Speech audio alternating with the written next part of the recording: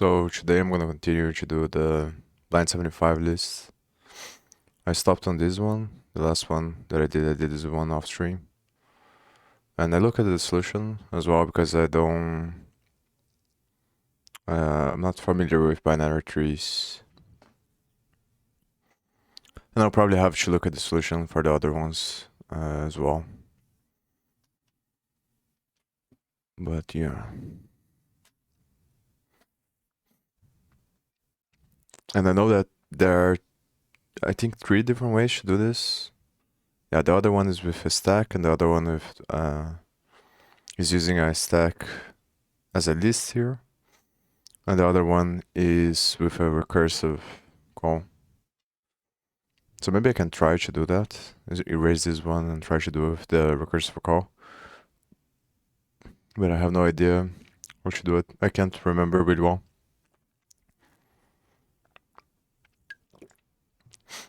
And I think I'm gonna read this stuff here first,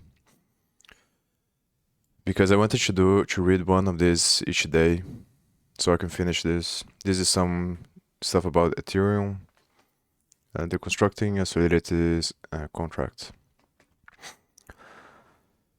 And I'm procrastinating on this. So I think it will be good to do this on stream, and also I can read out loud, and it's gonna be better to focus. So I think I'll read one of these each time before I stream or before I solve the challenges, so I can finish this soon. And then I will start the challenge. Let's get started by attacking the disassembled gibberish of our contract with our divide and conquer lightsaber. As we saw in the introductory article, this disassembled code is very low level, quite readable compared to the raw bytecode. Make sure you followed along in the introduction and that you have the basic token contract compiled and applied in Remix. Debug the creation transaction, open up the instructions panel. Also have the instructions diagram at hand while we go along. I already read this one specifically, but I wanted to read it again because I remember there was some stuff here that I didn't understand well. Maybe I should change the name of the stream to this, and then I'll change again later. Reading. What's the name of this? Smart reading smart contracts. Reading smart contracts. Article. How much experience I have with what?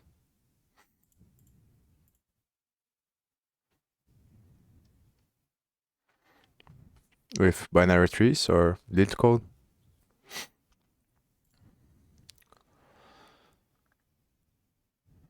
Programming, I started a little bit less than 2 years ago.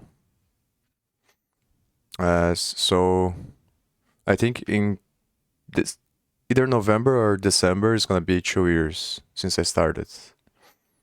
My first, very first time coding anything or learning anything about it. So initially I did the free code camp.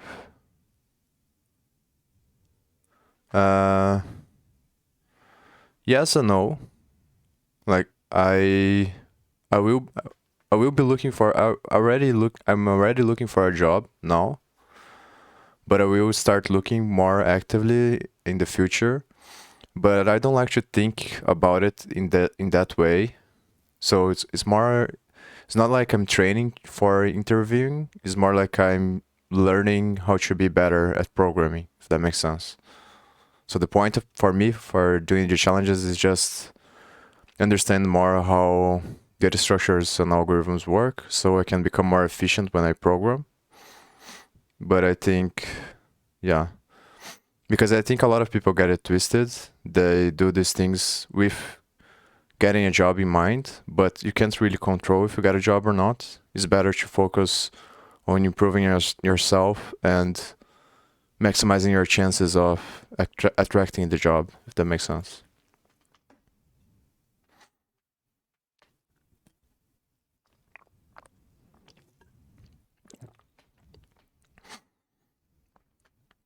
And I'm doing a lot of different stuff as well. On top of LeetCode, I have a lot of other projects.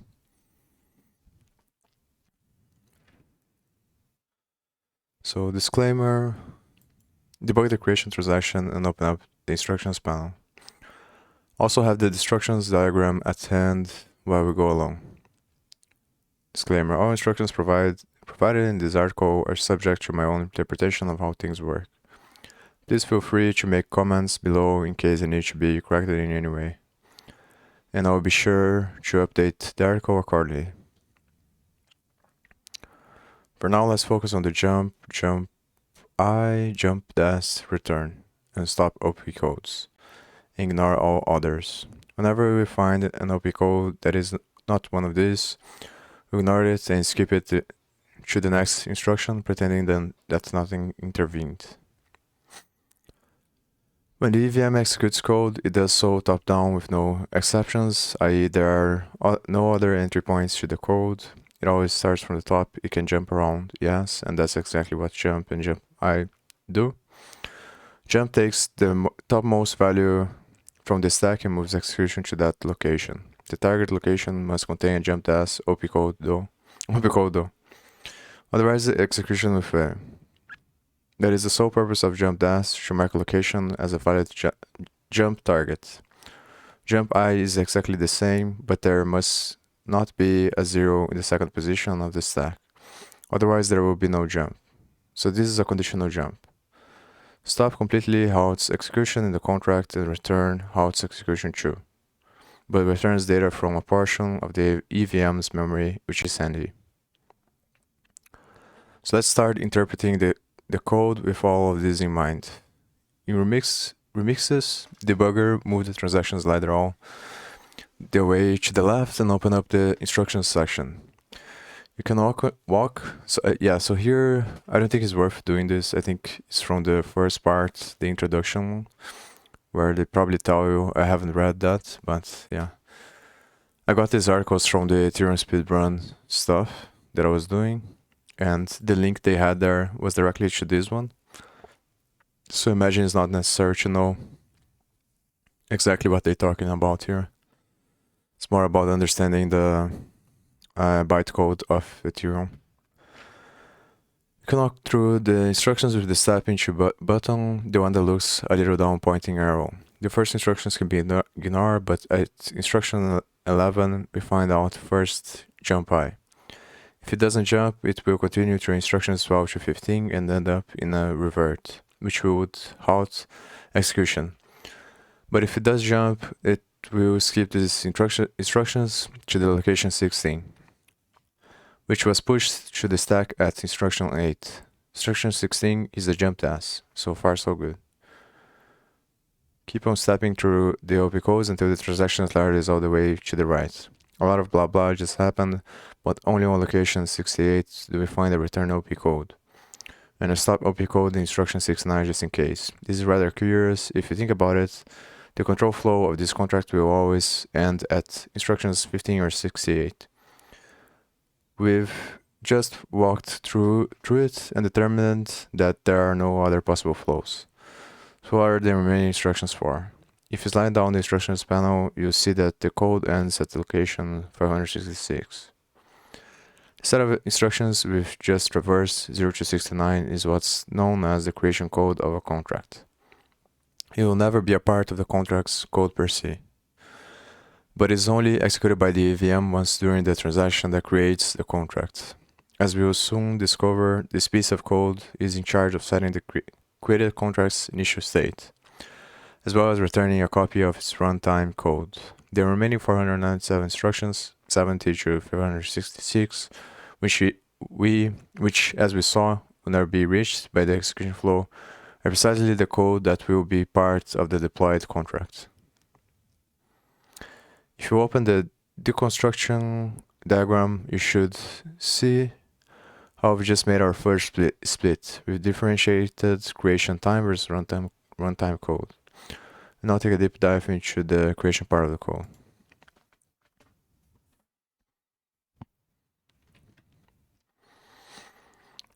Yeah, another thing that I would do is I got two different books.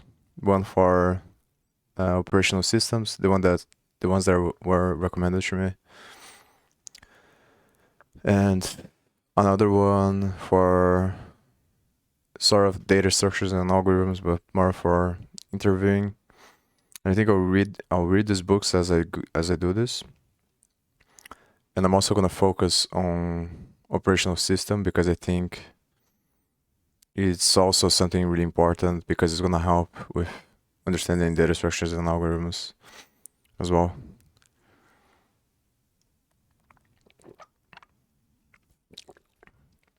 There's stuff about recursion and the stack that Olala, I think is his nickname on Twitch, helped me to understand yesterday. I think really makes a difference in the way that you think about solving these problems, and it's gonna help me a lot. And I also think that understanding how the operational system works is gonna improve both in the normal programming stuff, Web 2.0, and Web 3.0, my understanding of how things go together. Because one of the issues that I had as well when I was learning web scraping is that I didn't understand the proxies and how the source code of Python interacts with the system, with the Windows system, in order to achieve certain things, and how these libraries most likely work in the backend, under the hood, let's say. Because all these libraries, I think what they're doing is interacting with the operational system, and then the operational system interacts with the networks. That's what allows the bridge between your computer and the servers and all the internet. So I think it's extremely important to understand this connection between networks, and it's not only important for programming stuff, but it's also important for hacking and security. And I'm very interested on that as well.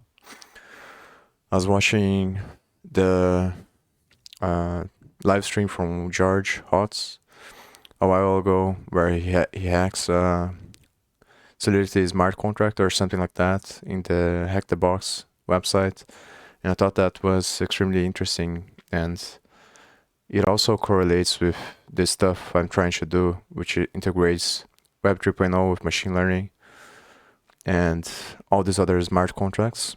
So everything comes together, and I think it's a good idea to focus on this stuff as well as I do the data structures and algorithms stuff. It's in my mind at least right now everything goes together with each other. So I think as I do the blind 75 list, I'm going to study these things as well, side by side. So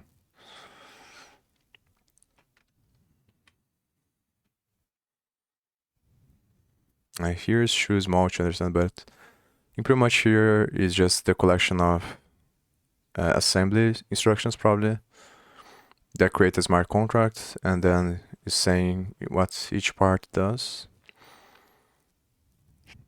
and then was describing the jump instructions there. So I think I'm gonna continue to read it.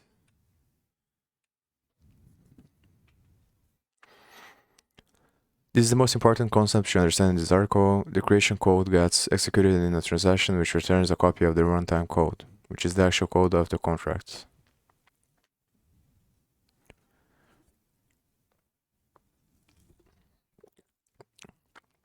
As we will see, the constructor is part of the creation code and not part of the runtime code.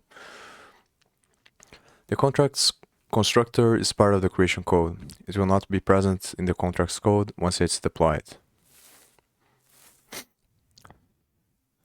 Also, understanding operational systems, I think it definitely will help to understand the Ethereum virtual machine, because it's pretty much the same thing. Yeah, the way I view right now, the Ethereum VM is just like a decentralized computer that is run by the hashes of the network. So there is this operational system that exists on everyone's computer that has a ledger or has a node of the whole network, a full node. And I don't understand really well how it works, but I imagine it's pretty similar to the way that normal operating systems work, but kind of like Oracle, VirtualBox from Oracle, but decentralized instead. And obviously, this helps you become better at developing stuff because if you understand how the network, the computer, and the network works, then you can have that in mind as you build stuff.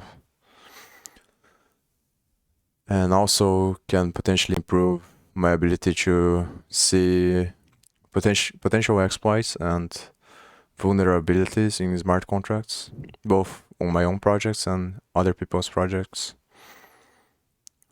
How does this magic happen? That's what we will analyze now, step by step. Alright, so now our problem is reduced to understanding these 70 instructions corresponding to the creation time code.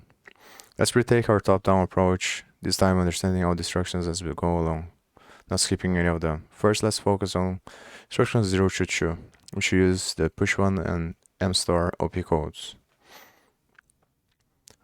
Push1 simply pushes 1 byte onto the top of the stack. Okay, and mstore grabs the 2 last items from the stack and stores one of them in memory. Okay. 2 last.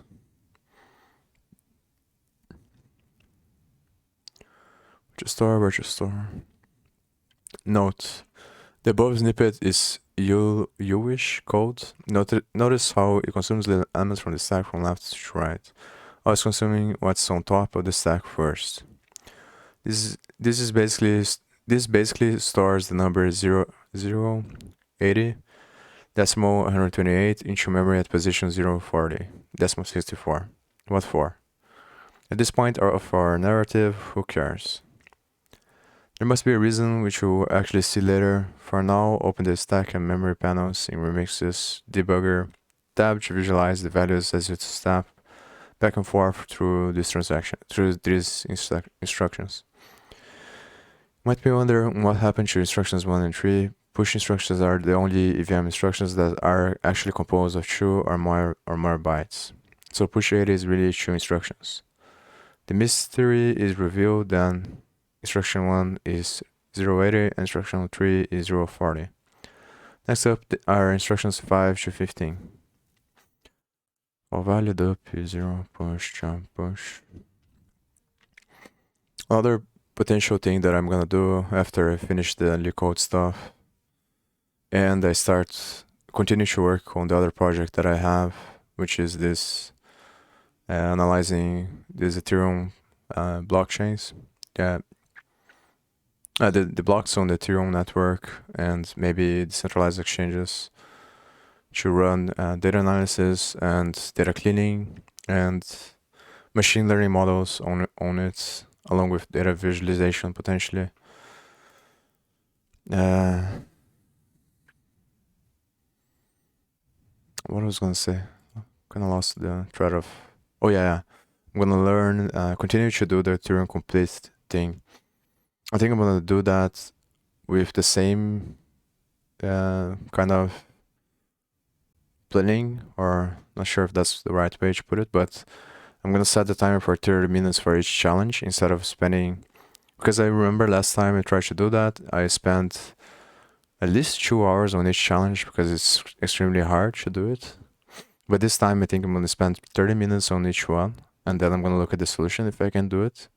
And I think I'm gonna try to finish that game and also understand assembly, how assembly works, because I believe it will make easier for me to understand where how everything works on at the lowest level that is practical, at least, because obviously uh, underneath assembly is probably machine code,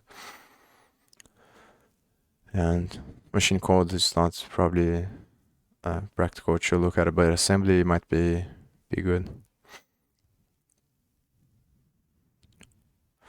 And I think it's just like this assembly, but I'll probably look for sites that allow me to train with assembly. I think it would be a good thing to do. Not for a very long time, obviously, but just to get an idea of how it works.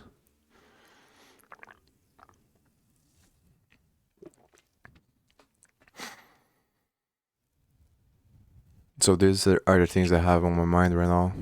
Both assembly and this lower level stuff and data structures and algorithms and the network stuff, which is related but is a different kind of thing as well. Here we have a bunch of new opcodes. Call value dep1 is 0 push 2 and revert. Call value pushes the amount of way involved in the transaction.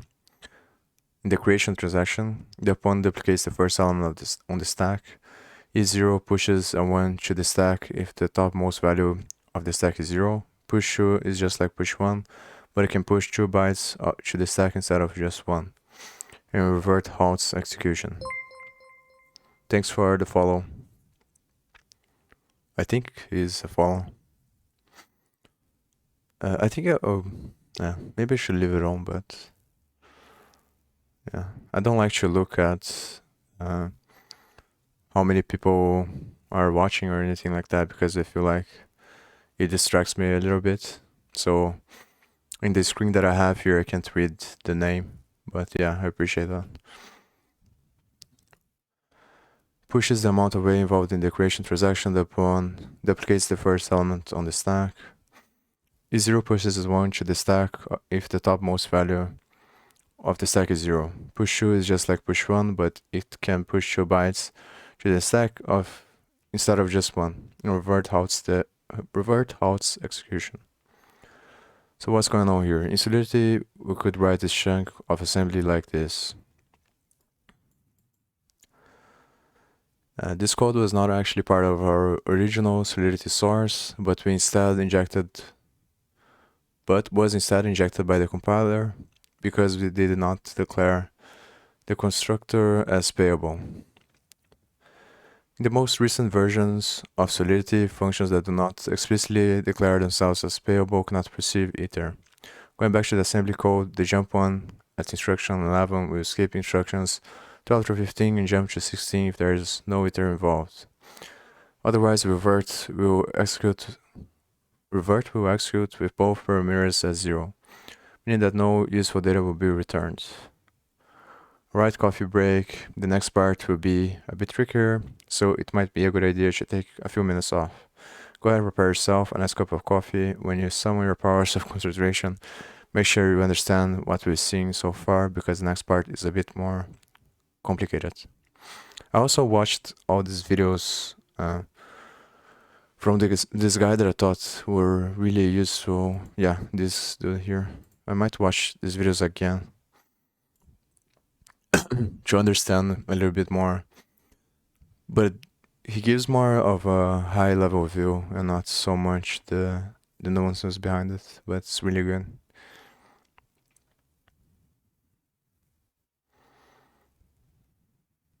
And this wallet one, meta transactions, Byzantine generals, I think I thought it was really interesting. I think I watched twice this one. And I think he speaks about a little bit about this, but he doesn't, if I remember correctly, he doesn't go that into depth into this.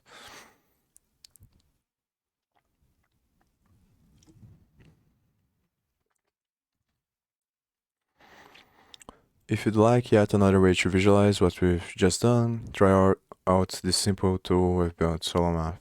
Allows you to compile solid code in real time and then click on EVM opcodes to highlight the associated solid code. The disassembly is a bit different from remixes, but you should be able to understand it by comparison. Ready to move on? Great. Next up, instructions 16 to 37, keep polling with remixes debugger. Mix user friend.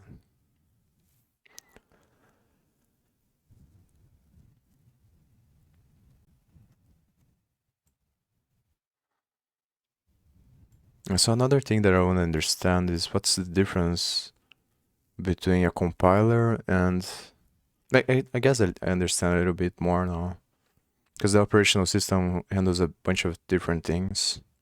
It has different processes and different stuff. So imagine inside of the Ethereum virtual machine, there's probably the Ethereum compiler, or maybe separate things actually. Maybe inside of the EVM is all bytecode. So it has to be compiled externally, let's say. But that's an interesting thing to think about it as well. Because I imagine at some point, the thing that is responsible for actually running the code that you write. So it has to go, it starts on the IDE, then the IDE has the specific language which compiles the code into a lower level version. And then the lower level version is ran by the machine, I think. But I'm not really sure. So at some point, the operational system probably has to handle the code after it is compiled. But I'm not sure how the relationship there works and what kind of language it is. Because if the operational system, the operational system is probably going to run the code, so it has to at some point. But maybe the code gets there through assembly, and then the operational system compiles into machine code. So there might be differences there on the way that Ethereum work, but it might be the case that, at least from this, the Ethereum EVM is just like the other operational systems and receives the code in assembly. So, and that's the purpose of these IDEs or these libraries once they interact with the smart contracts, or maybe that's why, because we also have binary interfaces on the smart contract. So I'm not really sure if the smart contract gets on the EVM as assembly or binary. I suspect it's probably binary. So there must be a layer between the runtime of that and the way that is written.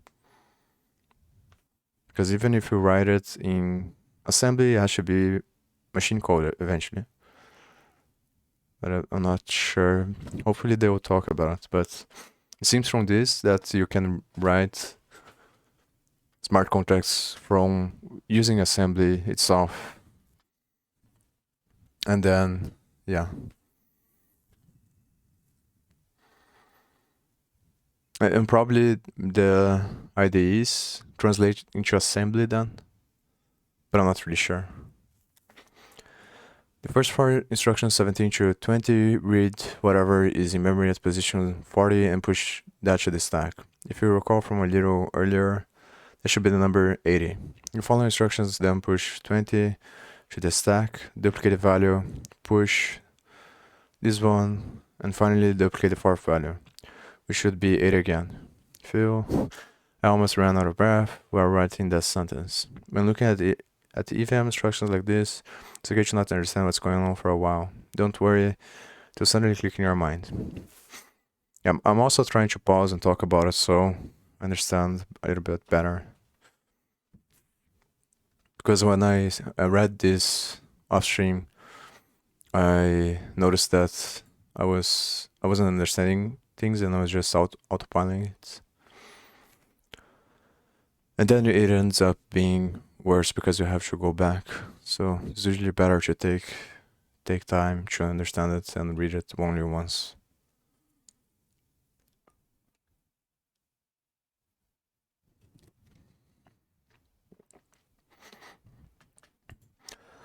On instruction 28, code copy is executed, which takes 3 arguments: target memory position to copy the code to, instruction number to copy from, a number of bytes of code to copy. So in this case, if it targets memory at position 80 from byte position 525 in code, 32 bytes of code length. Why? If you look at the entire disassembled code, there are 566 instructions. So why is this code trying to copy the last 32 bytes of code? Actually, when applying a contract whose constructor contains parameters, the arguments are appended to the end of the code as raw hex data. And read this again. When deploying a contract whose constructor contains parameters, the arguments are appended to the end of the code as raw hex data. Scroll down the instructions panel all the way to see this. In this case, the constructor takes one uint 256 parameters. So all this code is doing is copying the argument to memory from the value appended at the end of the code.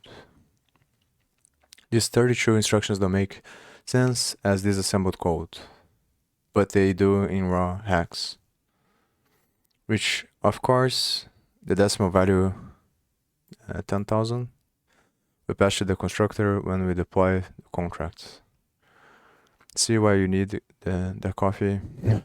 Again, feel free to repeat this part in Remix step by step, making sure that you understand what just happened. The end result should be that you see this number stored in memory at position 80. Okay, for the next part, you might want to fix yourself a nice double measure of whiskey.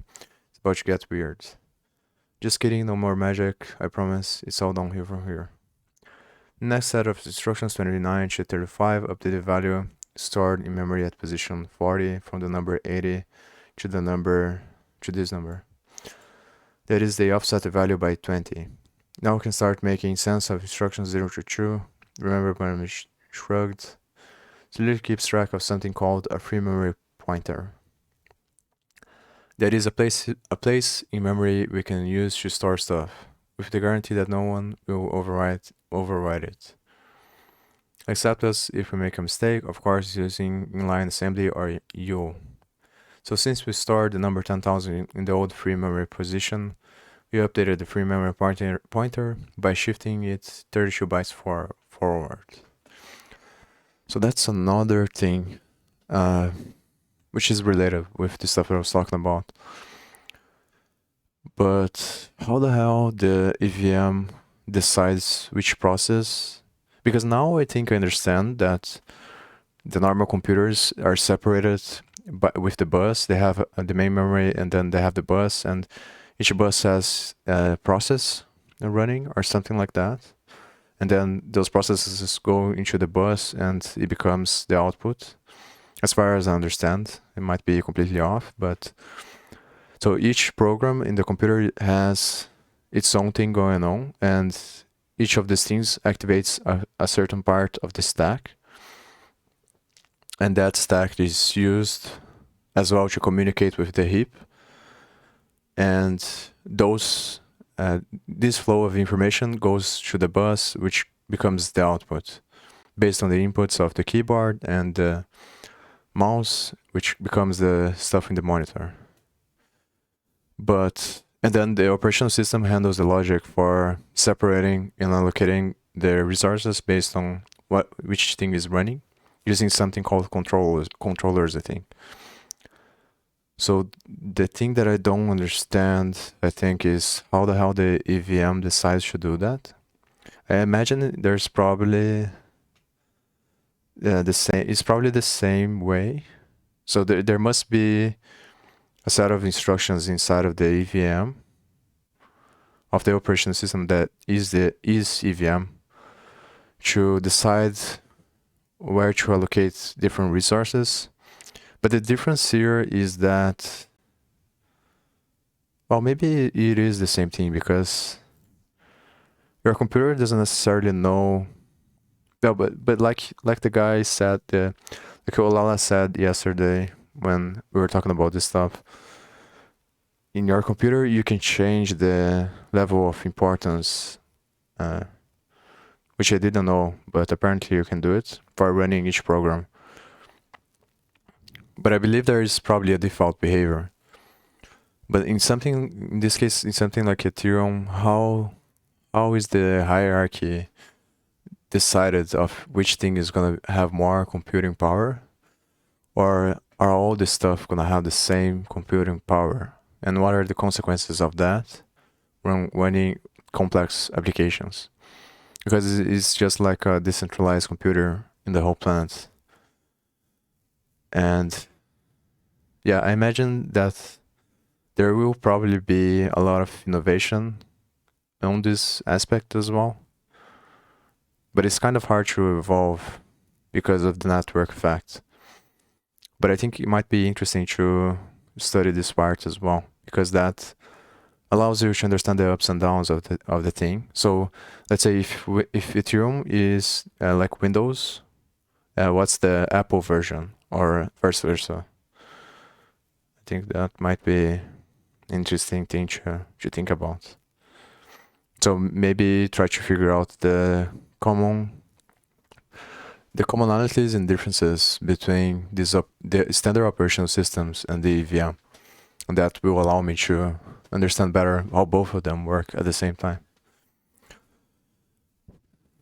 And I believe they should have this stuff in the documentation, in Ethereum documentation. From what I've looked at in the past, it seems that Ethereum documentation is really nice and really well done. Even experienced Solidity developers can be confused when they see the expression free memory pointer or the code mload. These are just saying you will be writing to memory from this point on and keeping records of the offset each time you write a new entry.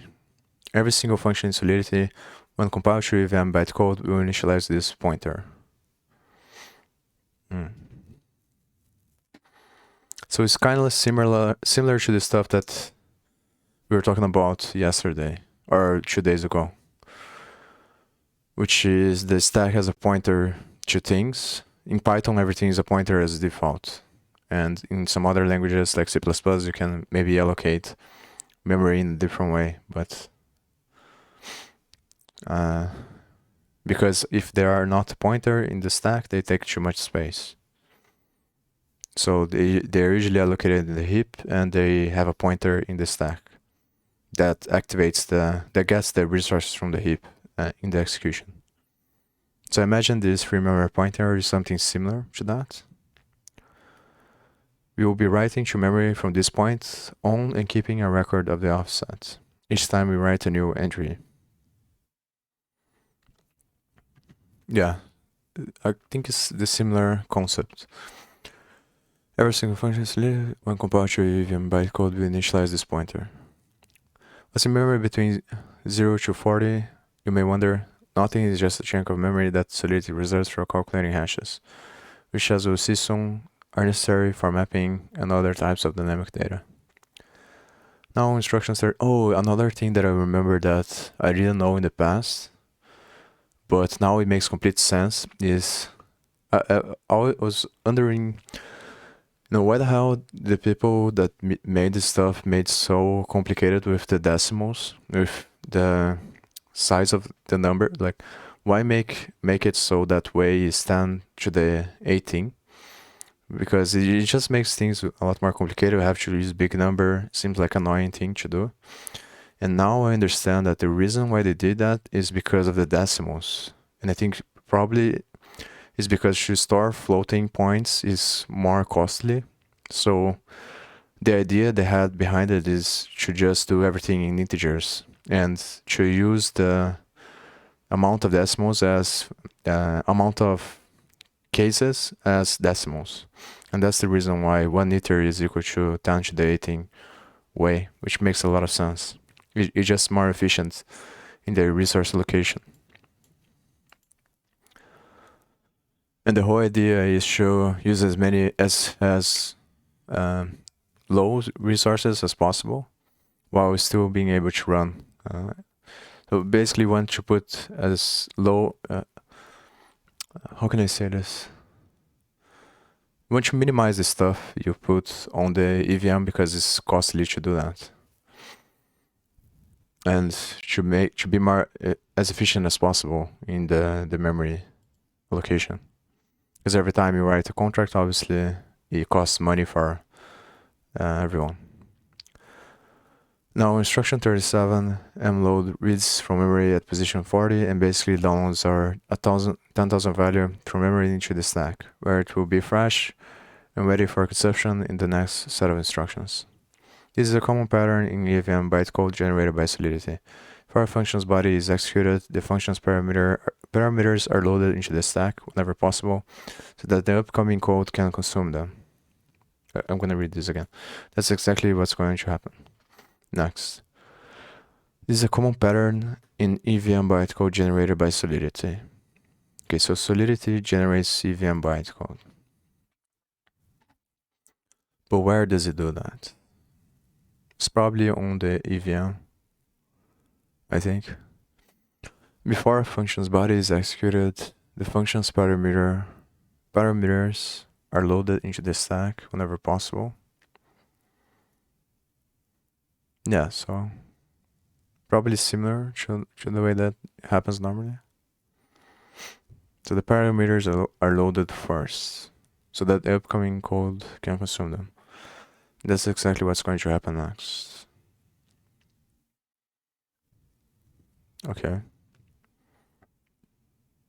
Concatenate mapping, position of key. Balances. These instructions are nothing more and nothing less than the constructor's body, that is, the Solidity code. The first four instructions are pretty self-explanatory, 38 to 42. First 0 is pushed to the stack, then the second item in the stack is duplicated, that's our 10,000 number, and then the number 0 is duplicated and pushed to the stack, which is the position not in storage of total supply. Now SS store can consume the values and still keep 10,000 lying around for future use. Voila, we store the number 10,000 in the variable total supply. Isn't that amazing? Be sure to visualize this value in Remix's debugger tab 2. You'll find it in the storage completely loaded panel. Another thing that I'm thinking about now is I wonder what kind of data structures are better for Solidity smart contracts. I think that might be an interesting thing to think about. Naturally, intuitively, I think it will be tree structures because as far as I understand, the blockchain itself is a Merkle tree, which is a collection of blocks, and each block has a certain amount of transactions which have hashes, and then they are connected by the nonce and those hashes, and they are verifiable through the root tree. So the more transactions you have, the higher the probability that it will be more reliable, because you have more links to verify that, because the way that it's verified is from the last level of the tree up to the highest level, which is the root.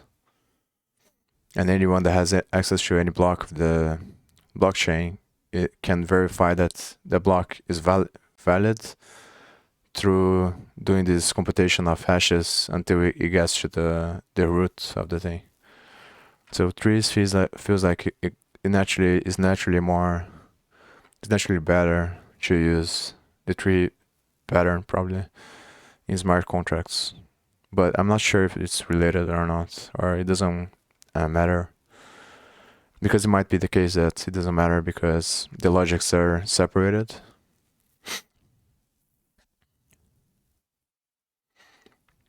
And I was gonna say another thing as well. I kind of forgot. Oh, you also have this concept of uncle something, which are chains of blocks that divide from the main one until time goes on, and then the longest one becomes the main one. Like branches on GitHub, where eventually the longest one becomes the main one, merges into the main one once it has enough transactions. And I think that's how layer 2s are integrated as well. They do batches of transactions, so they can be faster, but then they're less secure, but it ends up working because you can bridge the gap between the two at some point.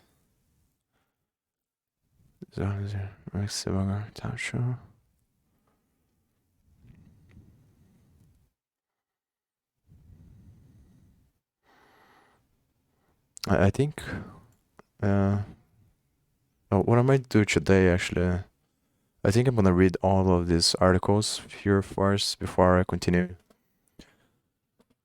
Just because I'm more curious about this now that I started reading. I want to understand how this stuff works.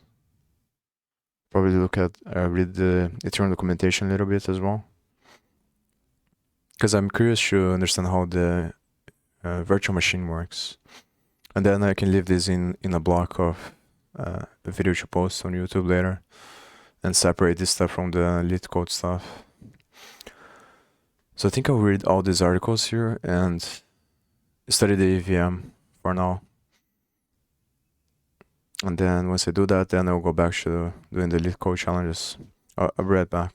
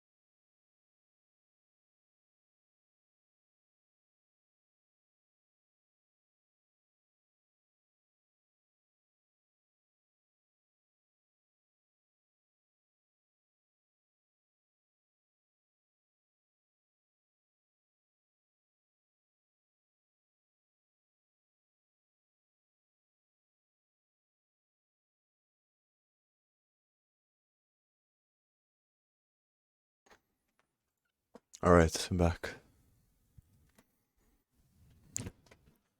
Yeah, so I think what I'm gonna do is read this stuff here and study the EVM. I want to finish this stuff as fast as possible, but I also think it can be helpful if I'm trying to integrate the things as I go. So reading it and stuff and thinking about it.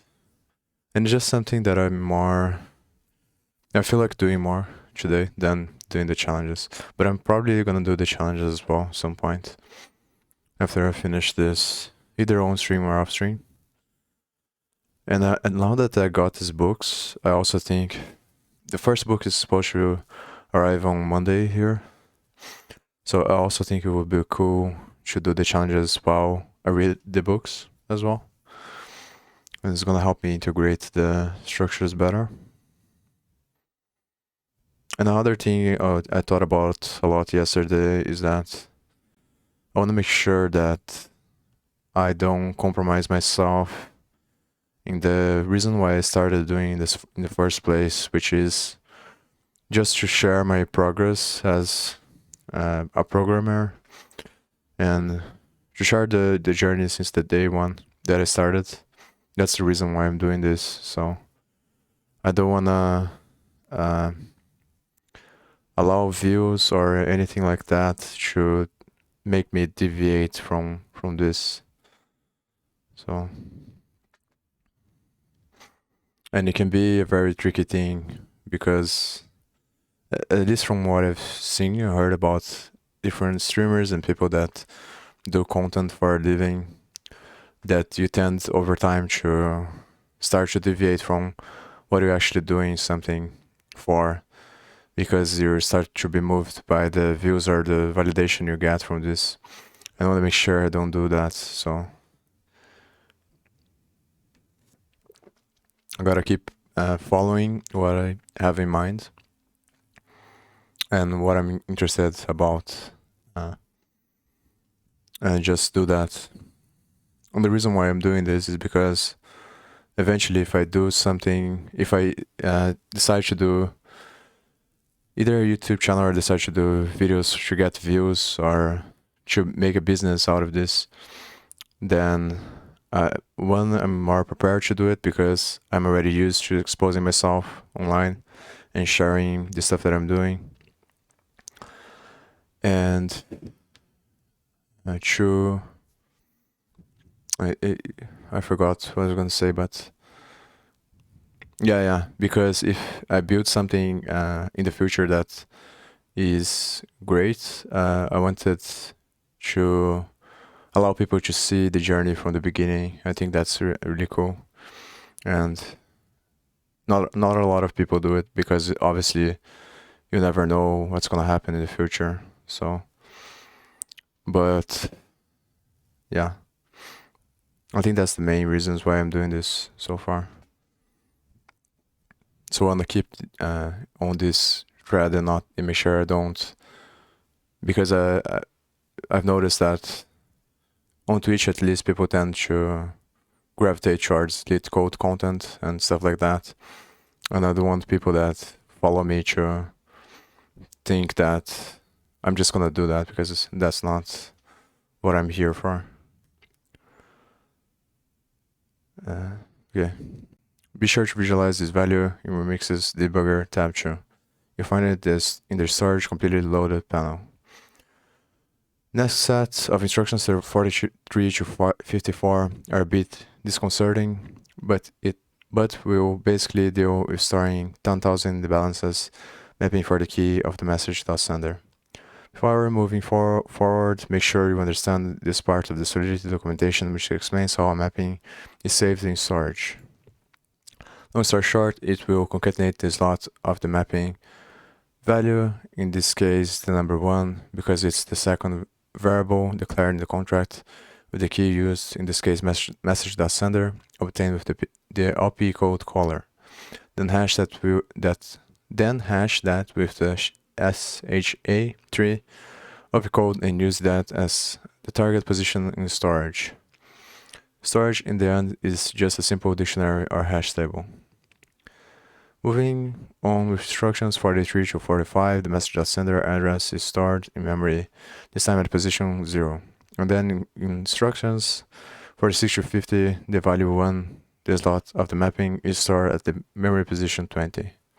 Finally, the SHA-3 opcode calculates the CACEC 256 hash of whatever is in memory from position 0 to position 40. That is the concatenation of the mapping slot position with the key used. This is precisely where the value 10,000 will be stored in our mapping. And that's it. At this point, the constructor's body has been fully executed. All this may be a bit overwhelming at first, but it's a fundamental part of how storage works in Solidity. If you didn't quite get it, I recommend that you go over it a few times following along with Remix's debugger, keeping the stack and memory panels in sight. Also, feel free to ask questions below. This pattern is used all over the place in EVM bytecode generated by Solidity, and you will quickly learn to identify it effortlessly. In the end, it's nothing more than calculating where to save in storage the value for a certain key for a mapping. Right, we're almost done here. If you got this far, the next part will be a piece of cake.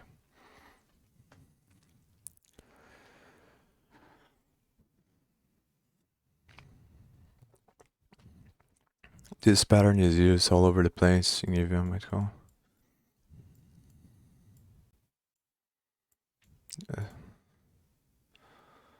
Layout of state variables in storage.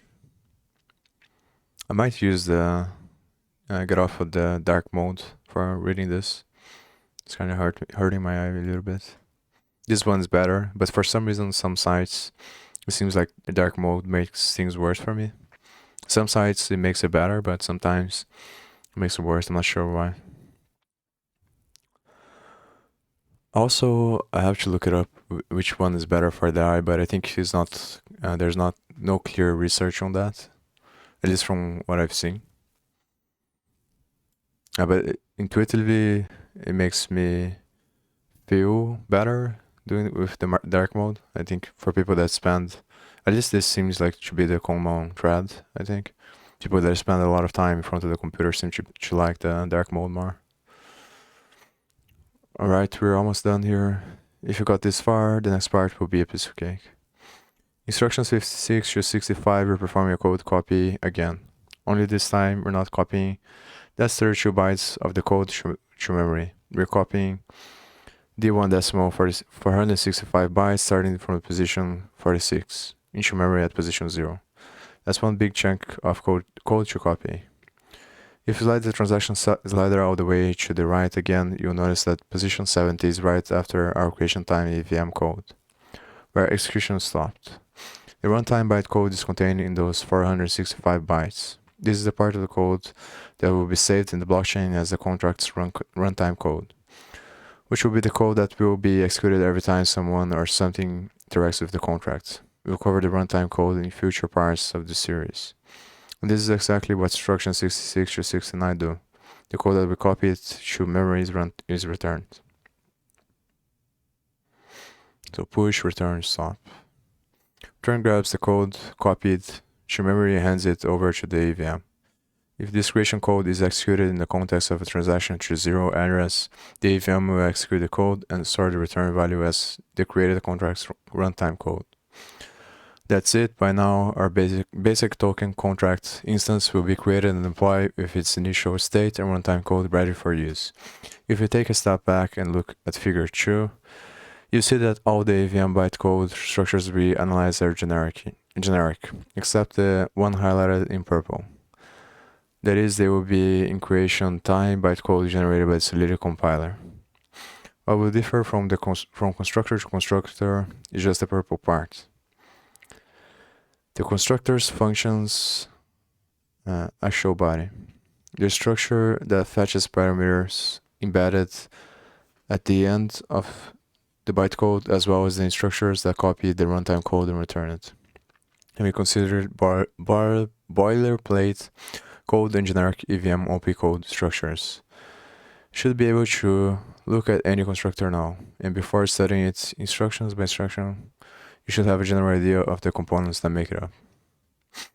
The next article of the series will look at the actual runtime code, starting with how you can interact with contracts EVM code at different entry points. How can I interact with contracts EVM code at different entry points? For now, give yourself a well-deserved pat on the back because you have just digested the most difficult part of the series. You should also have developed a strong ability to read through and debug EVM bytecode. Understand generic structures and most importantly, understand the difference between creation time and runtime EVM bytecode. This is what makes the constructor function of a contract so special in Solidity. I don't remember the instructions exactly very well, but I think I got the gist of it.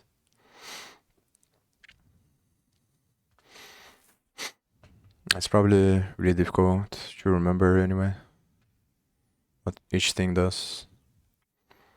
Let me go to the next. Let me read this.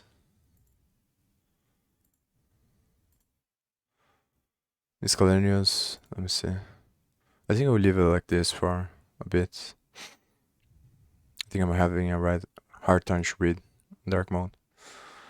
Probably go back to it later.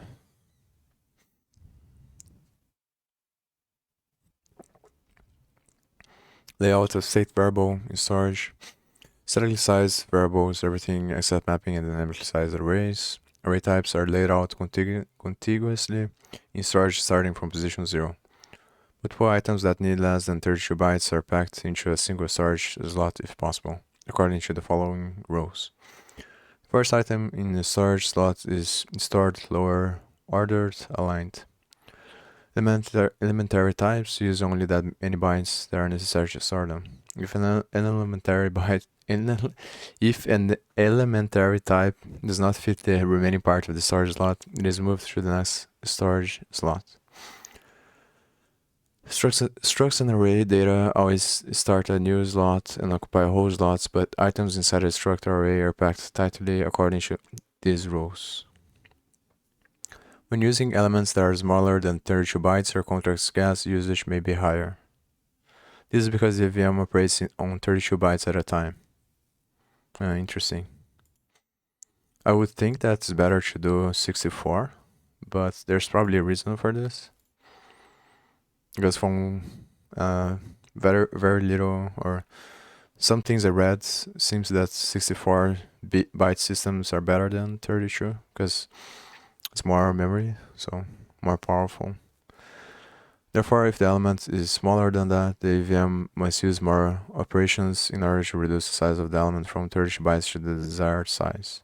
It is only beneficial to use reduced size arguments if you're dealing with storage values, because the compiler will pack multiple elements into one storage slot, and thus combine multiple reads or writes into a single operation.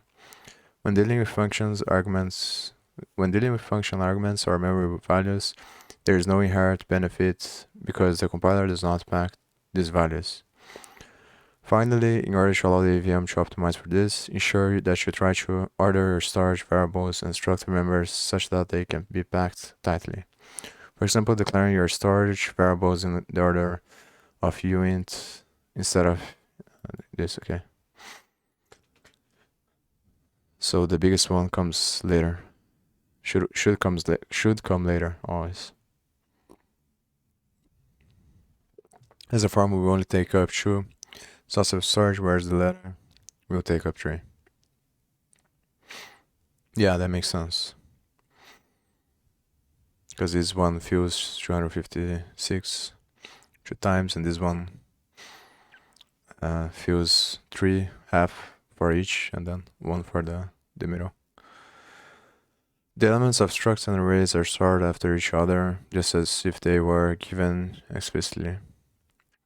Due to their unpredictable size, mapping, and dynamic size array types, use a cacat 256 hash computation to find the starting position of the value or the array data. These starting positions are always full stack slots. The mapping or the dynamic array itself occupies an unfilled slot in storage at some position p, according to the above rule, or by recursively applying this rule for mappings to mappings or arrays of arrays.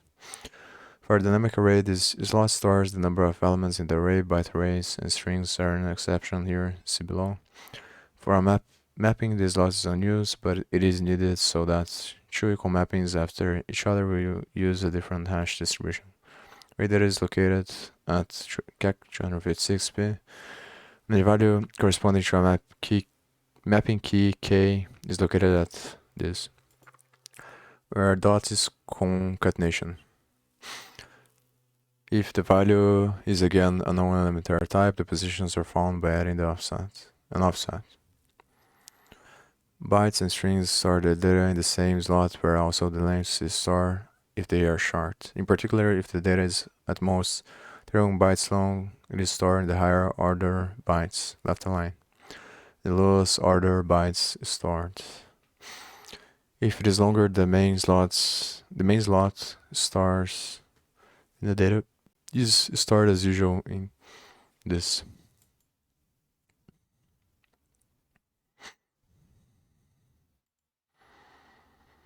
The position of this, okay. Oh, so this is just solidity stuff. Is the compilation of solidity, explanation of the compilation of the solidity, smart contracts. So the solidity compiler stuff.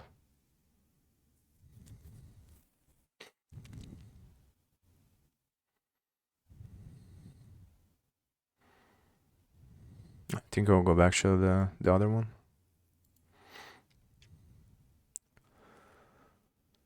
In the previous article, we identified the need to separate the contract's bytecode into creation time and runtime code. Having made a deep dive into the creation part, it's now time to begin our quest into the runtime part. If you look at the deconstruction diagram, we are going to start by looking at the second big split block titled basic token.evm. This might seem a bit scary at first because the runtime code looks at least 4 times the size of the creation code. But don't worry, the skills we've developed in the previous article for understanding EVM code, combined with our infallible divide and conquer strategy, will make addressing the challenge surprisingly systematic, and perhaps even easy. It's simply a matter of starting to look at the code, identifying standalone structures, and continuing to split until there's nothing else to split. So to get started, let's go back to Remix and initiate a debugging session with the runtime bytecode only. How do we do that? Last time we deployed the contract and debugged the deployment transaction. This time we interact with the deploy contracts interface with one of its functions and debug that transaction instead. We call our contract. Deploy it in Remix using the JavaScript VM of the compiler with optimizations enabled, and 10,000 is the initial supply. Once the contract is deployed, you should see it listed in the deployed contracts section of Remix Run panel. Click on it to expand the contracts interface.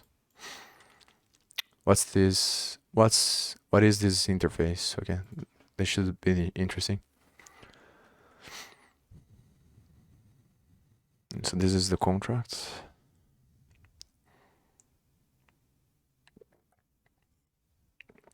So maybe I should do the stuff that we're talking about there. So it creates a basic token probably.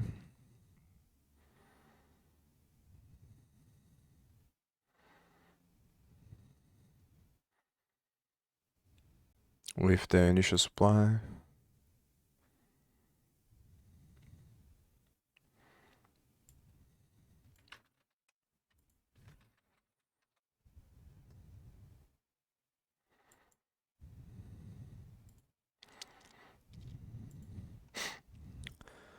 Using the JavaScript VM on the compiler with optimizations enabled and 10,000 as the initial supply.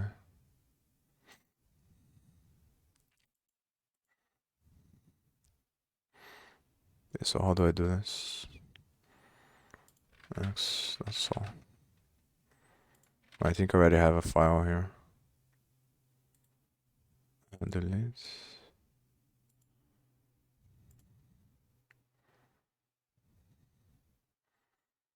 And I think some of this should compile. So this is 0.4. 24. I wonder, maybe there isn't a difference because they are backwards compatible, I think. Yeah, works.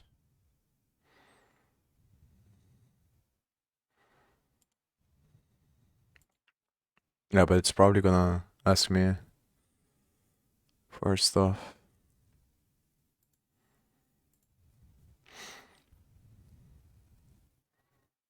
Using the JavaScript VM of the compiler with optimizations enabled.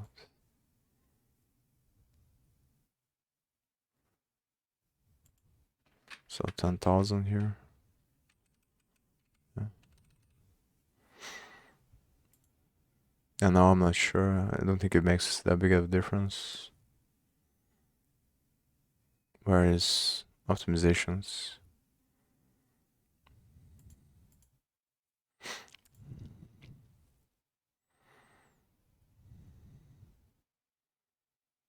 I think I'm just gonna deploy like this. Or try to.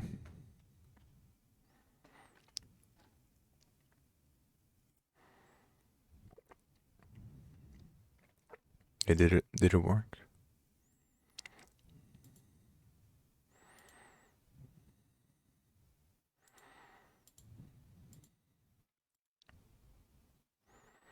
Oh, here.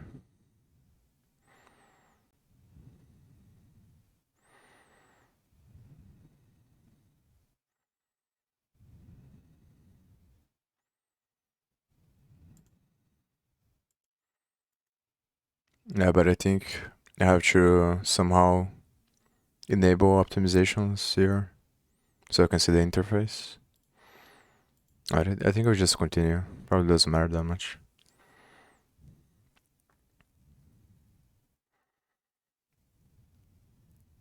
Oh, click on it. Okay. So it's this thing here that they are talking about, probably. It's a list of all methods of the contracts that are either public or external, that any Ethereum account or a contract can interact with. Private and internal methods will not show here and are in fact not reachable from the outside world. How to interact with particular portions of the runtime code of a contract will be the focus of this article. Should we try it out? Click on the total supply button. I think this is a little bit redundant for me, so I'm just gonna read it fast. Instructions panel should be able to verify the instructions listed by remix are identical runtime session. If they don't match, something went wrong. Making sure that you're using the right settings as described above. Okay. The first thing you may notice is that the debugger placed you at instruction 236 and that the transaction slider is positioned at about 60% of the bytecode. Why? Well, because Remix is a really nice and generous program, and it takes you directly to the part in which the EVM is just about to execute the body of the total supply function. However, a lot of things happen before this point, and those are what we want to pay attention to here. In fact, we won't even look into the execution of the body of the function in this article. Our single concern here is how Solidity's generated EVM code routes incoming transactions, which is the job of what we will come to understand as a contracts function selector. Okay. Solidity generated EVM code routes incoming transactions, which is the job of what we will come to understand. Contracts function selector. So grab that slider and drag it all the way to the left so that we start from the instruction 0. As we saw before, the EVM always executes code from instruction 0, no exceptions, and then flows through the rest of the code. Let's walk through this execution OP code by OP code. The first structure that appears is something we've seen before and that we'll see a lot of actually. So push and then store. This is something Solidity generated EVM code will always do before anything else in the call. Save a spot in memory to be used later. Let's see what happens next. Short code data check. Yeah, so that's this part is more interesting than the other stuff. If you open Remix's stack panel in the debug tab and step past instructions 5 to 7, you'll see that the stack now contains the number 4 twice. If you're having trouble reading these super long numbers, note that you adjust the width of Remix debug panel, the number fit nicely into single lines. The first one came from a regular push, but the second one is the result of executing the OP code called data size, which, as the yellow paper states, takes no arguments and returns the size of the input data in the current environment, or what we often refer to as the call data. Okay, let me read that again.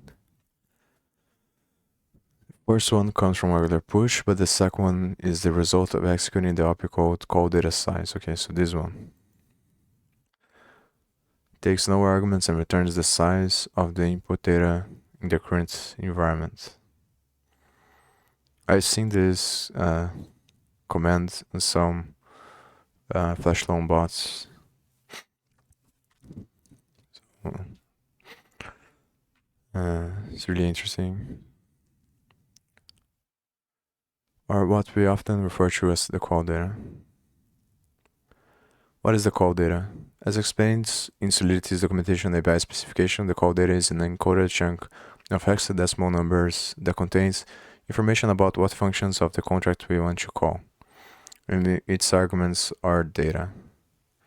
Simply put, it consists of a function ID which is generated by hashing the function's signature truncated to the first leading 4 bytes, followed by the packet arguments data. You may study the documentation link in detail if you want, but don't worry about understanding how this packaging works to the finest detail just yet. It's explained in the documentation, but it's a little hard to grasp all at once. It's much easier to understand with practical examples. Let's see what this call data is. Open the call data panel, remix debugger. Okay, algorithm function, sign and start supply. Since this particular function takes no argument, it's just that 4-byte function ID. When call data size is called, it simply pushes the second 4 onto the stack. Instruction 8 then uses LT to verify if the call data size is less than 4. If so, the following two instructions perform a jump to instruction 86, that is less than 4 bytes. So in that case, there will be no jump and the execution flow will continue to instruction 13. But before we do that, let's imagine that we made a call to our contract with empty call data. That is 0 instead of this one.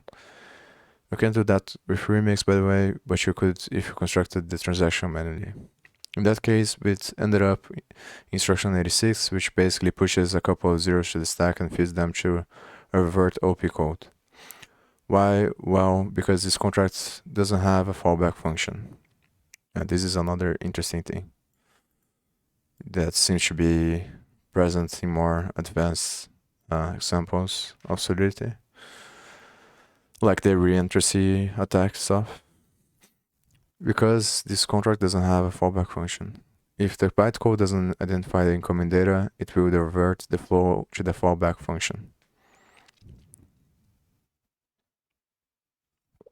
And if that structure doesn't catch the call, this revert structure will terminating the execution with absolutely no regret or compassion, ruthlessly. If there's nothing to fall back to, then there is nothing to do, and the call is completely reverted. Maybe I should read this again because it's probably important. A contract can have exactly one unnamed function. This function cannot have arguments and cannot return anything. It is executed on a call to the contract if none of the other functions match the given function identifier, or if no data was supplied at all. Furthermore, this function is executed whenever the contract receives plain ether without data. Additionally, in order to receive ether, the fallback function must be marked payable. If no such function exists, the contract cannot receive ether through regular transactions. In the worst case, the fallback function can only rely on 2300 gas being available. For example, when send or transfer is used, leaving not much room to perform other operations except basic logging. The following operations will consume more gas than 2300 gas stipend. Don't know what that means. Running to storage, creating a contract, calling an external function which consumes a large amount of gas, sending ether. Like any function, the fallback function can execute complex operations as long as there is enough gas passed onto it. Even though the fallback function cannot have arguments, one can still use message.data to retrieve any payload supplied with the call.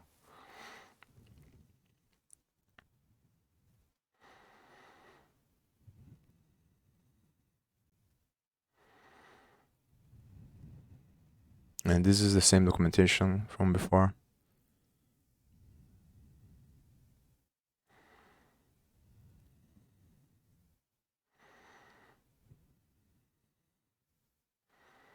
So it seems like only one fallback function is possible for each smart contract.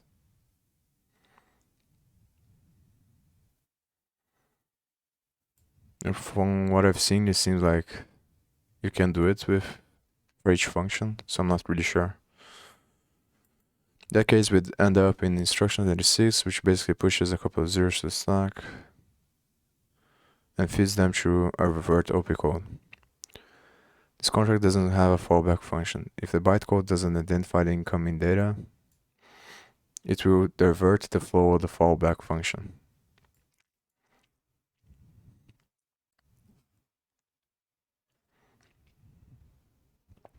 Not sure if I understand this. If the bytecode doesn't identify the incoming data, it will divert the flow to the fallback function.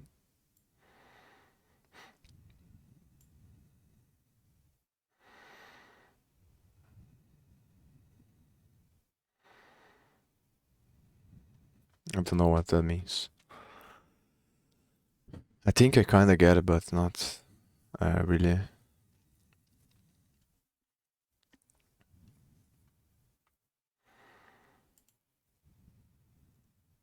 If that structure doesn't catch the call, this revert structure will terminate the execution with absolute no regret compassion.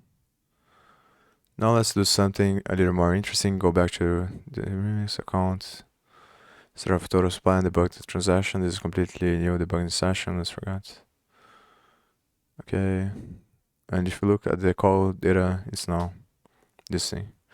This new call data is actually super easy to break apart. The first 4 bytes are the hash of the signature, and the 32 bytes that follow contain the address we passed as a parameter.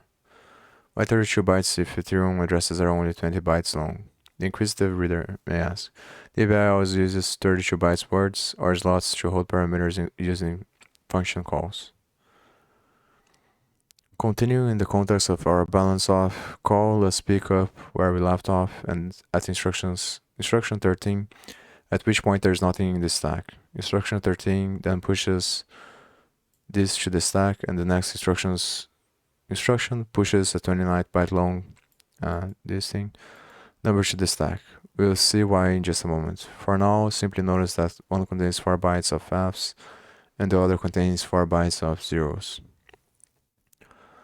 Next up, call data load takes one parameter that the one pushed to the stack at instruction 48 and reads a chunk of 32 bytes from the call data at that position, which in this case in U it would be call data load. Basically pushing our entire call data to the stack. Now comes the funny part. Div consumes true arguments from the stack, taking the call data and dividing it by that weird number, effectively filtering everything but the function signature from the call data and leaving that alone on the stack.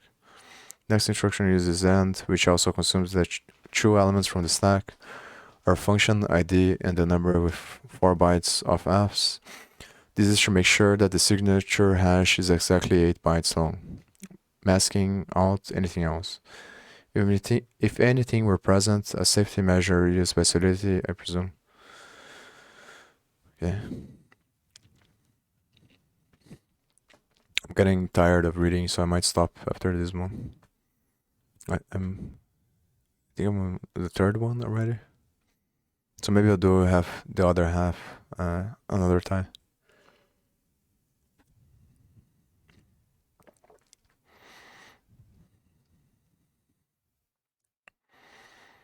Yeah, I'm on the third one. Long story short, we simply checked if the code data is too short, and if so, reverted and then shuffled things a bit so that we have our function ID in the stack. And we're almost done here. The next part is really easy to understand. The instruction 53, the code pushes this to the function ID of the total supply to the stack and then uses a dup to duplicate our incoming call data value, currently present at the second position in the stack. Why the dup? Because the EQ opcode at instruction 59 will consume two values from the stack, and we want to keep the distinct value wrong, as we went through so much trouble to extract it from the call data. The code will now try to match the function ID from the call data with one of the known function's function IDs. Since this is coming in, it will not match this, skipping the jump I at instruction 63, but we will match in the next check and jump into the jump I at instruction 74. Let's take a moment to observe that there is one of these equality checks for each public or external function of the contract. This is the function selector core, acting as some sort of switch statement that simply routes execution to the correct part of the code. It is our hub. So since the last case was a match, execution flow takes us to the jump dash at location 130, which is, as we will see in the next part of the series, the ABI wrapper of the balance of function. Oh, this is interesting. So since the last case was a match, execution flow takes us to the jump dash at location 130.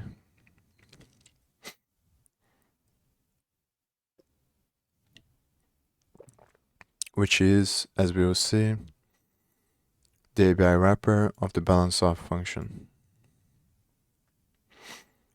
As we will see, this wrapper will be in charge of unpacking the transactions data for the function's body to consume.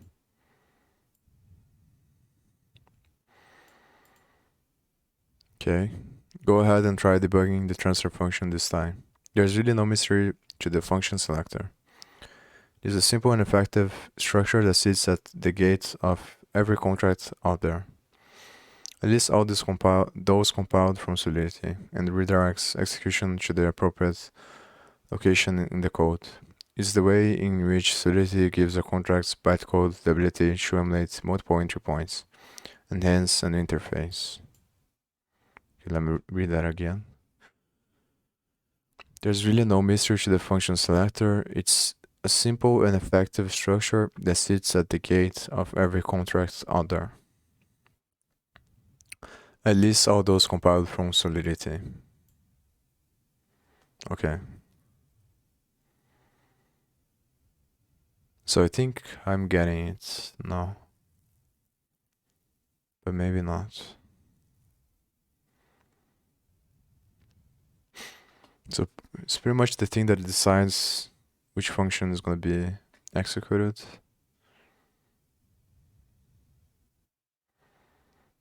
Oh.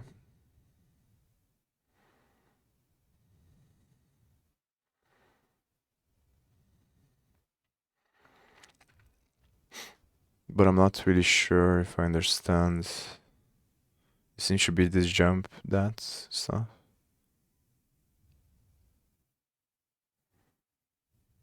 These are the call data instruction.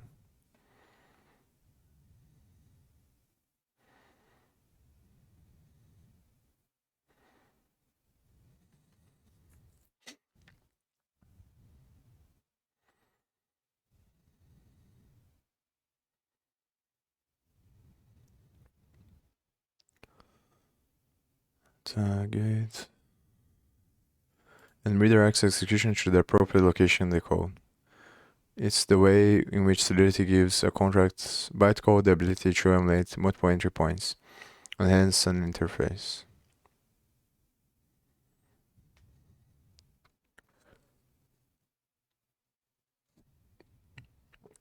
Looking at the deconstruction diagram, this is what we just deconstructed.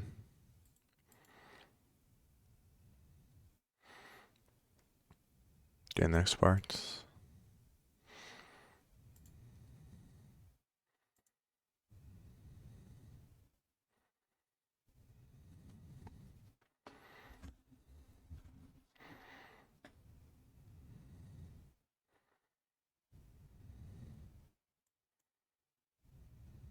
So this compiler transforms this into this, and then instructions, which are pretty much the constructor. Yeah.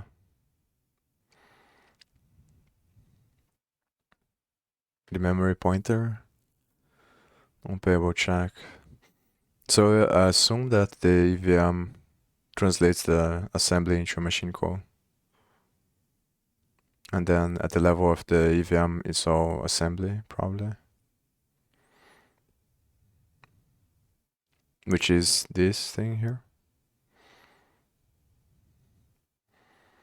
Or a version of assembly called U.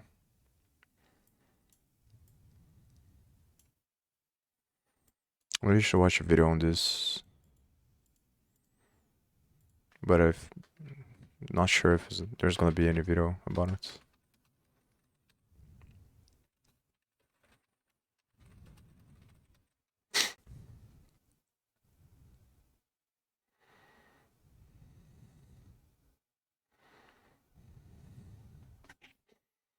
I think I want a short video that just talks about the methods.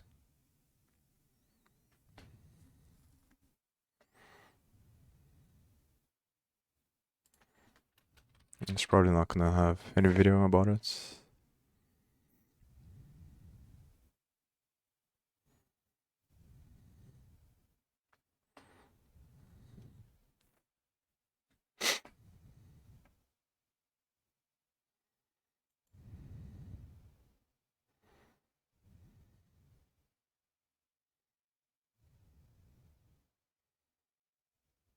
There isn't, at least doesn't seem to be any interesting video about it.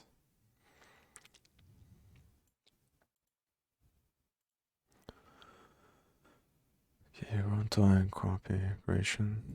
This one is, or maybe I can. Okay. So this is the creation, the runtime, wrappers, bodies, up. So this is probably the portion of the third section, the third article.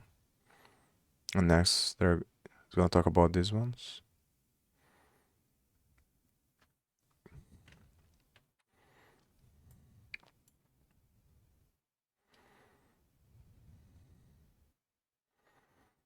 Oh, so if call data is shorter than 4 bytes, jump to 86 fallback.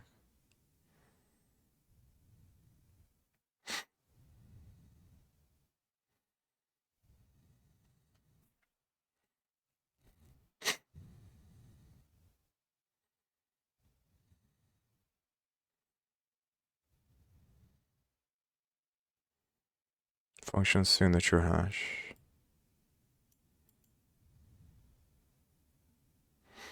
Matches total supply.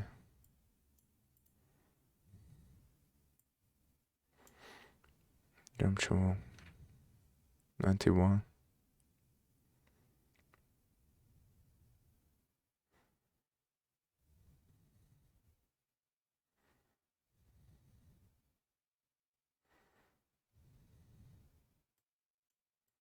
So this is probably the jump.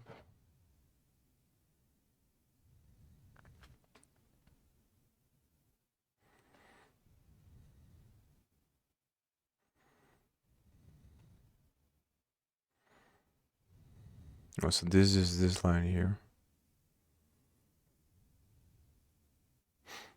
Yeah, so it is the jump that checks to see if there's a callback function, I think. Well, I think it's this thing, the entire thing here, but this is the portion that checks. Or the jumps to the fallback. And if there isn't any, then it reverse through this matching of IDs of functions.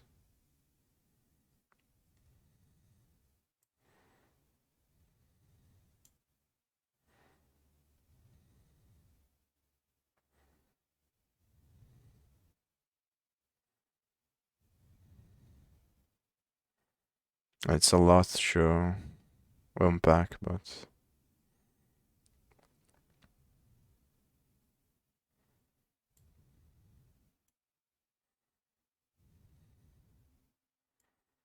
and you'll probably talk about this one next, no? The balance off, I think, is coming next.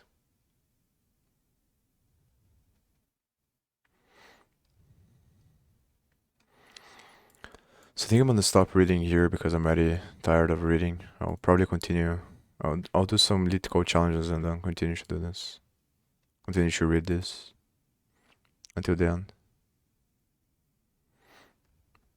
And maybe look at the... Maybe the yellow paper talks about the virtual machine. Documentation.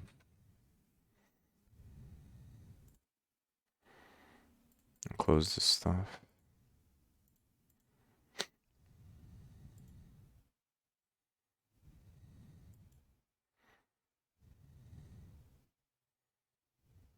I think I already read parts of this, maybe.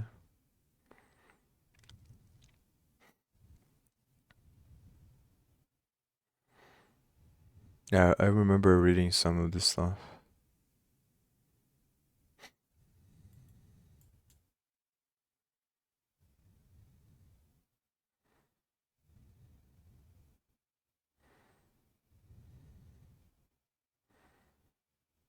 Oh, and tier 1 clients include EVM implementations, and there are several different implementations.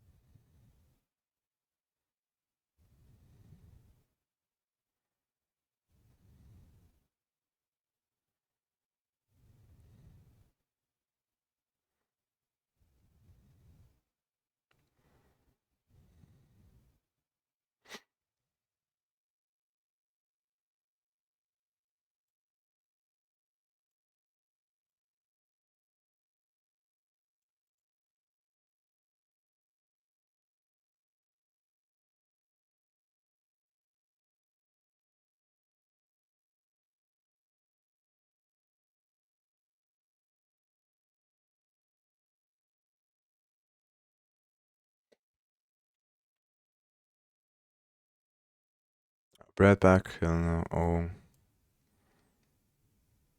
I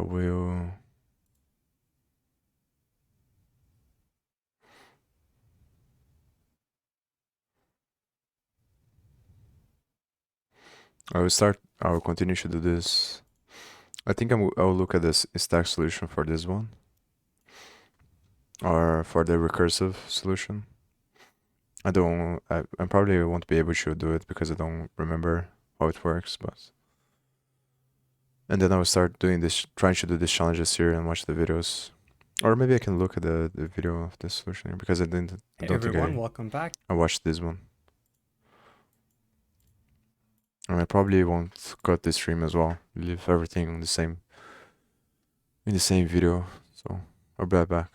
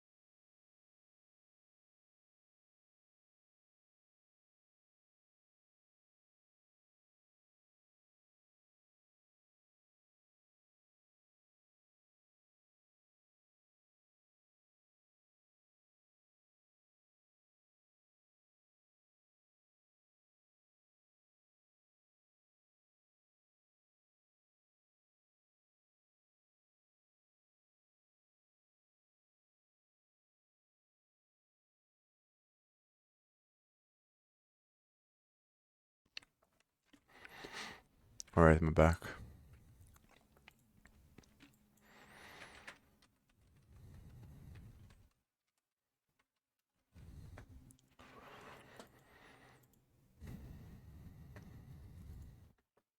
And let's write some more LeetCode today. So today let's solve a pretty easy and popular question: invert binary search tree. So all they tell us to do is invert a binary tree. And what exactly does that mean? So let's say that this is our initial tree. To invert it is basically what you can tell in the output, right? So the root stayed the same, but you can see it's two children, which were left child 2, left or right child 7, were swapped, right? So 7 is now on the other side, 2 has been moved, right? So basically we took these and then we swapped them.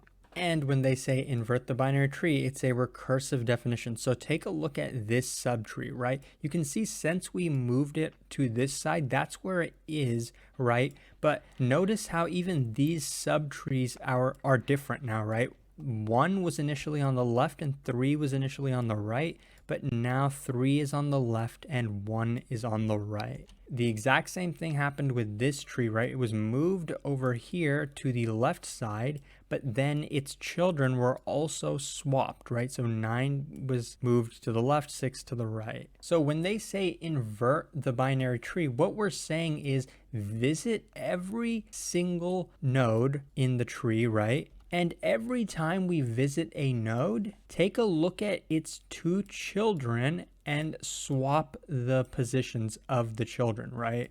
So in other words, if we're given a tree, look at the root node and take its children and then swap the positions and then recursively run invert binary or invert tree on the left subtree and run invert on the right subtree. So it's a recursive definition. So we can solve this problem with recursion. We can do a depth first search, whether it's pre-order or post-order, it doesn't actually matter. A depth first search will allow us to solve this problem recursively. So this problem would probably be a lot more annoying if it were iterative, but luckily we can do it recursively. So we can first check the base case. So if the root is null, then we can return null. We don't have to continue. Otherwise, what we're going to do is swap the children. So we're going to save the left value, root.left, in a temporary variable. Then we're going to replace the root.left value with root.right. And then we're going to replace the root.right value with the left value, which we know is now stored in temp. So after we swap the nodes, all we have to do is now recursively invert the subtrees. So we can invert the left subtree and then we can invert the right subtree. So by doing self.invert tree, what we're doing is making a recursive call to the function we're inside. And once we have swapped the root's children, once we have inverted the left subtree and inverted the right subtree, we know we're finished. So then we can return the root.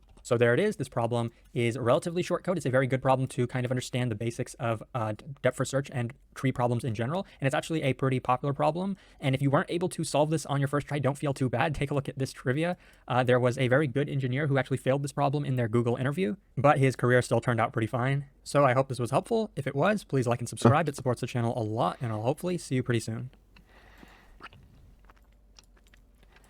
Yeah, recursion is just really difficult for me to understand. It's gonna take me a while to finally get it. It creates a temporary variable. No,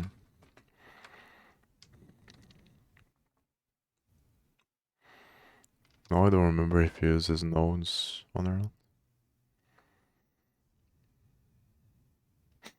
Nodes. No.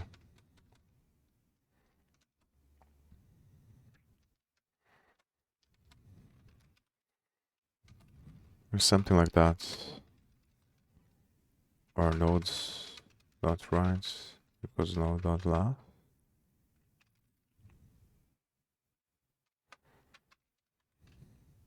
Or the other way.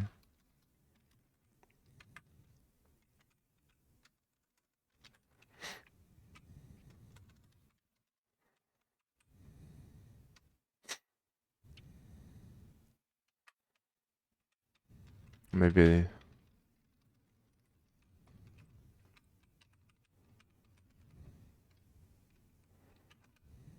No, I think I'm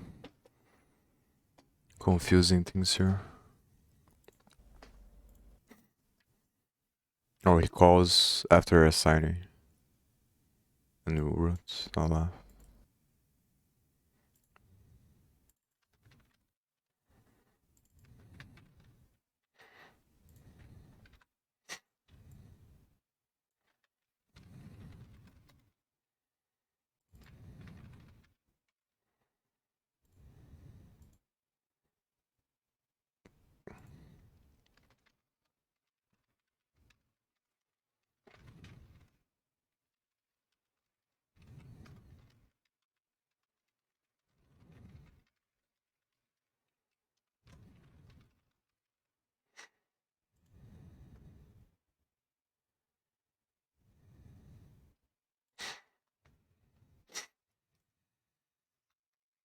Okay, nice.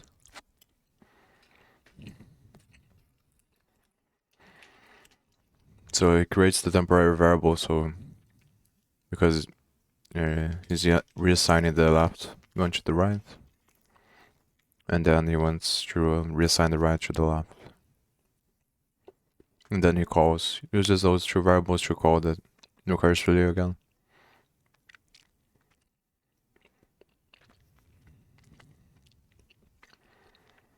I think I got it, but I'll probably leave this one empty for next time.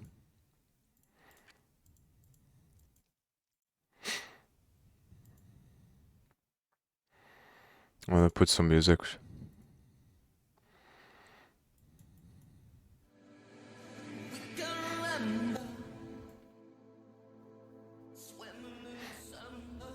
So I'm gonna separate 30 minutes for each. I probably won't be able to solve it, but yeah. Given the root of a binary tree, return its maximum depth. A binary tree's maximum depth is the number of nodes along the longest path from the root node down to the furthest left node, furthest leaf node.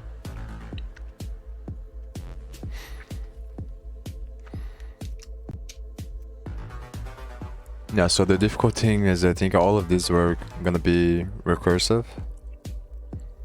I guess you can use the queue as well to traverse horizontally, but for this one it's probably a recursive solution. So maybe if this is the first condition I have to put here.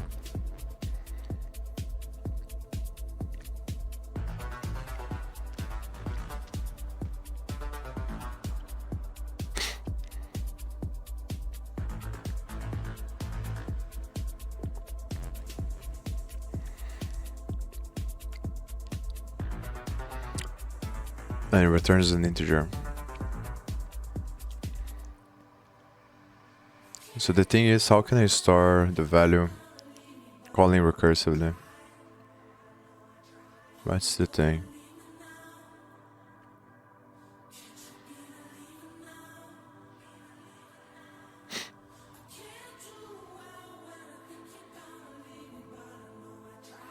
What if let me print the roots?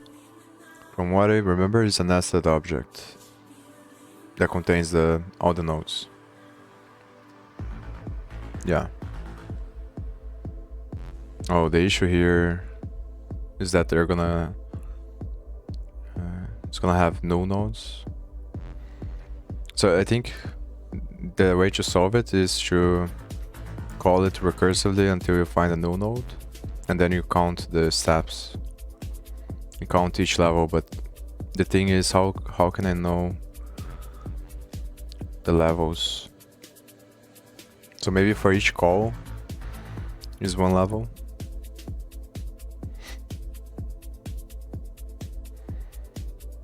Because I can go, and the issue is that I have to go on both sides, because if I only go on one side I run the risk of getting to a null node before. So I have to go through both sides and compare the values to get maximum, I think.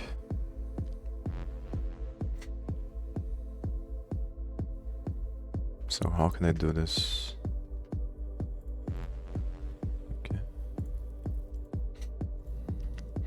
I can maybe add another variable there, but I'm not sure if that's the best practice.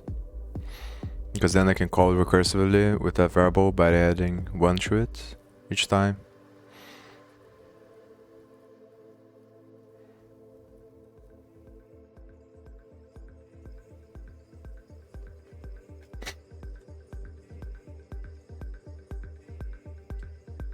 Or maybe I can just put if not root.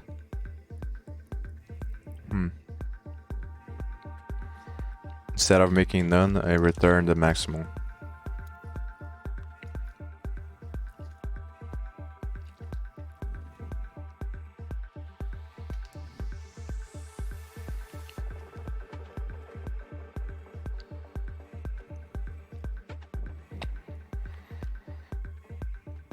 Yeah, but then I'll have to... Let me think. What if I did something like this?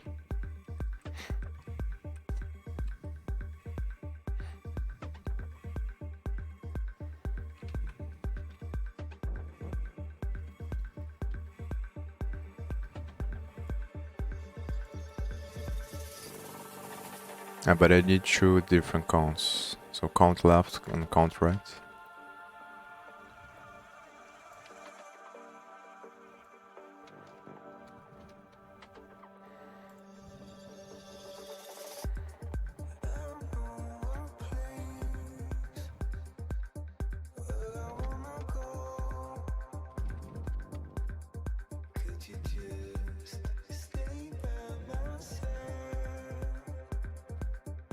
The only thing is that I don't know if it's gonna count. Yeah, because I think it's gonna count more than... It's not really counting the depth of the tree, it's just counting the nodes. That's the issue.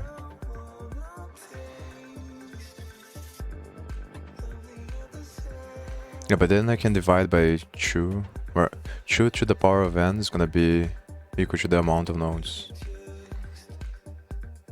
But not really, because I'm only getting the left and the right for each count.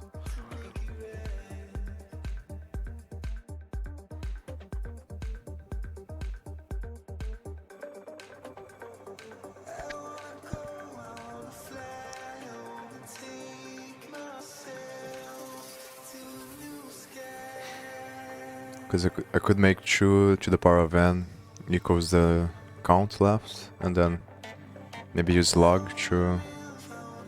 So n is gonna be log of the number of nodes divided by 10. I think.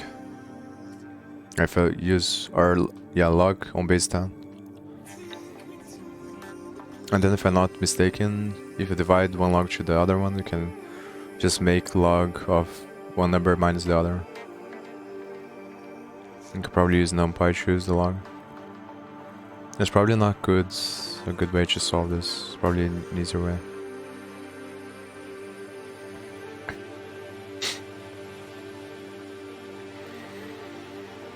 And then here I would have to call self.max that roots.left roots.right.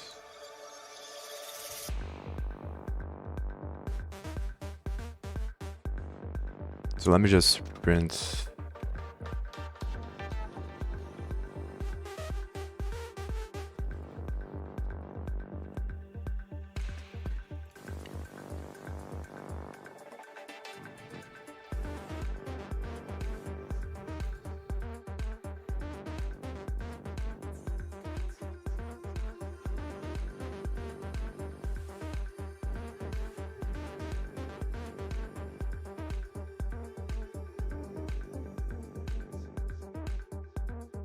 I wonder if this is gonna work.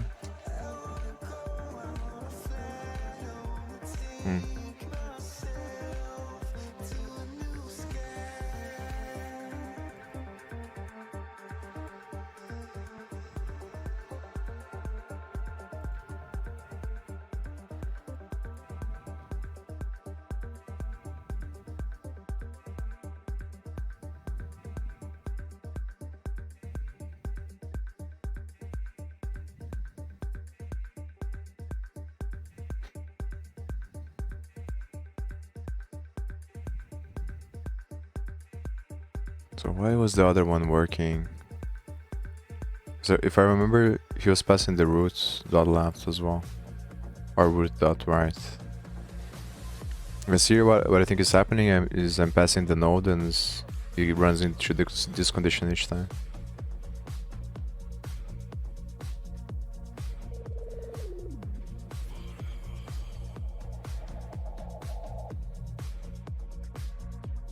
Let me remember the other one. Hey everyone, welcome back. Here it is. This problem is relatively short code. Yeah, here it does this.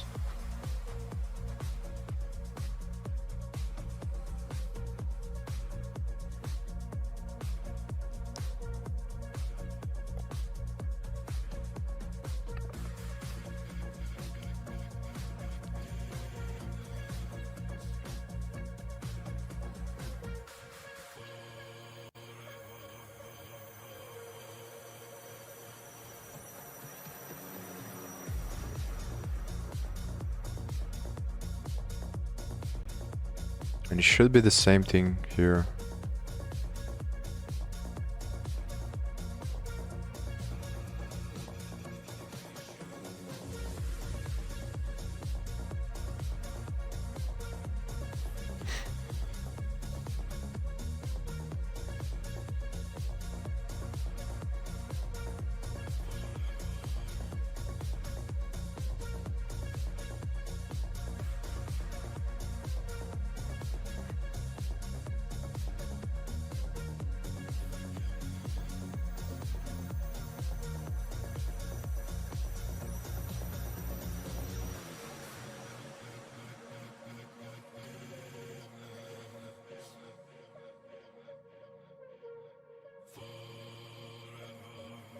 Maybe because he makes it equal to the root on left. So let me try that.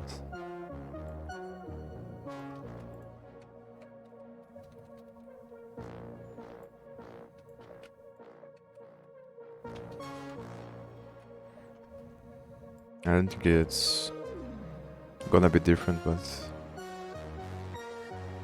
yeah, same thing.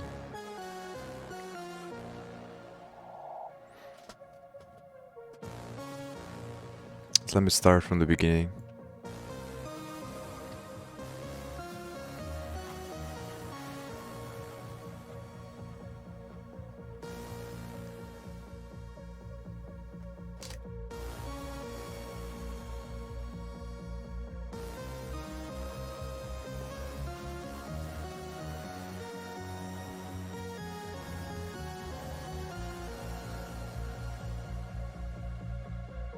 And if I do this, it's probably none. Yeah, okay.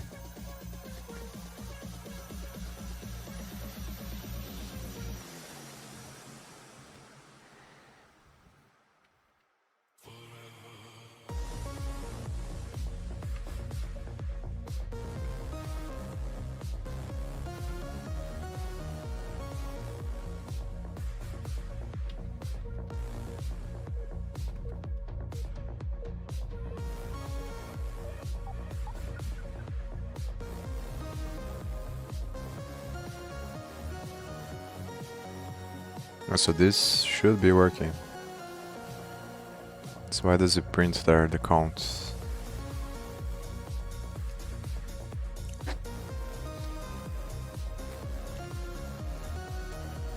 What if I do this?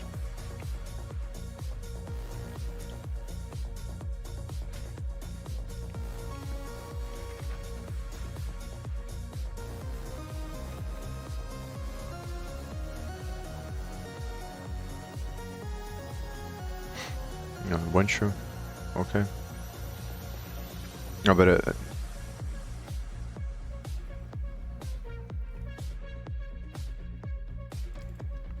I don't think this is gonna work for all the cases. Maybe it works on this one.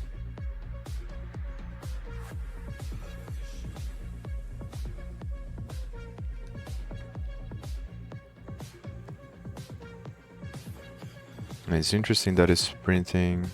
Let me remove the other prints so it's easier to see.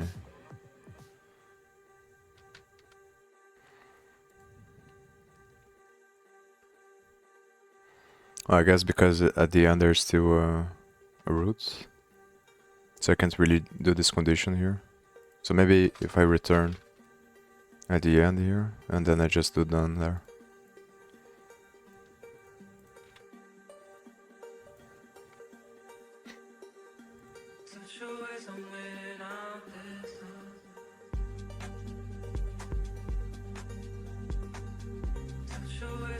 And the problem is that it's 3, but I'm stopping on the left. So that's the issue. So if I do here not right, but it still doesn't, it's probably gonna pass, but it doesn't solve all the cases, I think. Yeah. So what, but I mean, if I just do this, but that's the thing that I was doing before. So maybe the condition is wrong.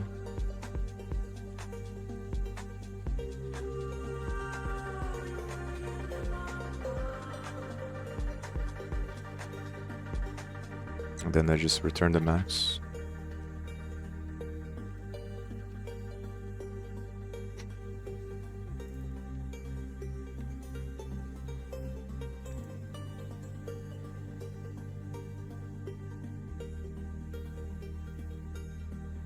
Still returning true. So maybe it stops here once it reaches the null. And what if I take this condition off?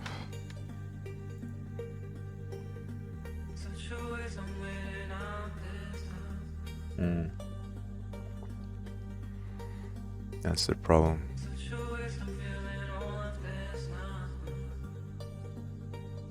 Because the issue is if I continue as well, then it's never gonna stop, I think. Or maybe it does. Maybe I should try it.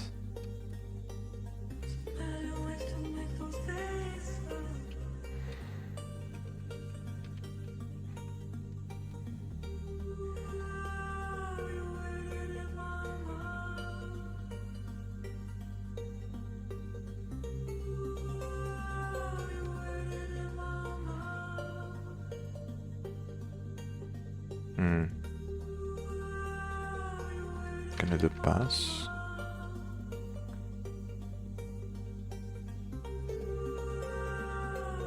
Yeah, that's the issue.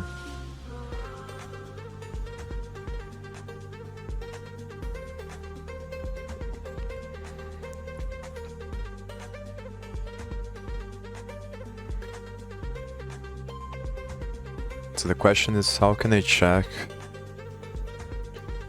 if I'm really at the last one, or if I'm just in one of the sides? Because I have to traverse both vertically and horizontally.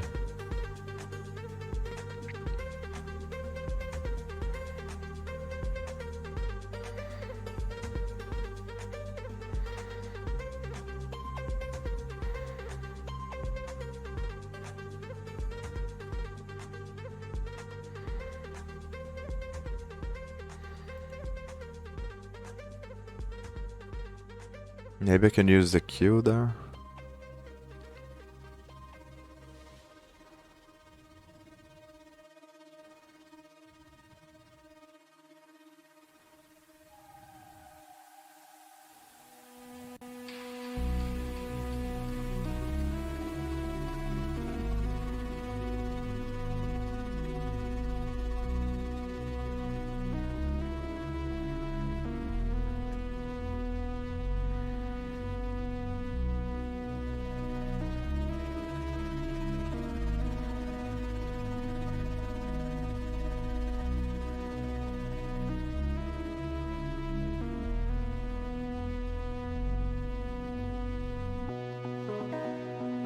Yeah, I have no idea. I'm new also, but from what I've seen is people use recursive, and you can use a stack, but the way that I've seen with a stack is a list,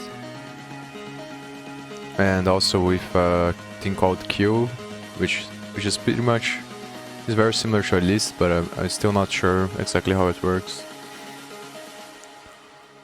But usually the way it should be, to go from left to right in the tree, people use queue, and to go from the top to the bottom they use recursive calls or stacks.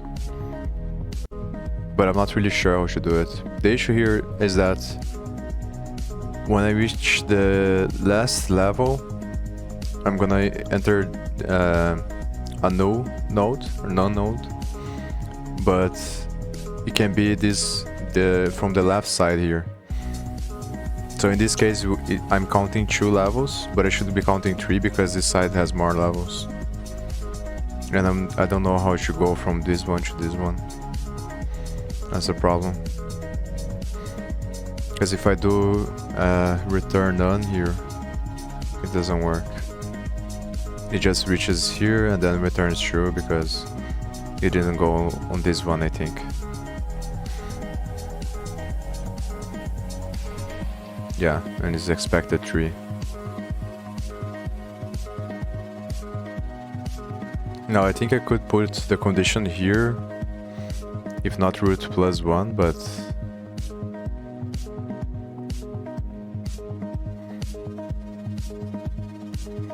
or if I do, but I don't think it's gonna work for all the cases, that's the thing.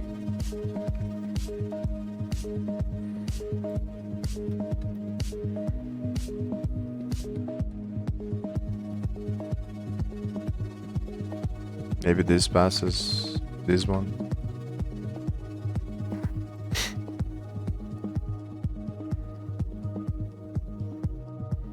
This not root, that should be worse probably.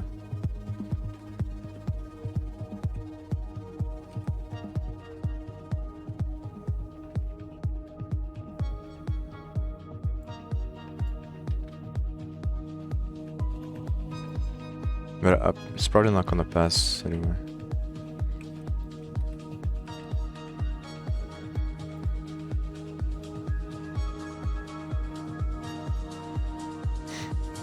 Yeah, because of this.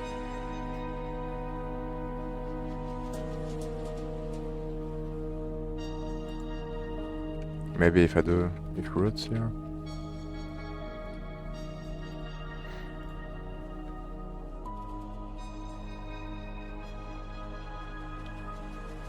Yeah, now it's 8 because it's going through all the nodes, I think. Or more than all the nodes. 1, 2, 3, 4, 5, 6, 7.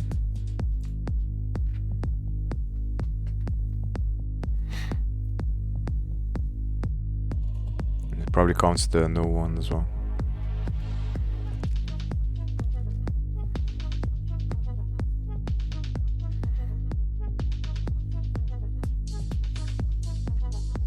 Yeah, so this is probably not the correct approach.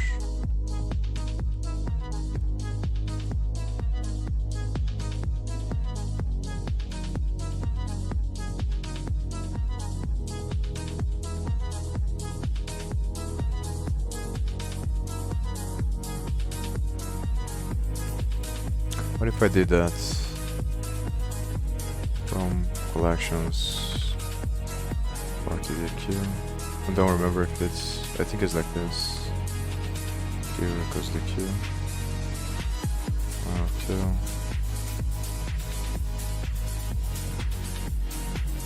Don't remember really well as well. I think node is equal to, oh no, I have to pass root here. Is q dot plot.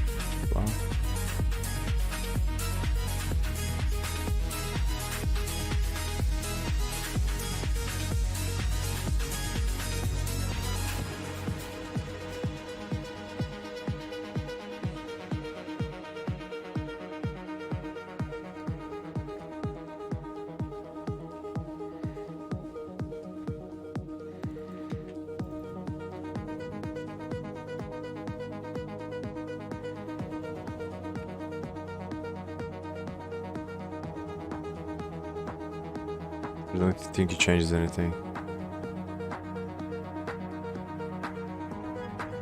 So maybe it's like this.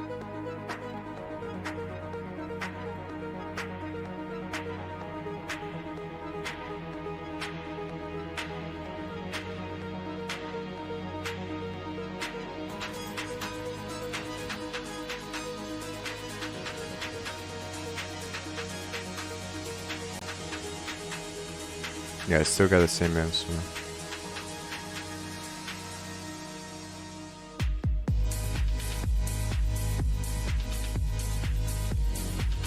So maybe I have to append.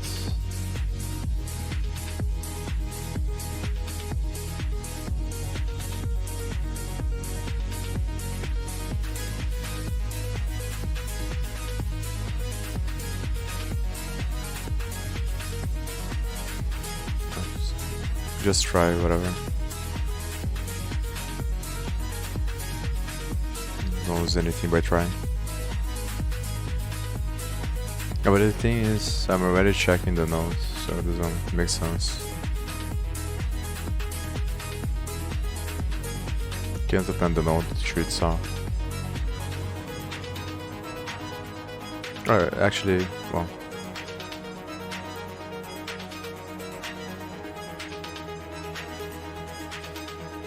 Or I can because I'm appending the left one, not the right.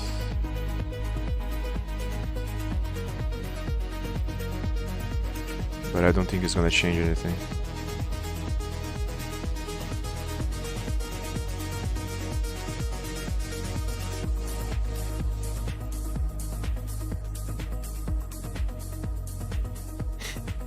Oh yeah, it's because this, so maybe it's Q that append.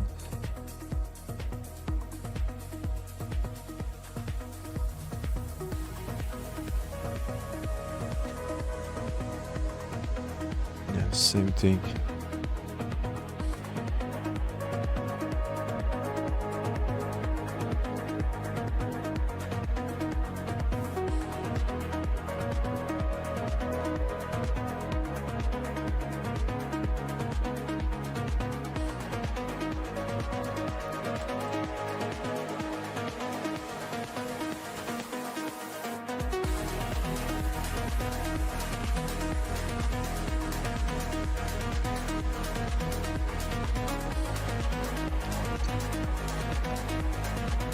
Yeah, but I'm appending left and right to the queue. So maybe I can use that to know. Yeah, but it doesn't matter because there could be a case there is only one node that exists and the other one is no. So I can't use the choose nodes as a condition to see if I got to the bottom.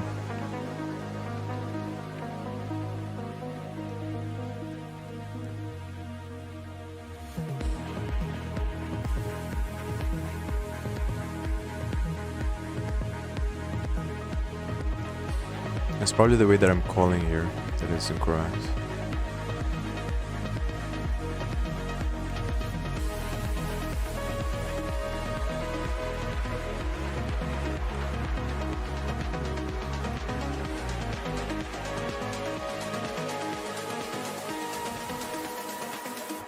Or maybe I have an idea. Instead of returning here, I can just do this.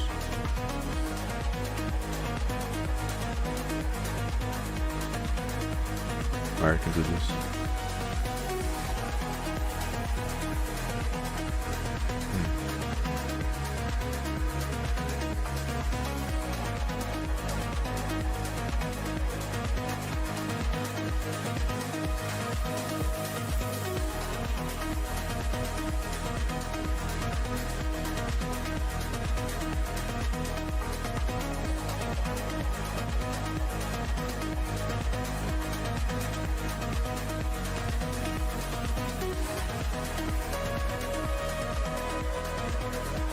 Yeah, I think so.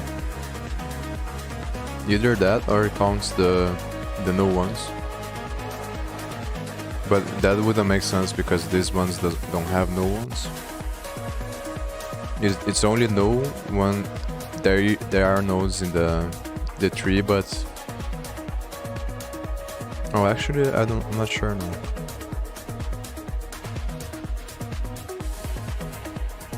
Maybe we can use that to know if it is the end or not. But as far as I understand, I think it stops.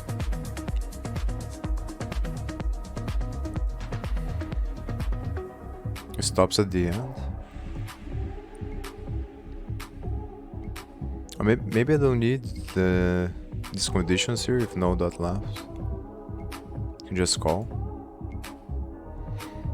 Let me try that. Because it seems like it's counting when it reaches these no values here. Yeah, that's what I'm trying to do, but I don't know how to go. I don't know if I'm going in both directions correctly. Because that's the problem. If you count only the left, then you're gonna get the wrong answer sometimes, and if you count only the right, you also get the wrong answer. So you have to do both and compare. At least from my logic.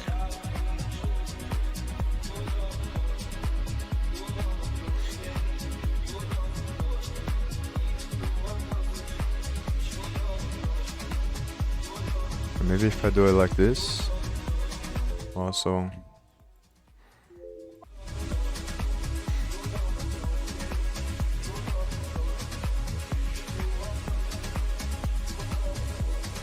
Oh, I forgot to change the name here. I also don't know if making these variables outside here is a good thing.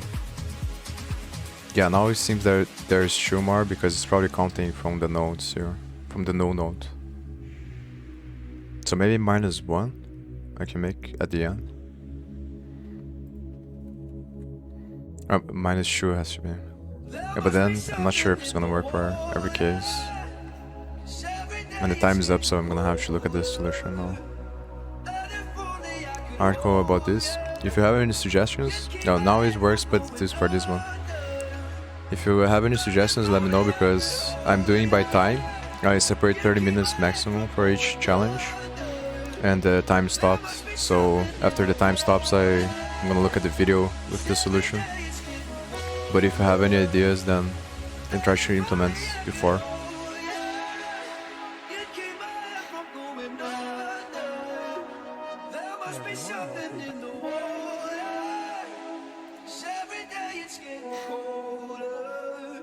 Problem if you don't know the patterns is harder. And I'm almost positive that this is not gonna work for all the solutions, all the test cases. Yeah, 0.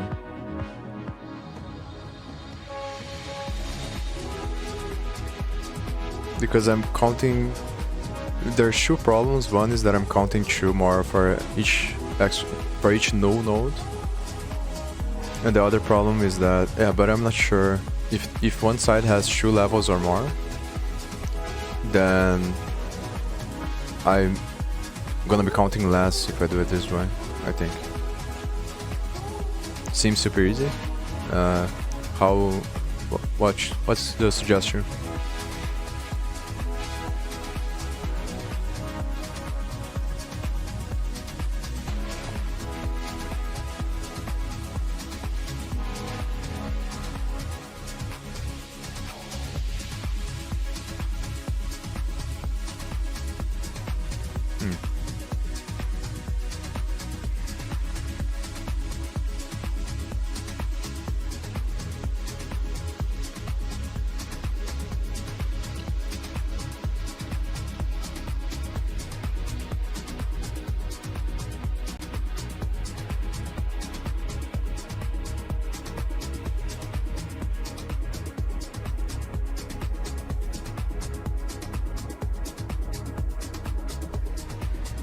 What if I increase by 1 when it doesn't have a note? But I think I tried this and it didn't work.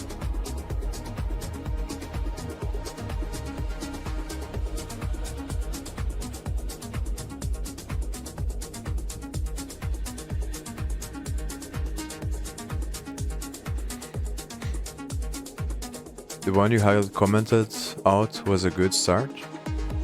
The Q one? I don't really remember, to be honest.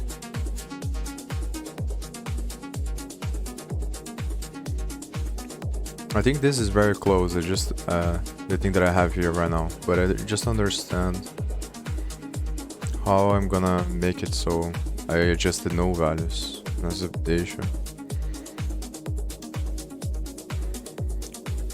Expect self.left and self.right are such a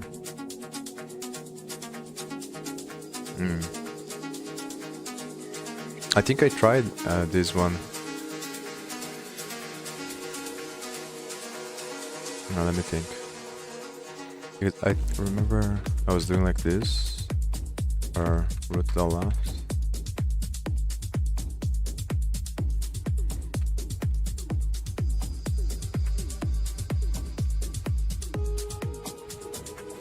I think I was doing like this, but it was giving me true. That's the thing. Maybe if I do +1 at the end there, it works, but... Or if I start from 1. Because the root is 1 level. Let's see if it works on the other ones. Oh, so... Okay, but why is this not running? Oh, it's because I have to return. I return the same thing here, actually. Oh, but I expect a 0, so maybe I should return 0.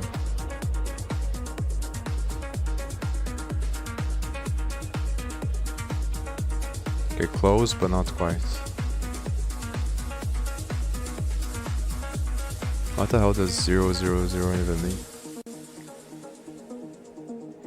Guess this is a node with a value of 0.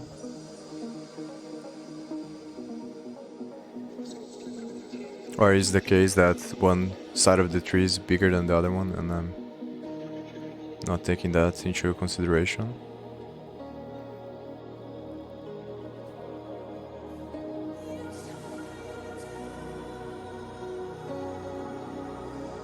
I think I'm just gonna look at the solution. I don't want to spend too much time on any particular problem. And I have the tendency of doing that as well. I should just look. It's a very good problem to... Back and let's write some more neat code today. So today let's solve maximum depth of a binary tree. And the main reason I'm solving this today is just for the sake of completion. We have solved harder tree problems before, but this one is on the blind 75 list, so I do want to solve this problem today. And this problem actually has multiple ways to solve it, so I do think it's a good problem to understand like the fundamentals on tree traversals. We can do it 3 different ways. And I'm actually going to show the 3 different ways. There might even be more than 3, but I'm going to show you the 3 main ways. Basically recursive depth first search, iterative depth first search, basically depth first search without using recursion. And of course, another way is going to be breadth first search. So I'm going to be showing all 3 today. So the problem is pretty simple. We're given a root binary tree and we want to return its maximum depth. And the maximum depth is defined as being the longest path from the root to one of the to one of the leaf nodes, and basically along that path we're counting the number of nodes. So in this case you can see we have 2 paths that are of the same length. So from the root down to here we have 3 nodes, from the root down to here we have 3 nodes as well. So those are the 2 leaf nodes we have here. We also have a leaf node on the left side, but clearly we see that there's only 2 nodes in this path. So out of all those paths, what's the max length? Of course it's 3, so you can see that that's what our output is going to be in this problem. So the simplest way to solve this problem is recursive depth first search. Now what's the base case? We're using recursion, so first let's think of the base case. Obviously if we had just an empty tree, right? Like what if this was our tree? What are we going to return? Of course 0, right? The max depth of an empty tree is just 0. What about if we just had 1 node and no children, right? Okay, we do this recursively, so we'd get to the first node, right? We'd say, okay, we at least have 1 node. Then we'd say, okay, let's just find the max of the left subtree and the max of the right subtree. Both of those are going to return 0, right? So once we get back to the root, what are we going to say? We're going to say, okay, the left and right subtree were 0, so the maximum of the left and right subtree is also 0. So what we're going to return from the perspective of this root node is just going to be 1 plus the max of the left and right results, basically the max of the left and right subtrees, in which case it was both 0. So of course in this problem we're going to return 1 as the max depth. Now let's look at this more general example that they gave us. So obviously we're going to do the same thing. We're going to get to the root, say, okay, we found at least 1 node, so the depth is at least 1, and then we're going to return the max of the left and right subtrees plus 1. And why are we doing it this way? Well, you can see that we found this node, but now we have subproblems, right? We need to know what's the max path, what's the max depth. And oh, so I think probably the thing that I did wrong was I had to call max on these things here instead of the count. Let me see if that works. But it has to be +1 as well. That's the issue. Maybe I can just do on the call itself.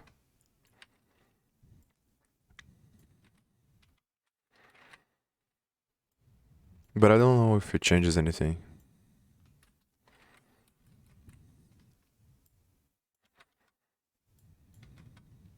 But it's probably better to do it this way if it's the same as the way that I was doing. Okay, so it does change. Oh, but this one also is not. Okay, nice. Okay, at least I was close. But I don't understand why the other way doesn't work, but this one does.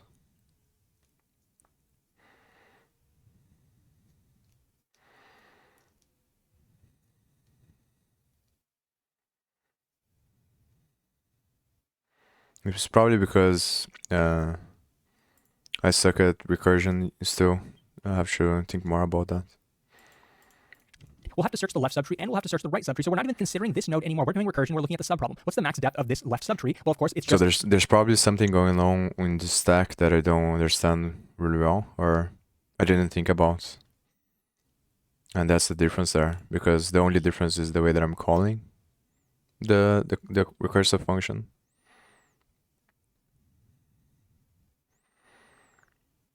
So I suspect that because of the way that this stack works, if you create a variable outside and increase the variable is different than if you count as many times the function runs, probably. A node, a single node with no children, so of course the max depth is going to be 1. Similarly, let's do the right subtree, and so again, this is going to be our recursive case, right? We have one node, and from this node's perspective, we're going to run recursion again. We're going to look at the left subtree and the right subtree, both of which are going to return 1. So then, of course, from this node's perspective, we're going to return 2. The max depth of this subtree is 2. The max depth of the left subtree is 1. So now, when we get back up here, we're saying, okay, from the perspective of this node, we're going to return 1 plus the max of left and right. The max is clearly 2. So from this node's perspective, we're going to return 3. The max depth is 3. So let's code this up recursively. It's literally just going to be this line that I just wrote and the base case. And since we are traversing the entire tree, the time complexity is going to be big O of n. The memory complexity is just going to be the height of the tree, which also could be worst case big O of n if it's not. Oh yeah, and that's a much better way to do it also. Could just increase here outside of instead of increasing on the call. It's probably the same thing. Yeah, there we go. Balanced binary tree. So with recursion, we always want to take care of the base case first. So if the root is null, then of course we're just going to return 0. That's the max depth. Otherwise, we're going to return 1 plus the max of what our DFS of left returns, or in this case, it's not DFS, it's actually called max depth. And since we're inside of the function, in Python, you have to say self.max depth, and then run that on the left subtree, and also run it on the right subtree. Now, to make this line shorter, I could actually store the results of both of these function calls in variables, but I think this one-liner is pretty much good enough. So we're just taking the result of both of these function calls, figuring out what's the max of it. So what's the max subtree's depth of both of the subtrees, and then just adding 1 to it, because we know that the current node, the current root node that we're traversing is definitely not null. So this calculation will work out. Let's submit it. And of course, I'm showing that I can't even solve easy problem, so it's not called node, it's actually called root. Hopefully you were able to catch that. But yeah, so this is the entire problem. But what if you're an interviewer, or what if you just want to do this for learning purposes? You want to solve this problem without recursion. Well, there's 2 ways to do it: iterative depth first search or iterative breadth first search, and I'm going to show you both of those right now. Now, there's not a lot of benefits to using breadth first search on this problem compared to just doing DFS recursively, mainly that you just don't have to do recursion at all. The time complexity is still going to be the same, the memory complexity is still going to be the same, but let's still do this for learning purposes. So breadth first search on a tree is basically level order traversal. We're traversing each level by level until we get to the end or the last level, and then we can't continue anymore. So you can kind of see how breadth first search is a pretty intuitive way to find the max depth, right? We're basically counting the number of levels we have. So here we see, okay, we have 1 level. Next we see we have 2 levels. Oh, this is the 3rd level, and we can't go any lower. So what's the number of levels that we had? We had 3. That's the number of levels is basically going to be the same as the max depth. So now the only problem is, how are we actually going to code this up? Now, typically BFS involves a queue or a deck,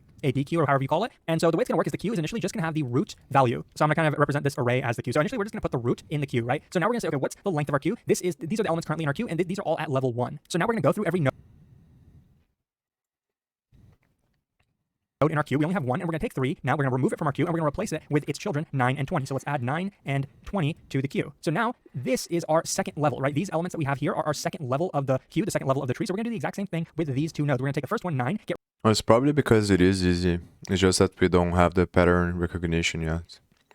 But I think once it clicks, then it probably becomes easier. rid of it. We see 9 is here. Now we're going to replace it with its children. It doesn't have any children, so we don't have to replace it with anything, right? But we're going to keep going. Now we're going to go to the second one, 20, remove that from our queue, and replace it with its children. What are its children? We have 15 and 17. So let's add 15, I ran out of space, but that's okay, and 17 to our queue. Now this portion is the next level. It's level 3, so let's continue to go. So 15 is the first one. Let's pop it. Let's get rid of it, replace it with its children. It doesn't have any children, so it's a base case. Next one, 7. Okay, I wrote 17, but it's actually 7. Sorry about that. I'm not paying attention. But okay, we're going to get rid of this 7, and we're going to see, okay, 7 did not have any children either. So now when we continue to go, we're going to see, okay, there's nothing left in our queue, so we have to stop, right? That's how we know we're done traversing the entire tree. When we went through every single node, what's the max level that we actually got to? Of course, it was 3. So that's what we're going to end up returning. The max depth of this tree was 3. Okay, so now let's get rid of this and actually do that solution. So another base case, or the same base case, I'm just going to say if not root, we can still return 0. So if there's no root, then we're going to return 0. And we're also going to maintain the current level that we're at. And we're going to have a queue, which in this case is going to be a deck. And initially, we're going to initialize this queue with just a single value, the root. I think most libraries do have a queue structure. So we're going to initialize our queue like that. We're going to have our level initially at 1. We're going to keep going until the queue is empty, right? So now we want to go through the queue and remove every element that's currently in it, right? So however many are in it. So we're going to say for I in range, length of the queue at this current time, right? So we're going to take a snapshot of the length of the queue. Maybe it has 1 element, maybe it has 2. We're going to take a snapshot, remove all of those, and then add the children. So basically traverse the entire level and then add the next level. And then once we're done, I think so far, at least from what I think, it seems like all 3 problems will involve this, where it's either going to be a recursive solution where you want depth, and or this DQ solution where you want to go horizontally, or a combination of the two. And with those 2 patterns, you probably can solve any problem.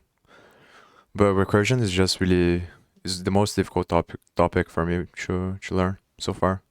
Just really confusing. that entire loop, we're going to increase the number of levels. So for every node, especially when you're thinking about coding the solution, it's really hard to think about it, because you have to think how I'm going to put conditions in the solution next time is called recursively to achieve what I want. It's kind of but I think with time it's going to get easier, and the more I read about it as well. We're going to go ahead and pop from the left, just like we did in the picture. We're always going to be popping from the left of the queue, and we're always going to be adding to the right of the queue. So we're going to pop a node, and then we're going to go ahead and add its children to the queue, only if the children are not null. So if node.left is non-null, then we're going to go ahead and say queue.append node.left. If node.right is non-null, then we're going to append that one as well. So queue.append node.right. And actually, if we're going to be doing it this way, we should probably initialize our level to 0. So you can see that we're never going to be adding null nodes to our queue. So every time our queue is non-empty, we can be sure that there's at least a non-empty node in the queue, right? So we're basically counting the number of times our queue is going to be non-empty. So each time it is, we can basically increment the number of levels. And then at the end, once our queue is finally empty, we know that we have totaled up the number of levels, and we can go ahead and return that. So you can see this solution also works, and it's also pretty efficient. So this is the breadth first search solution. But there's one more solution I want to show you, the iterative depth first search solution, basically depth first search without using recursion. So now we're going to do iterative depth first search, and we're going to be needing a stack data structure because we're basically going to be emulating the call stack, the recursive call stack, right? So in a recursive DFS, we go to this node, right? And then we go to the left subtree, right? And when we're done with the left subtree, then we pop back up to the 3, and then we go down to, I think the difference there is that when you use the queue, what you're doing is kind of like iterating through the list, but with an additional step of putting the elements into another list. So you're going horizontally in the list, which is the same as going horizontally in the tree. But when you call recursive, on the recursive solution, because you're calling the function again with the node, then it goes horizontally. Yeah. Vertically. It goes vertically. Because each node has the left and right, so you're calling from the node instead of calling from the neighbor. Subtree, etc. Right? That's like an in-order DFS. But we're going to be implementing pre-order DFS with a stack because pre-order is actually by far the easiest one to do iteratively. So what we're going to do is we're going to say, okay, come to this node, process this node, right? Then add the children to the stack, the left and right children, right? Now a normal pre-order traversal will do the left subtree first. So what we're going to do is now say, okay, let's do the left subtree. Well, we're going to go to the left subtree. It's pre-order, so we're going to process this. Then we're going to do its children. Well, it doesn't have any children, right? So now what are we going to do? Well, this one was added to the stack. So then we can go ahead and process this one and add its children to the stack. And then we're going to process this one. It doesn't have any children. And then this one's going to be at the top of the stack because we just popped this one. And then we can process this one, and then we're done, right? So we're going to do that. And as we do it iteratively, we're not just going to be adding the nodes themselves to the stack, but we're also for each node going to be adding the depth of each node because we can easily do that, right? We know this is going to be depth 1. When we add the left and right children, we're going to say, okay, these are at depth 2. When we add these two, we're going to say these are at depth 3. So we're just going to try to visit every single node, find the node that had the greatest depth, and then we can return that. So initially, we're going to start with node 3 at depth 1 in our stack. So now we're going to pop from our stack. So let's pop this node, and we process it. So far, the max depth we found was 1, and let's add its children to the stack. So let's add 20 to the stack, and let's add 9 to the stack, and each of these are going to have a depth of 2. So now this is technically the top of the stack, even though it's the bottom. So let's pop from the top of the stack, pop this one, that's node 9. So now we found a max depth of 2. That's better than 1. And now let's also add the children to this. Of course, it doesn't have any children, so we're done with these. So now what's at the top of our stack? That's well, we pop this one, we pop this. This is at the top of the stack now. So let's pop this one. We pop 20. It also has a max depth of 2, so we don't update the result. But now we can add its children to the stack, and the depth, of course, is going to be +1. So both of these are going to have a depth of 3. We're going to add 7 and 15 to the stack. So now let's pop the top of the stack, 15. Pop this. It has a max depth of 3, so we've updated the result. Pop one more time. This also had a max depth of 3, so we're done with that. We processed this node, and neither of these had any children, so now we're done with the DFS. So that's basically how it's going to work. It's pretty straightforward, at least if you're doing it with pre-order DFS with a stack. Okay, so finally for the last solution, so this was BFS, but now we're going to be doing iterative DFS. We're going to leave this initial case if the root is null, we're going to return 0, and our stack otherwise is just going to have one single value on it, the root. But remember, we're also maintaining the depth, so we're going to add a pair of values. We're going to add the root, which is the node, and we're going to add it has a depth of 1. And now we're going to continue to go while our stack is non-empty. So this is pretty similar to BFS, but we don't actually need nested loops. So now we're going to pop from the stack.pop. We're popping 2 values. Remember, we're getting the node and we're getting its depth. And so what we're going to say now is we're going to say if the node is non-null, you'll see why I'm going to do this in a moment, because it's possible the node could be null. So if it's non-null, what we're going to do is we want to update our result. Now initially we're going to set our result equal to 1 because we know we do have at least a 1. And so if we pop this node and it's non-null, then we can potentially update our result. So we'll set the result equal to the max of itself and the depth of the node that we just popped. And then what we're going to do is to our stack, we're going to add the children of this node, and we're going to add both of them together. So node.left, node.right, but we're not even checking. It could be possible that these children are null. So we technically might add null nodes to our stack, which is different than the drawing I showed, but we're showing that if we do add a null node, we're going to pop it from the stack, but we're not actually going to do anything with it, right? This if statement will prevent us from actually using that null node. So we're just going to ignore the null nodes. And actually, we're adding both of these nodes, but we also want to add the depth of each of them. So that's what I'm going to modify right now. So we're going to append the left node, and we're going to append it with its depth, which is just going to be the depth of the node that we just popped plus 1. And we're going to do the exact same thing for node.right. So copy paste and update this. So we're adding both of the nodes, even if they're null, we're adding them. And then we're just going to continue through the stack until the stack becomes empty. And then once that is done, we can go ahead and return the result. And this is the entire code. And I actually just realized that we can actually simplify the code a little bit. We can actually get rid of these two first lines and set the result initially equal to 0. So then if we do have a null root node, the loop will execute, we'll pop this, but then the if statement won't execute. So then the result will stay 0, and then we'll end up returning 0. But of course, if the root is non-null, we will end up updating the result. So this is the third and final solution that I want to show you. They all have basically the same time and space complexity, but there's definitely variations with each of these solutions. So I hope that this was helpful. If it was, please like and subscribe. It supports the channel a lot, and I'll hopefully see you pretty soon. Thanks for watching. Maybe I should leave this one, even though it seems to be relatively easy. Should leave. So next time I try to implement the other solution instead of the recursive one. I think it's a good idea. So this one is the maximum depth.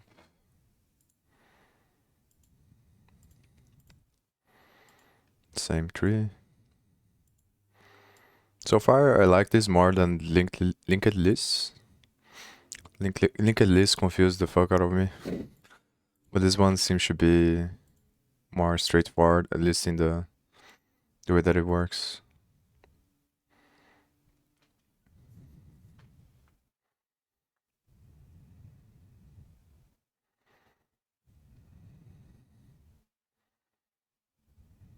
Yeah, this one is C++.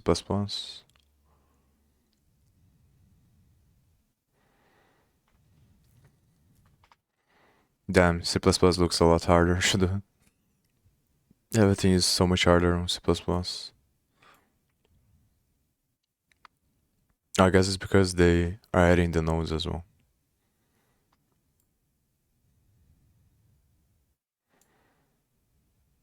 That's why it looks differently. Yeah, it looks much easier on Python. That's for sure.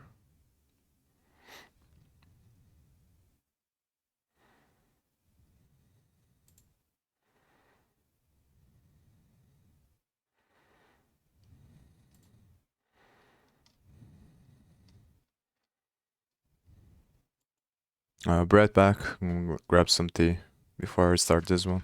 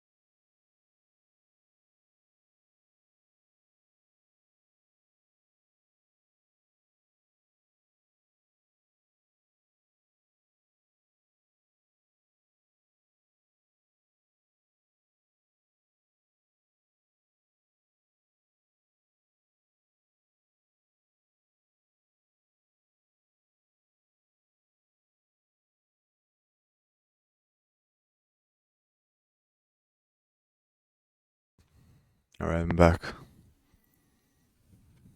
Maybe I should leave this open.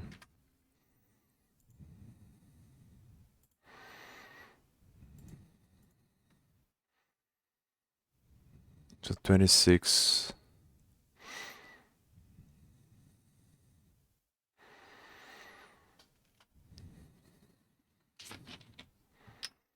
I think I'm gonna calculate how much time if I spend half an hour for each.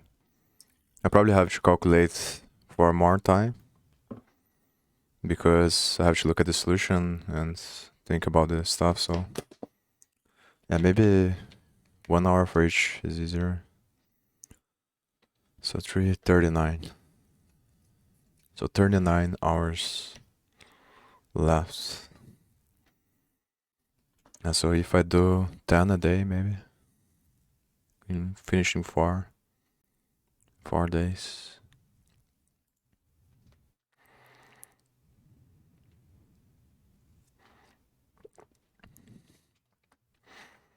So let me start this one.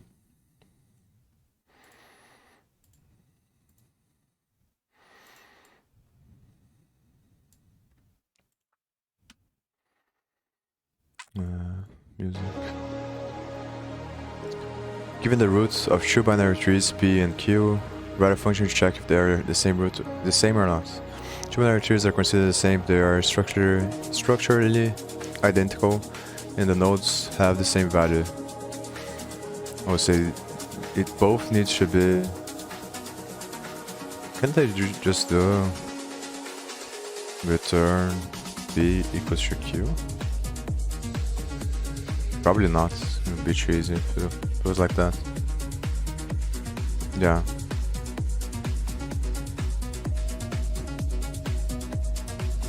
What if I do this strict one? I don't think Python has it actually. Yeah. So obviously it wouldn't be as easy as that. But I think the logic should be pretty much the same. Maybe I should try to do it with the DQ stuff now. I also don't think I need to import here because I'm on LeetCode. And I should probably activate the dark mode as well, which I forgot. So Q equals DQ while Q. Or actually I need to pass. Yeah, but then I should pass both, maybe.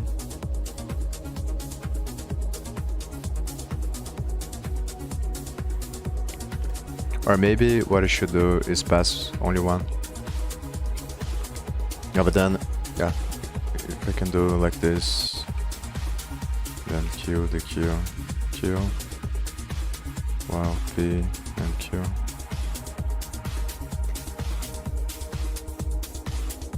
And then I can do node B. It's pretty much the same logic, I think. Or I forgot to change the name here.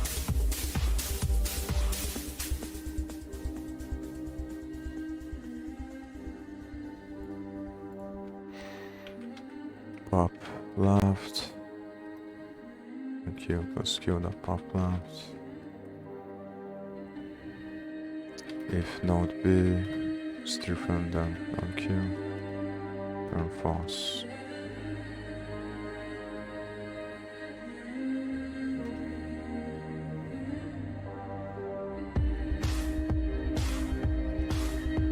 Now I don't remember if I should.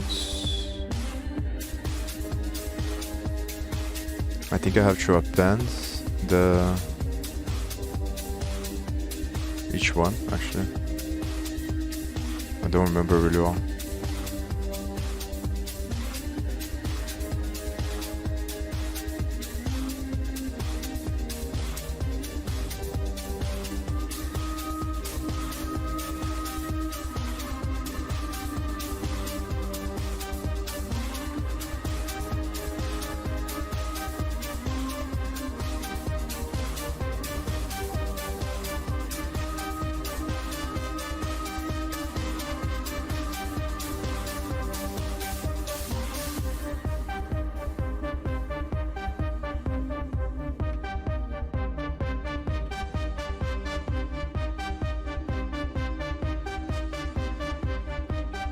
So maybe what if I did...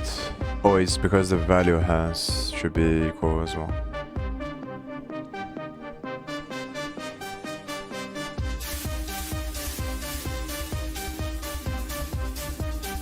Let me think.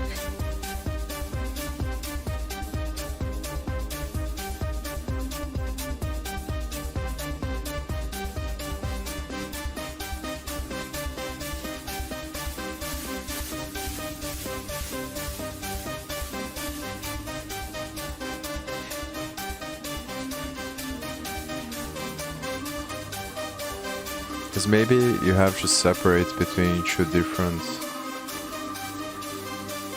problems. One is the value, the other is the structure. I'm not really sure.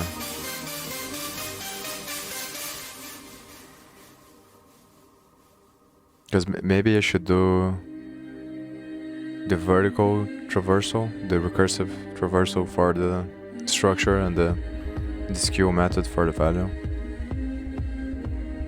Or maybe it's the same thing. Or maybe just one of them, because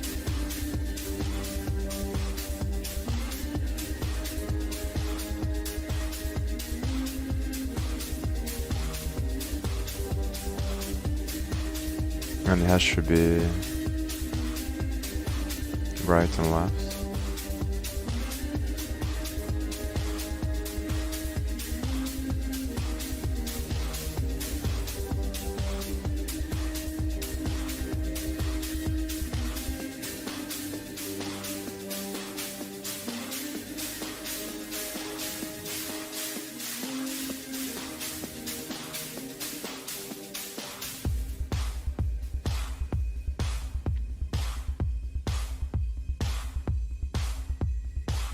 Oh, actually,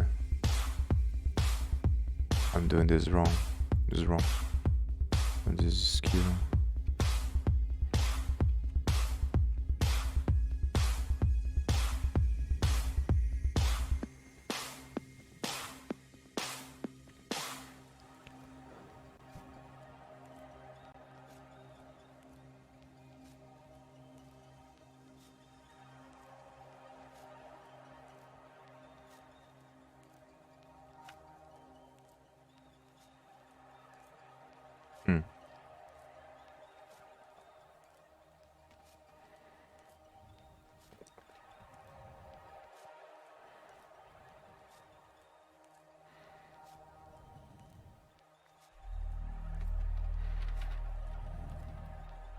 Now the problem is that, oh no, I should be appending both left and right.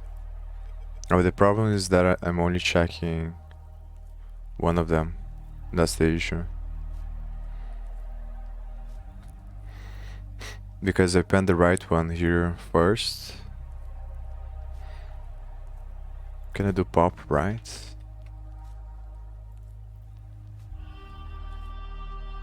No, but then I'm still comparing the left with the right. So I have to change the order that I pen. But then I'm not comparing the ones in the middle. Yeah, I don't think this logic makes sense. There's probably a different way to do it. This is related to Python algorithms? Yes. It's pretty much data structures and algorithms. But you can do it in any language you want. I'm using Python because it has to do with things that I want to do outside of this as well. And because it seems to be easier to do algorithms with Python. Everyone does with Python pretty much, but C++, I've heard people say that C++ is better if you want to take it really seriously, like competitive programming. But Python is a lot easier. Both, yeah. So I don't know, maybe I'll move to C++ eventually, once I'm very comfortable solving all these problems. Because I also think C++ allows you to understand better how it works at a low level, and then it probably makes you a better Python programmer as well.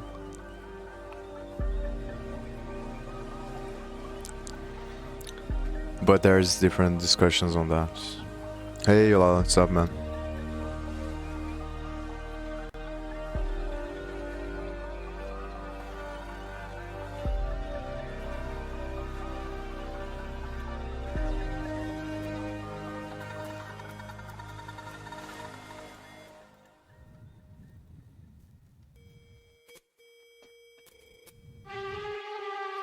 But I think the logic that I'm using here is not good. Because the thing is, maybe I should separate two different functions and then I compare the values of the functions. This, I have no idea. DS? What do you mean by DS?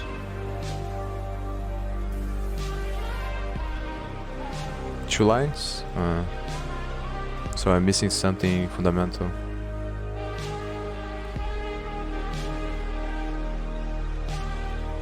If you're gonna help me, give me hints and not the solution.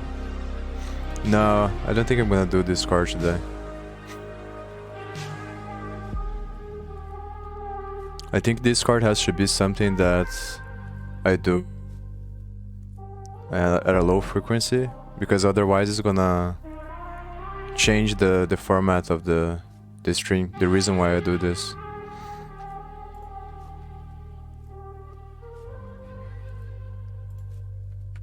But every now and then should be fine, but I just don't wanna do it every time.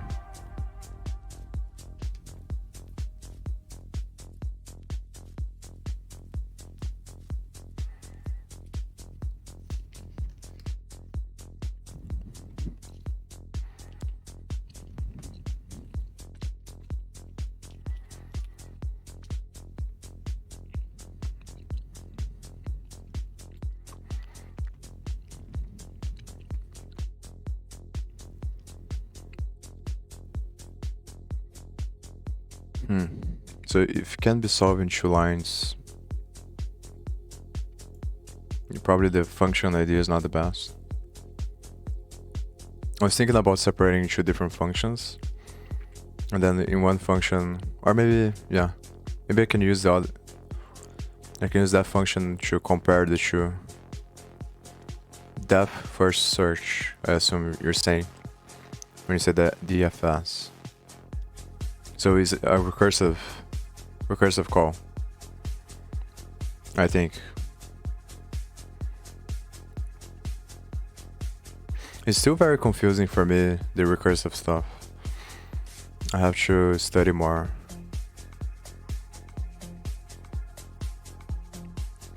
It should be. It shouldn't matter, I think, if you do Q or depth first search. I think.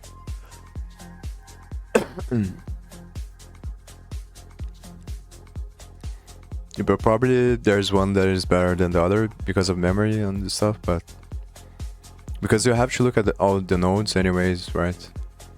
To compare all of them.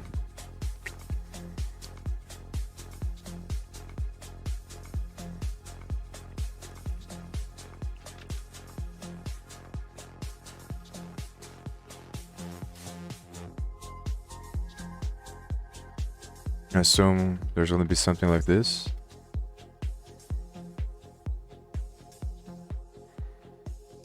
Compare every subtree of left hand side with tree right hand side.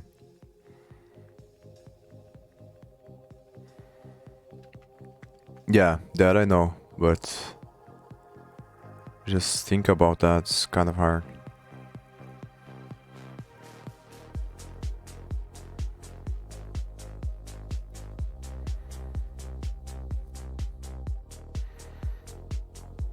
Can I do...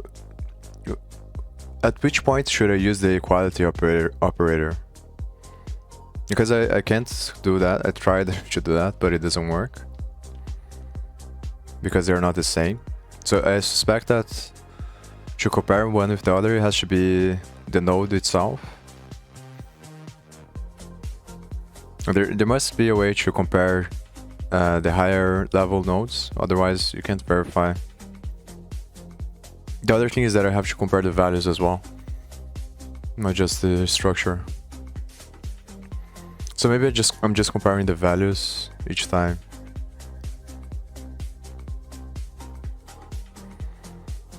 I should navigate. How can I do it? I guess I could call like this, or south. That is same tree.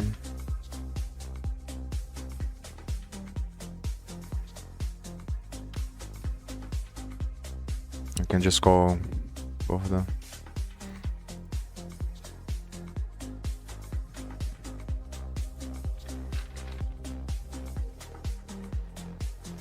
And then here, I should have a condition that compares the two.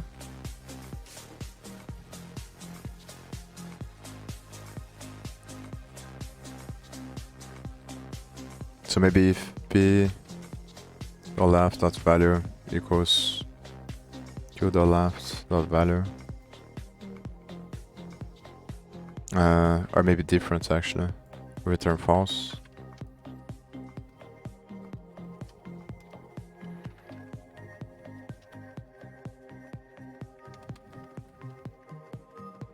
It feels like this is probably the right strat. Or if the tree is the same but nodes are different, is it wrong? Yeah, I think that at least that's what it says here. The same if they are structurally identical and the nodes have the same value. So it both needs to be the structure and the value of the nodes. This is wrong as well. But is it close, or am I on the wrong track?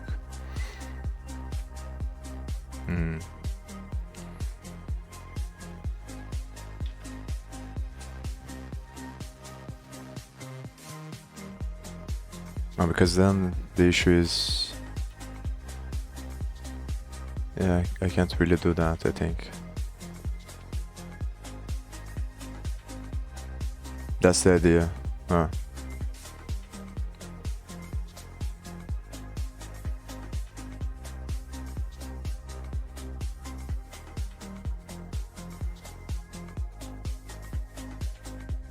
So why doesn't it stop here? It says non type has no attribute val. So it is a tree, but it doesn't have left and right.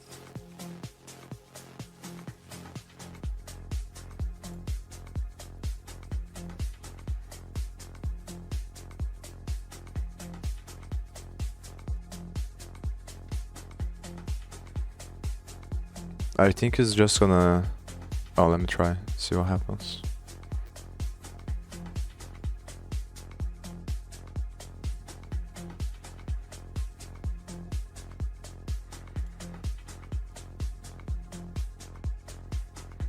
And the issue is that is hitting this condition and passing.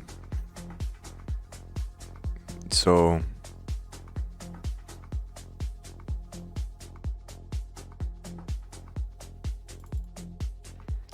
let me think.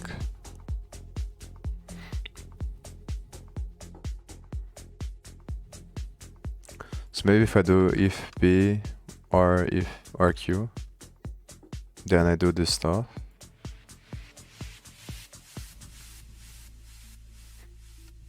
I don't understand you sometimes. But then, like you said, this doesn't solve this condition here. Yeah, because the nodes itself is none. I think I understand what you mean. No. You're talking about changing this one and not this one. But how can I do this?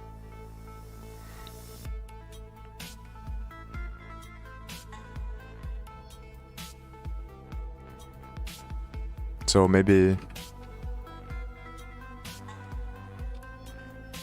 Yeah, but then if I do this, it's still gonna give me...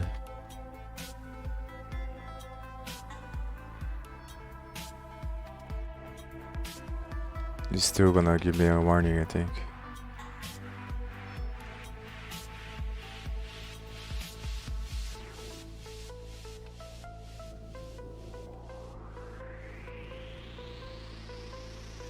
There's probably an easier way to do this as well.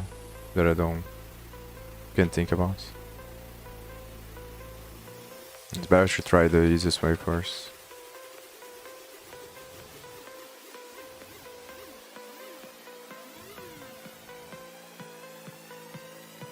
Okay, at least this one runs.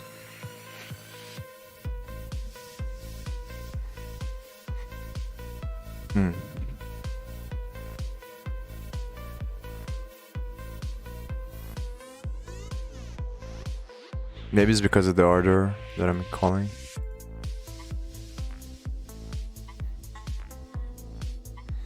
But they both should be going to the left and the right here.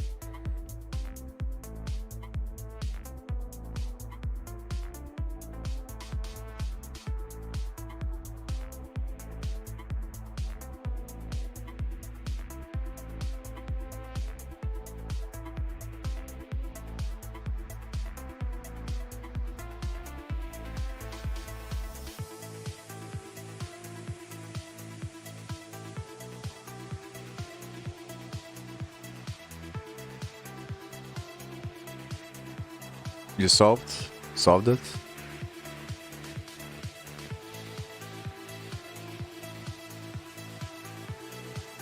Which part here do you think I'm doing correctly? It's weird because this example also doesn't have no nodes. So it shouldn't be this one.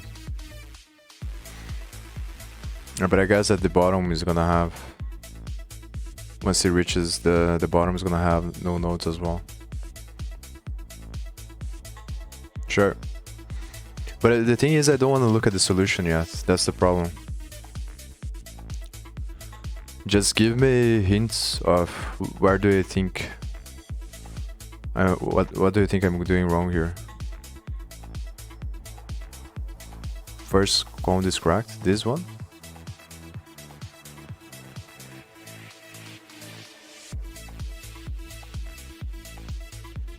Because I'm gonna look at the solution anyway after I hit the 30-minute mark, so it's better to try first to see if I can think about it.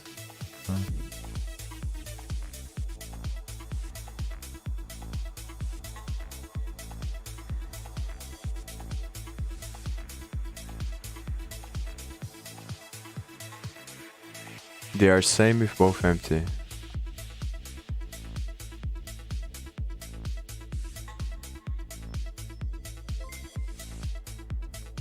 Yeah, thanks for the follow, someone.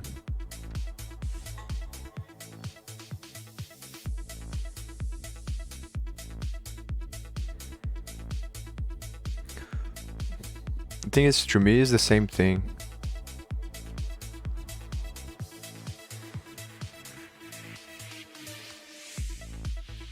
Oh, actually, it may be different, right? Because if they're empty, then it's gonna. Oh, but it shouldn't even hit this condition here.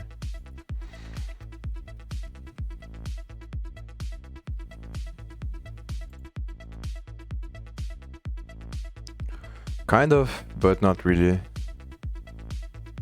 I don't like to think about that, about it in this way. I think it's much better to study to improve than to study for doing interviews, because yeah, you can't control really interviews, but you can control how much you improve through your actions. They're also same. Yes, I'm from Brazil. They're also same only if it's not, if left hand side's not empty, and their subtrees are same.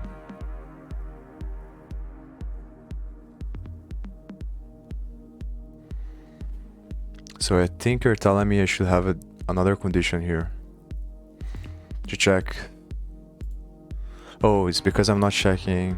So yeah, but the issue is that I'm getting false, right? So shouldn't the problem be that there's one condition that is sitting when it's not supposed to? That's the thing. Because if I add p left here different than p right, q right, I don't think it's gonna change anything. Let me try and see it. Why not? What's that thing called when you meet somebody and you feel like you're walking on a cloud?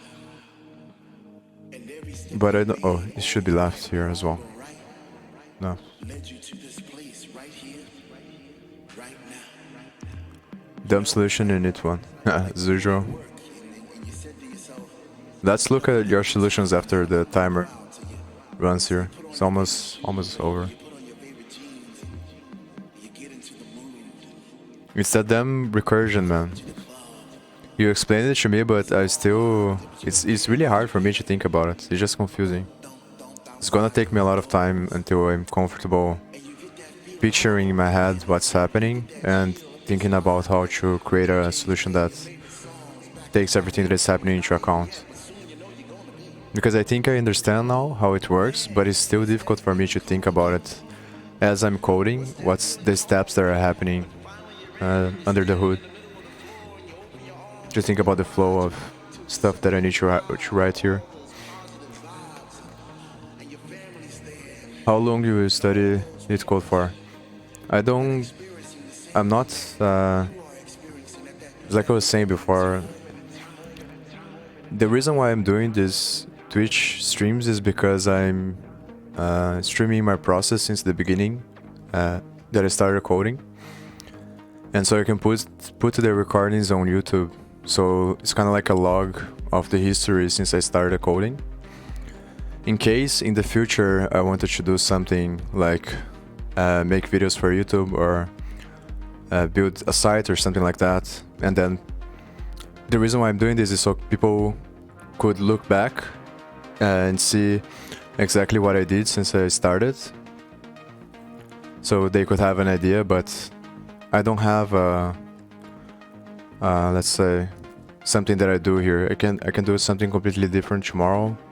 It's just based on what I think is good for me to learn and what I'm interested about. So there's no schedule, no. So I have no idea what I'm gonna do next time. Right now I'm doing this because I think it's a good way to improve. It's probably the best way to improve my understanding of how everything goes together. And then probably after that I'm gonna continue to do the projects that I was doing in Ethereum and studying Ethereum, and then building applications and trying to integrate artificial intelligence with the blockchain. And then also look for jobs while I do that. Because I need to make money. But I believe that Singularity is gonna come at some point in the future. And probably very fast, faster than people think. So at the same time that it matters to do these things, it also doesn't matter. But yeah.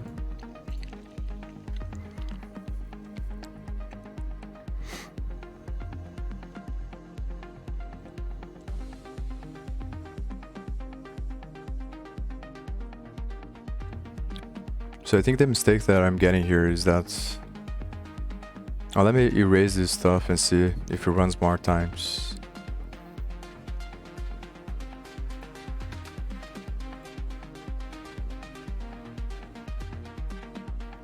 Oh, there we go. Huh.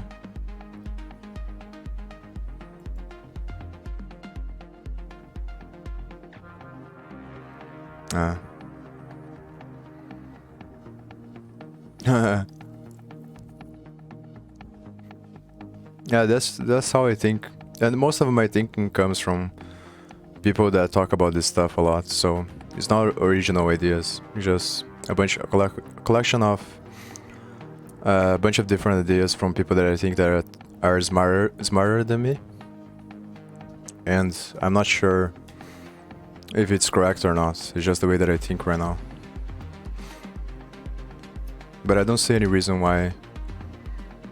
Because even though if singularity doesn't come, like if computers don't become sentient or conscious, they don't need to be. They just need to be good enough so you are not able to tell the difference.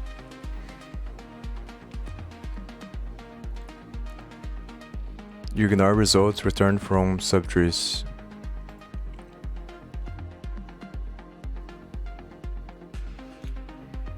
Which parts? Let me think.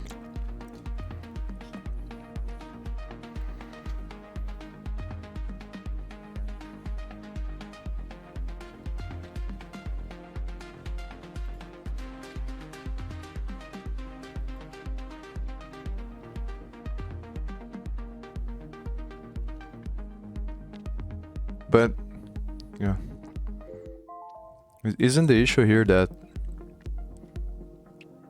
I'm reaching the bottom of the thing and I'm still checking here? So even though this is no and it passes, I check the value. Maybe if I did this in different lines.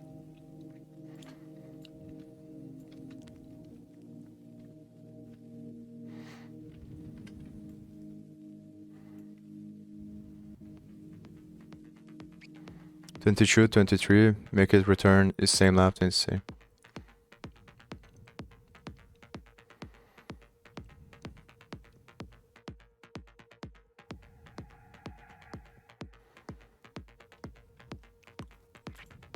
Also return here.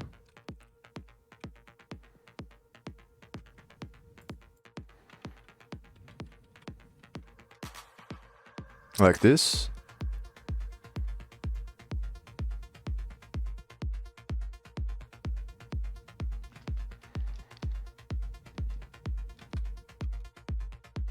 Not sure if that's what you mean.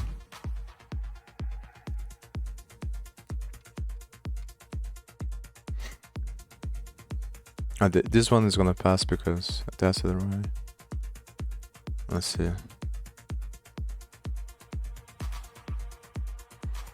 Yeah, I don't think that's the issue, man. The issue is this thing here. Is that I'm reaching the bottom of the tree, but I'm checking if there's a value in the same line, I think. So maybe if I create a different condition here.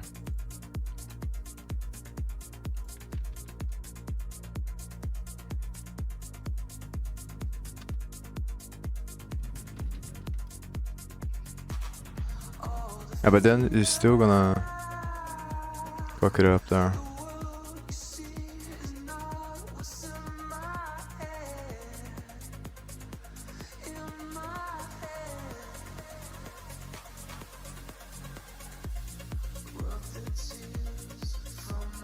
So maybe if I do else and then this one or this one.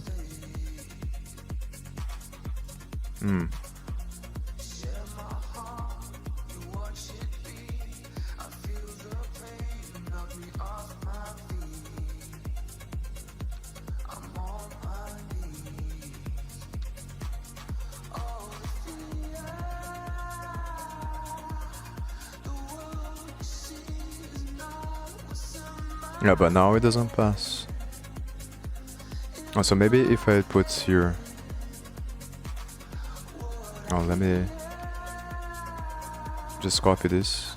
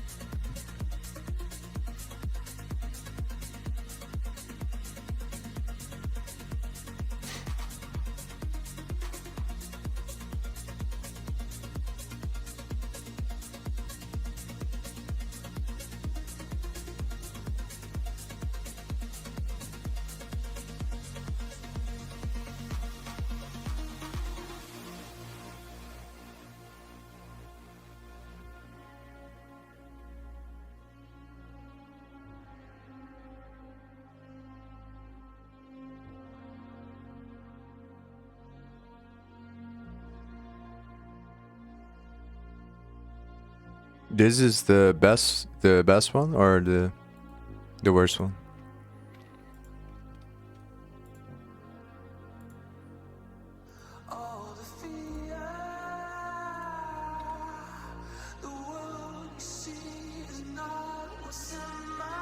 Yeah, so I suspect this is the... Yeah.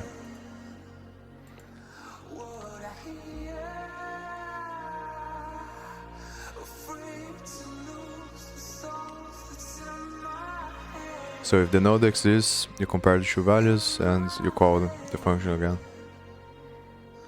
If both left and right.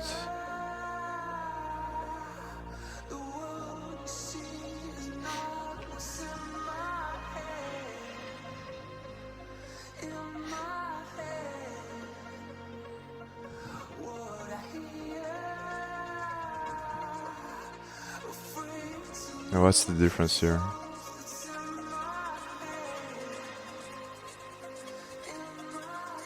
Oh, so maybe it's because I'm doing this.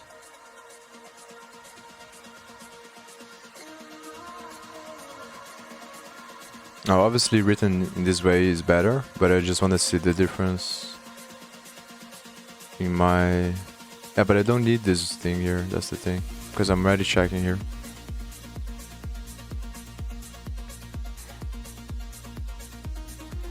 Maybe instead of end, no. No, but then I can't return as well. Back them into pairs and do BFS.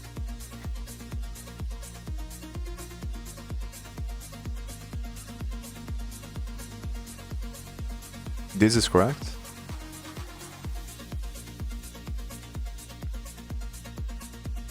It still says no.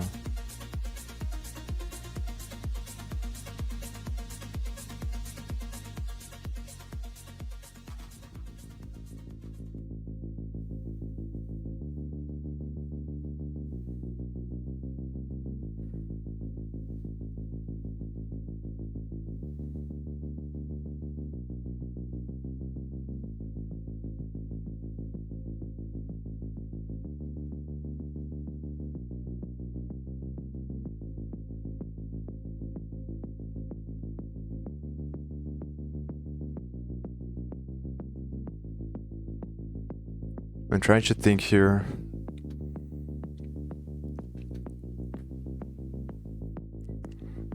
You're also returning a boolean and I'm returning the functions, but yeah, this is just return true. It's pretty much the same.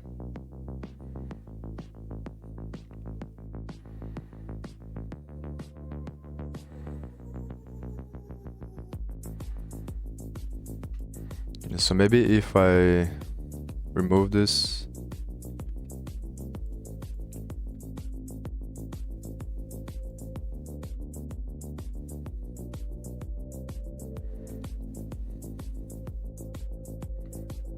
but then if I do,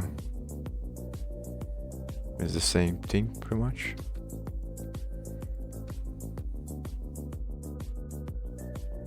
But I think I kind of get it, the logic.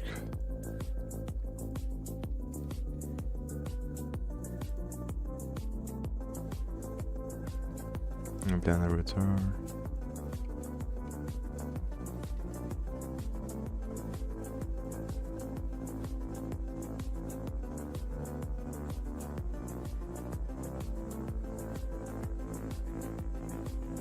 That's weird.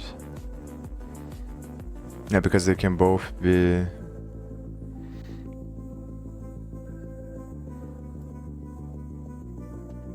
So maybe if I do like this...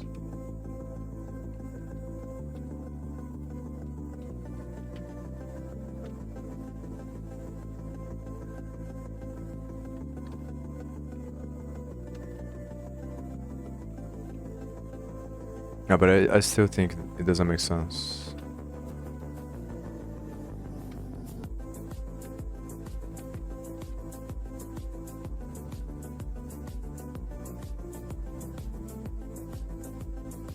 Oh, now it passes. It's still wrong. still wrong though. Let me see.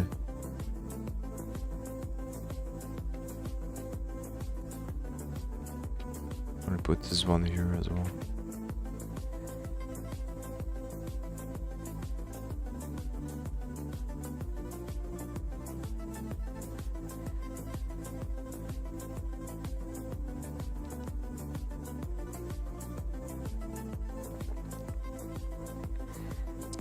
So if they both don't exist, yeah, I guess it's because you're checking for the root, the tree, and not the node that this works.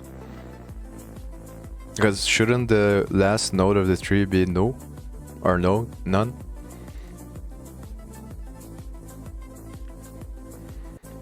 Well, because you're only checking for the last tree node, let's say.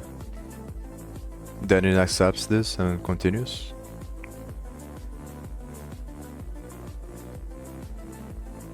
But not left hand side and right hand side.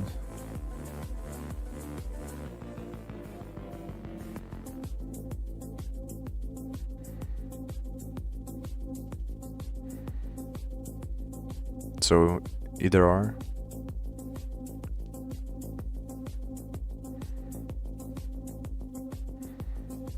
Shouldn't the last node of the tree be none?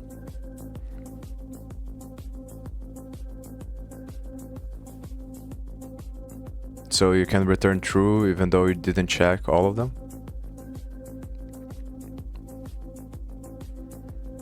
Let's say one side of the tree has 2 levels, the other side has 4. And then the last 2 levels are none in the left one. So if you go to the left first, you reach the bottom and then returns true. Last node. This node here. This one. That is at the bottom of the tree.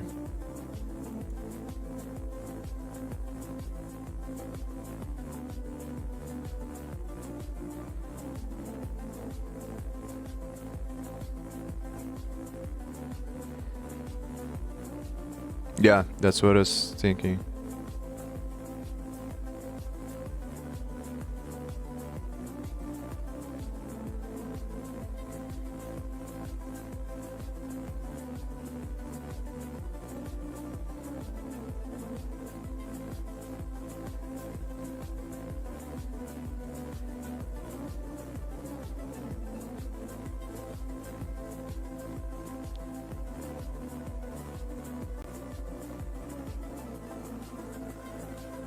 Hmm.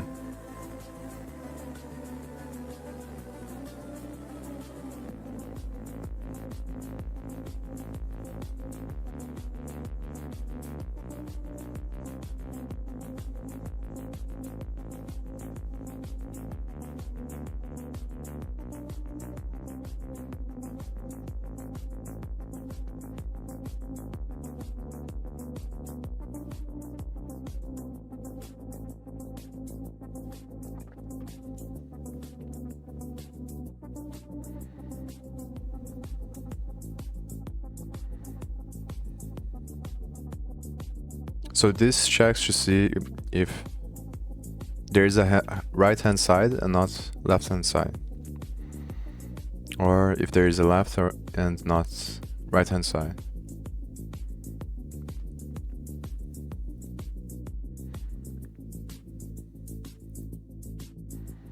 I don't understand why this is false, if that's the case.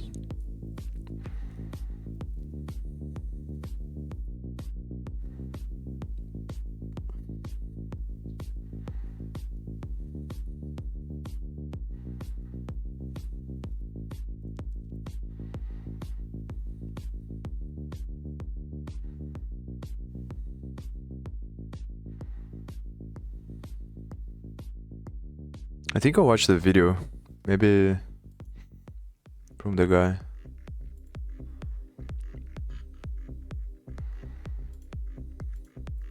I don't think his solution is gonna be like this, but it might help me understand.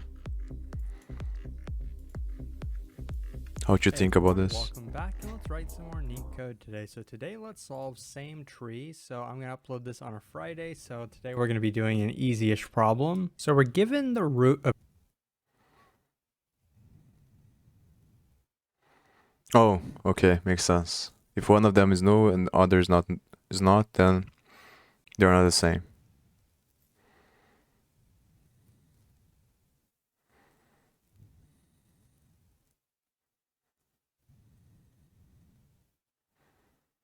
And then you're comparing the values here.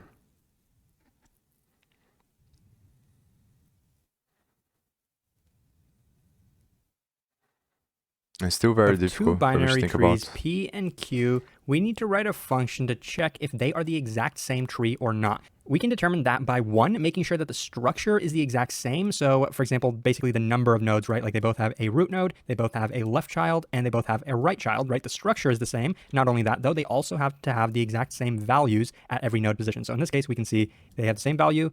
Once again, same value on the left side, and lastly, same value on the right side. So these are the exact same tree, right? So we can return true. Now, if I got rid of one of these nodes, right, let's say I just got rid of this, then it's definitely not the same tree, right? Or if I took this value and changed it, let's say to a 10 or whatever, then it's also not the same tree because the values in this case are different, right?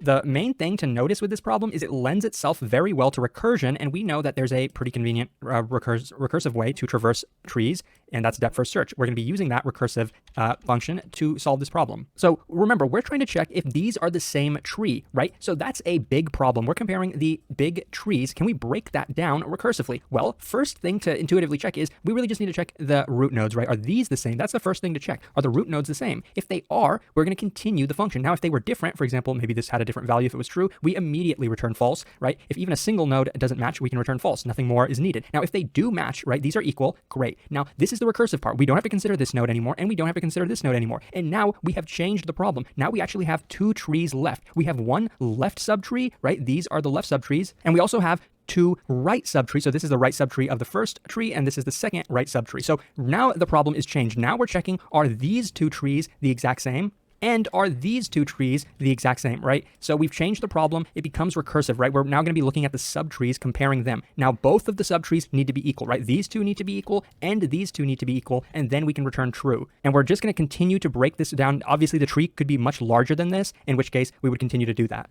Now, let's not consider this example anymore. We know with recursive functions, the main thing to consider is the base case. So what are a couple base cases? Well, what if we had two null nodes, right? They're both empty. What are we going to return then? Is this the same tree or is this not the same tree? Well, they're both empty, right? So that's technically the same tree. In this base case, we return true. What if the left tree is null, but maybe the right tree has a single node in it? Now, this is obviously going to be false, right? These are not the same tree. And the exact same thing could be true. We could have a null in the right tree and a real node in the left tree, and that would also be false. Now, the case where both nodes are non-null, then we're going to be looking at the values. Obviously, if the values are the same, that's true, right? That we're going to be returning true. They're the same tree. If the values are different, we're going to be returning false. So these are basically all of the base cases that I went over, and the code is just basically going to be implementing exactly what we just showed right now. So let's jump into that. Oh, and last but not least, the time complexity of this. So the time complexity is overall going to be basically the size of both trees added together. So the size of P plus Q, because worst case, we would have to iterate through every single node in both trees. So that's basically the overall time complexity. So like I said, this is going to be a recursive function. Since we already went through most of the base cases, this is going to be pretty easy peasy. So if you know depth first search already, we know the base case is important. So if the first tree is empty and if the second tree is empty, so if P and Q are empty, then what are we going to do? We're going to return true because they're both empty trees. Empty trees are technically equal. Now, if they're both not empty, but maybe one of them is empty. So if this statement did not execute, then we're going to go to the next one. So if not P or not Q. The only thing difference between this and the one above is this one is and, this one is or. So if this one did not execute, that means both of them are not null. But if this executes, that means only one of them is null. Now, what happens if one of them is null, but the other one is not null? Well, then they're not the same tree, right? So we're going to have to return false in that case. And we had one more base case, right? So let's say if neither of these statements executes, that means that both of the trees are non-empty. So now we can actually look at the values. So if p.val is not equal to q.val, what does that tell us? That tells us that the values are not the same, so the trees are not the same. So we can return false in this case. One thing to notice here is that both of these two are executing the exact same thing, right? This is returning false and this is returning false. So we can actually condense this. I'm going to copy and paste this here. So if this is true or if this last thing is true, then we can also return false. We don't actually need this third condition. So if this statement does not execute, that means that both of the nodes P and Q are non-empty, right? And the values are actually the same because if this does not execute. So then what are we going to do over here? Now we're going to do the recursive. Let me go back and watch. And functions, it's lower speed. the main thing to consider is the base case. So what are a couple base cases? Well, what if we had two null nodes, right? They're both empty. What are we going to return then? Is this the same tree or is this not the same tree? Well, they're both empty, right? So that's technically the same tree. In this base case, we return true. What if the left tree is null, but maybe the right tree has a single node in it? Now, this is obviously going to be false, right? These are not the same tree. And the exact same thing could be true. We could have a null in the right tree and a real node in the left tree, and that would also be false. Now, the case where both nodes are non-null, then we're going to be looking at the values. Obviously, if the values are the same, that's true, right? That we're going to be returning true. They're the same tree. If the values are different, we're going to be returning false. So these are basically all of the base cases that I went over, and the code is just basically going to be implementing exactly what we just showed right now. So let's jump into that. Oh, and last but not least, the time complexity of this. So the time complexity is overall going to be basically the size of both trees added together. So the size of P plus Q, because worst case, we would have to iterate through every single node in both trees. So that's basically the overall time complexity. So, like I said, this is going to be a recursive function. Since we already went through most of the base cases, this is going to be pretty easy peasy. So if you know depth first search already, we know the base case is important. So if the first tree is empty, and if the second tree is empty, so if P and Q are empty, then what are we going to do? We're going to return true because they're both empty trees. Empty trees are technically equal. Now, if they're both not empty, but maybe one of them is empty, so if this statement did not execute, then we're going to go to the next one. So if not P or not Q. The only thing difference between this and the one above is this one is and, this one is or. So if this one did not execute, that means both of them are not null. But if this executes, that means only one of them is null. Now, what happens if one of them is null, but the other one is not null? Well, then they're not the same tree, right? So we're going to have to return false in that case.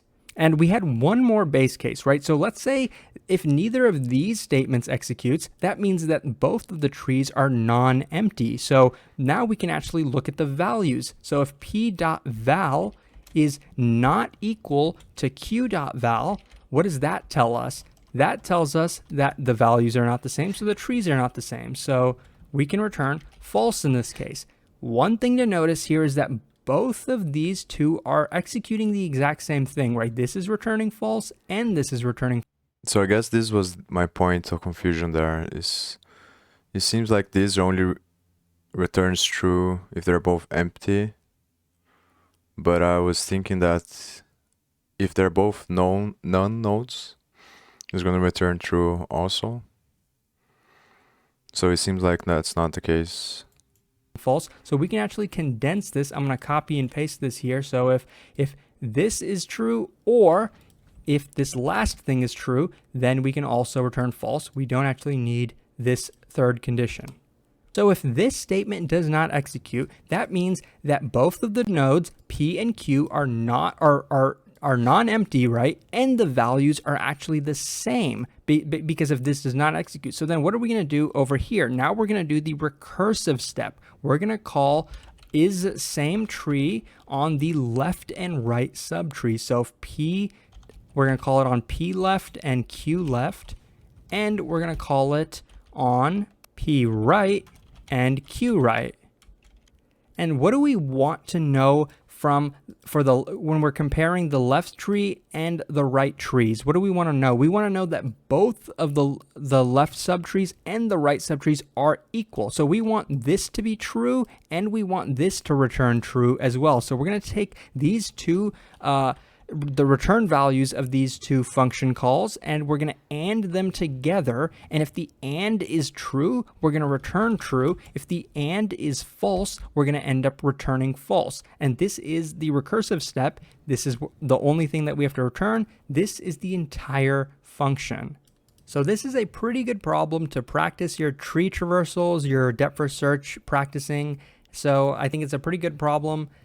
And I hope that this was helpful. I hope you do understand the edge cases and how we simplified the code. I think I got it. It's a similar logic than the way that I was thinking about, but It's a much better way to put it, because you're checking the final return function, and I was thinking about checking if it's true or false from which side inside of the function is done, which is obviously the worst.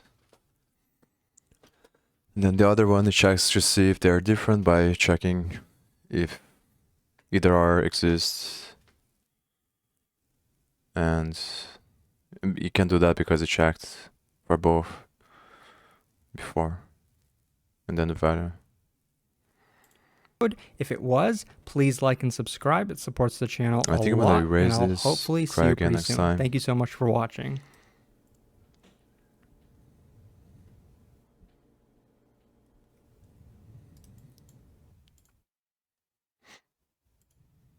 Hopefully reading the books are gonna help me as well next time I do this, because I'm probably not gonna have any idea again. I don't think I'm gonna remember how to do it.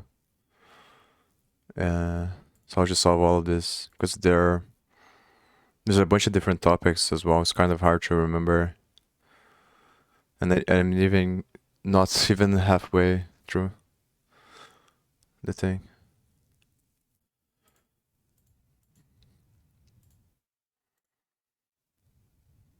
Is sub 3? This one? You mean? Yeah, okay. So I'm gonna set up the timer here for 30 minutes again.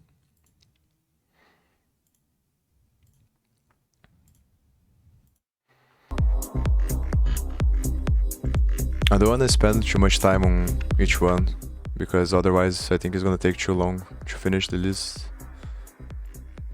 And I'm probably gonna forget anyway how to do this. Each one.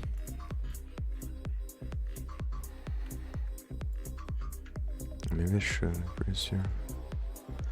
Given the roots of true binary trees, root and subroot, return true if there is a subtree of root with the same structure and node values of subroot, and false otherwise. Oh, so it's the sub one. Subtree of a binary tree is a tree that consists of a node. The subtree of a binary tree is a tree that consists of a node in tree and all of these nodes' descendants. The tree could also be considered as a subtree of itself. Damn, that's kind of confusing.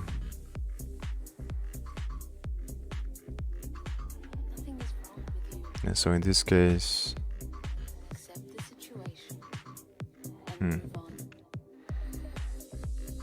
so I think one way is very similar to the previous one, but you need to keep track of the levels, probably. That's probably the difference.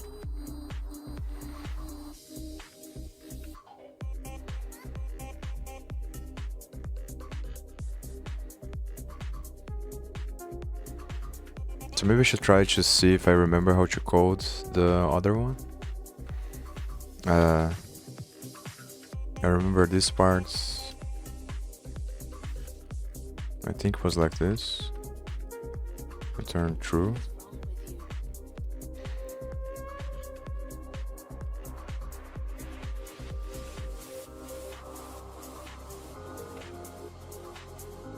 No, obviously it's not gonna be this solution. I'm just trying to see if I remember how it works. I don't remember if this is correct or not. Yeah, making a subroutine is a good idea. Like putting the solution of the previous one into a function and then calling the function based on the levels.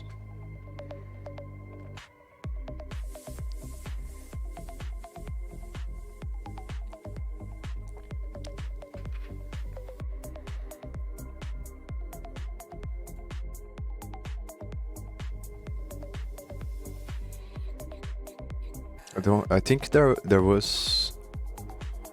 Yeah, I'm not missing anything, I think. Self is subtree. And then we called for the left and right.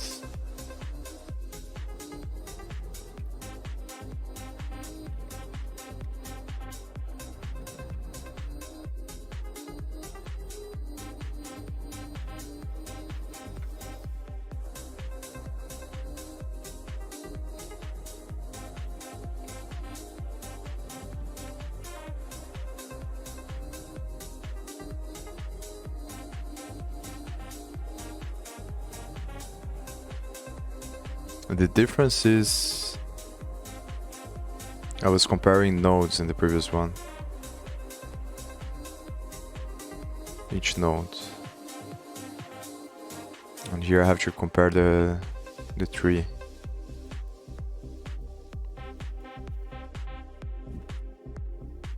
Nothing is wrong with you. So if I put it on a function, Accept the situation and move on. Regret has two sides. The things we do and the things we wish we had done. and this has to be different as well.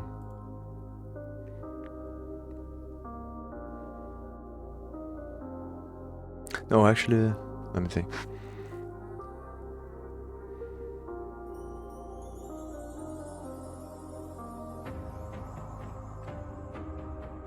Yeah, because I had two different trees on the previous one, but this one I also have two different trees.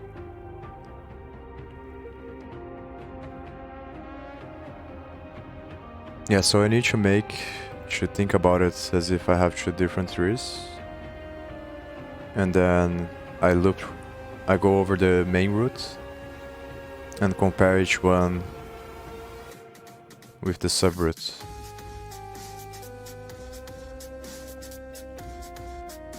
How I'm gonna know the levels though?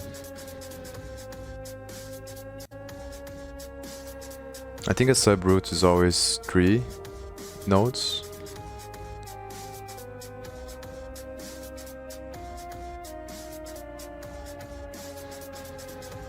So maybe compare.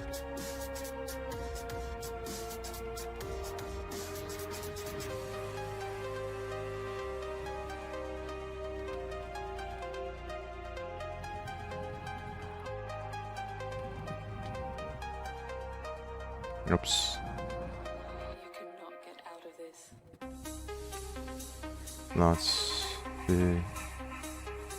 Not left.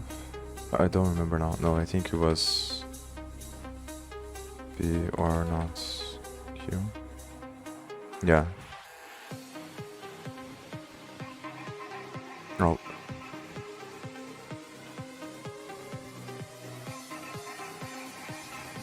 Then false. But I'm not really sure if it was like this. I don't remember. Self.compare. Because there was left and right as well. Oh, but yeah, it doesn't matter. It's time to move on. Q.right. And then on this one I do something different. I mean, maybe this set should be outside of this function as well. Probably.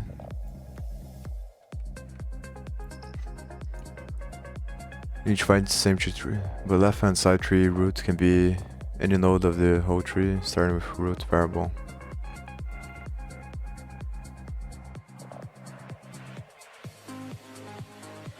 No need to use self in nested functions. Yeah, but should I make it nested? I think for me it's easier to think about them separately. You cannot get out of this.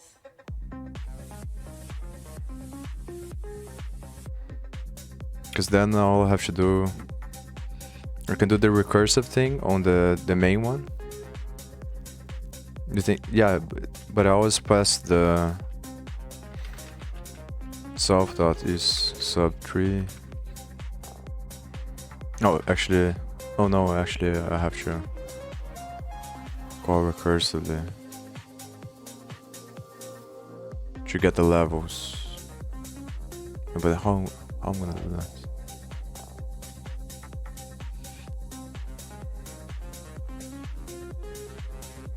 Oh, you did it?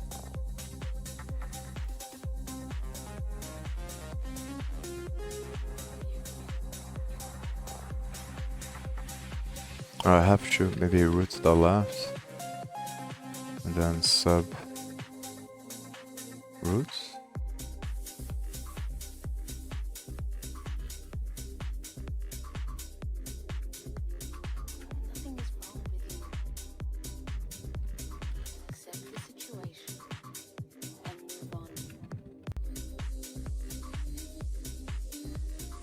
Or maybe I can return both, right?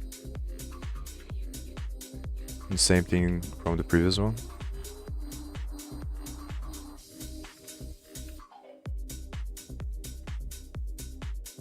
Yeah, I'm not gonna look at the solution for now. I'm gonna wait for the timer to run out.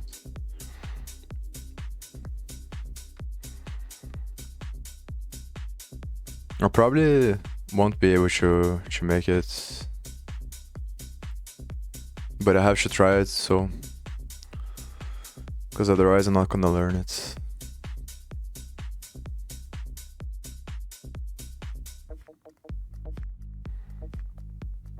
So this one I also have to make the same condition there. If not roots. Oh.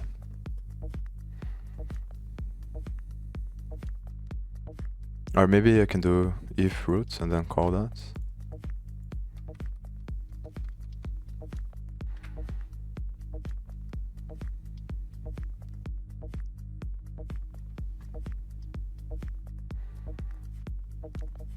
Okay, at least it runs. But I'm getting false.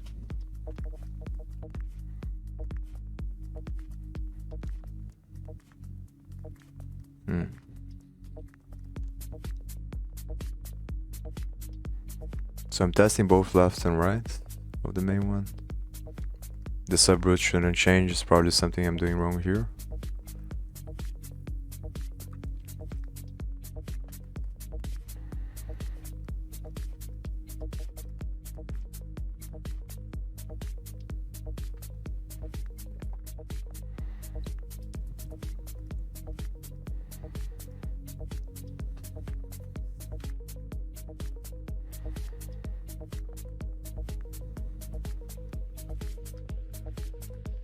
So maybe what I should do is look at the solution from the previous one and just put here, because I don't remember if this is correct or not from the previous problem. From what I can remember, that was the solution, but I might be missing something.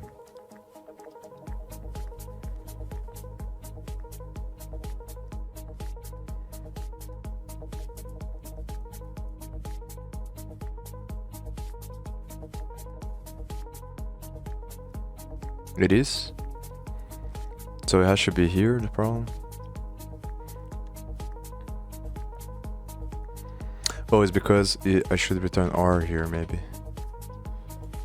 Because it doesn't have to be true in both sides. An ID? I don't know, I don't feel like it's necessary.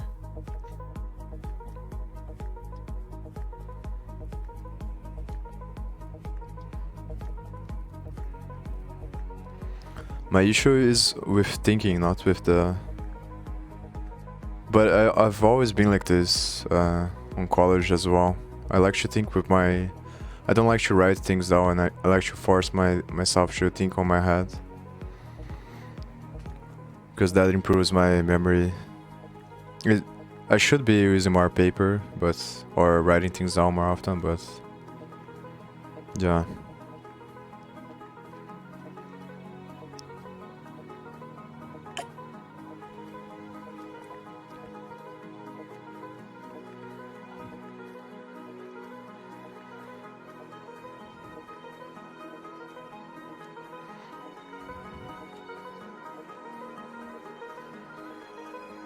Don't use compare in your subtree.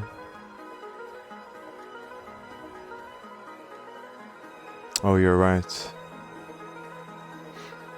That's the problem. But that's really weird. Oh, so should I pass like this? Self.compare.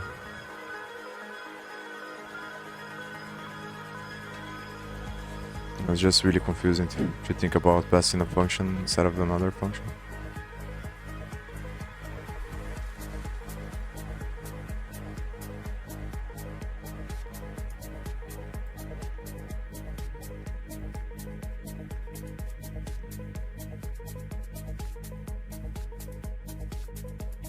Oh yeah, that's true. So how can I put that?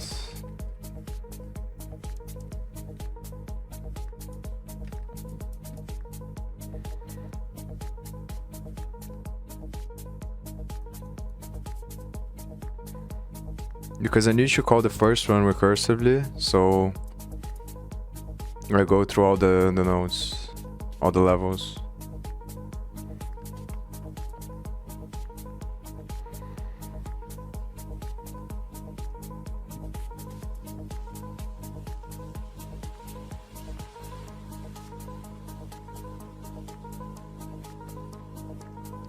Or maybe I should just call it here then? Or return. Yeah, I should just call each one and then return. I'm not sure. Yeah, maybe I do left equals this, and then right equals the other one and pass there.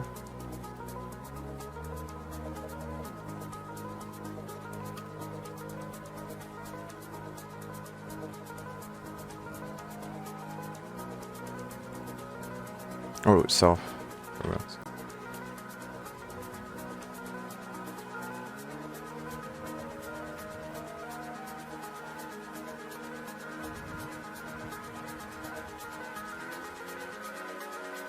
It doesn't work.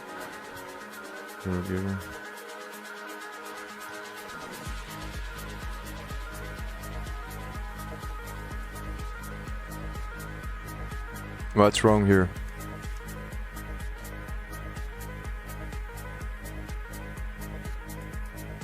Sure. The way that I'm thinking, I'm calling recursively here, getting all the left sides of the main one. And the right side. And then I'm running this on all of them. Oh, but I'm passing this function. That's the issue. Oh, but shouldn't this be... the issue is that the recursion again. It's really hard for me to think about it. Because in my mind, I'm gonna have... Yeah, because then I'm comparing the nodes with the root tree. And I'm not passing two trees. So what if I... Yeah, but if I do just root, it doesn't work. Yeah. So maybe it's, I should just pass. I don't need to call this one recursively because the other one is recursive. But then, yeah. I'm not sure.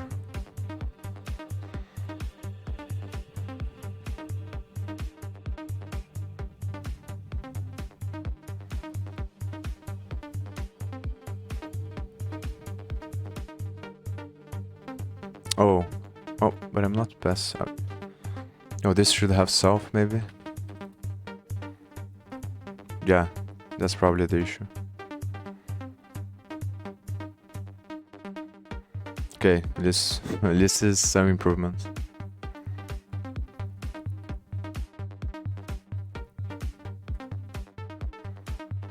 Sure.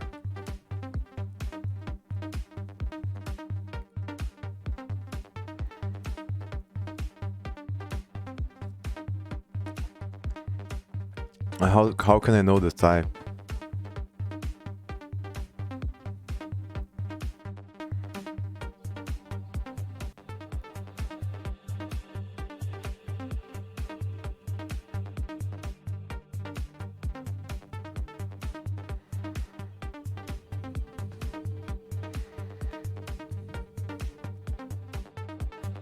Oh, it's because the issue here is that I'm comparing the sub one with the entire other one. That's the problem. Or the way that I was thinking about it is getting the same size in this one, but then I have to call recursively. I'm not sure how,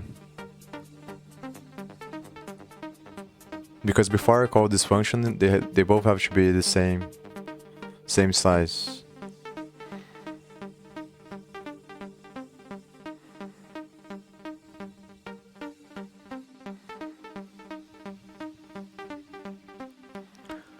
Compare roots, you need to compare subroots left and right of current root with subtree. Oh, I get what you mean, I think. But then I need to do that. So do you think it's better to use on this one a queue or a recursive call or a stack?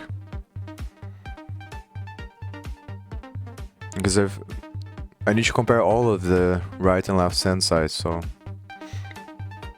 there needs to be some way to call this function multiple times. Recursion? Okay, let me think.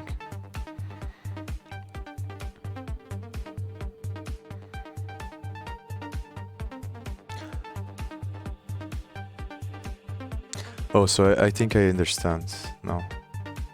I should put an if condition here. If roots.left. Then I call this one with this. And leave roots.right. Same thing. And then on the main one I call the function. And then should be R or and. But I'm not sure if that's the correct approach you're telling me to do.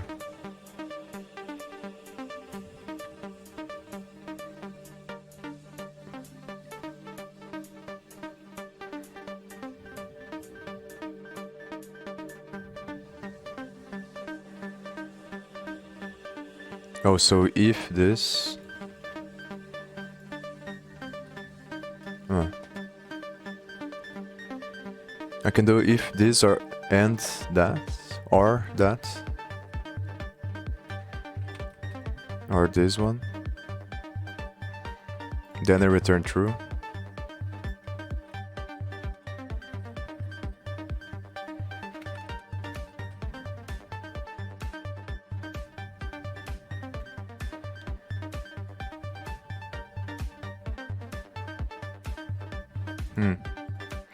I'm just trying to force myself to think about it, because if I just look at the solution, then I'm not gonna learn. I have to go through the struggle of trying to think and failing,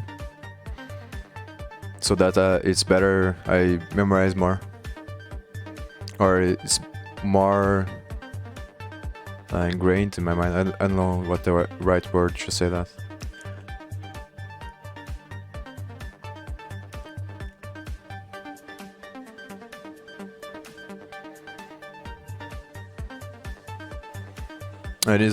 It takes time. There's nothing I can do about it. I just have to go in my own pace.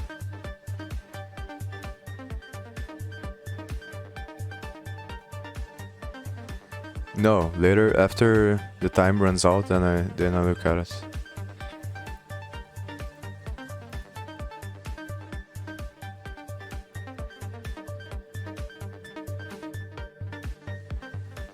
I think I didn't test this, just see. Oh, it works.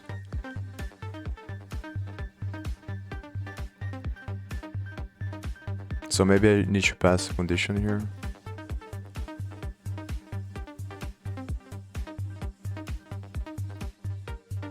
What do you mean?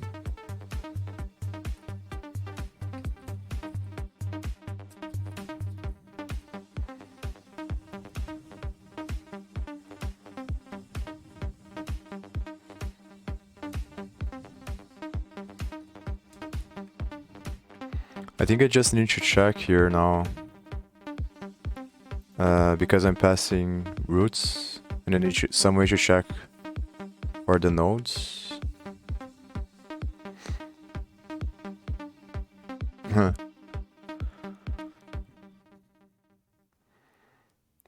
Maybe if I decrease this.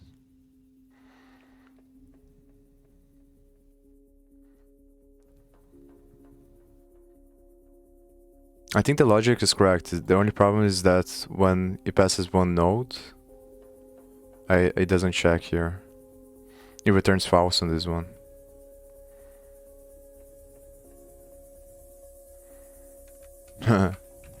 Let's see. Can I do the length on this? Probably not, right? Because it's an object, so... How can I check if the length is 1?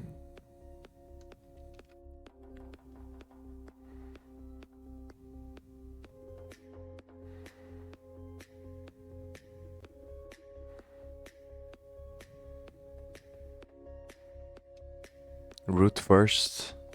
Do you mean after this? Or maybe if I remove this stuff?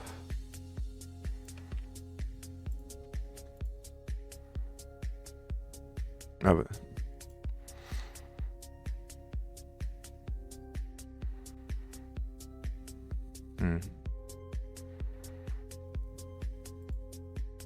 Oh, I see what you mean. I see, yeah. I think I understand what you're saying.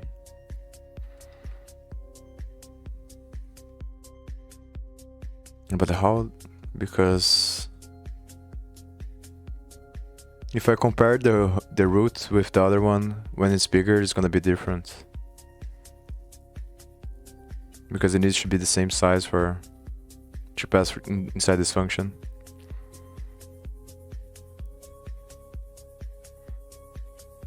The problem is that you don't test root itself.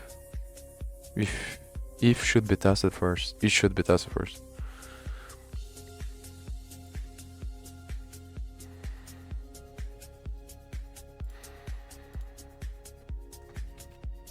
I think you're telling me to do this.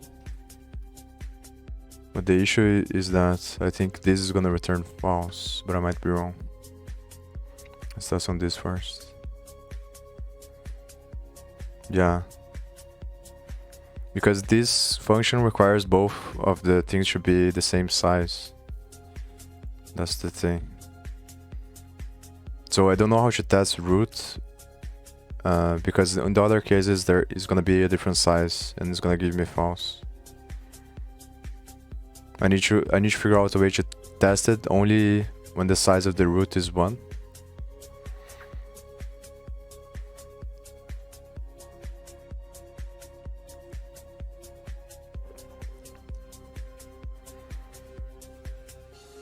Or maybe I can do just return true here. Let's see if this works.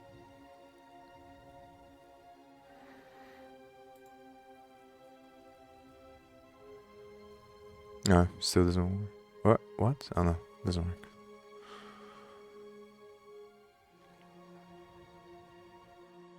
If root is subtree, return true, else return is root.left. If root is subtree.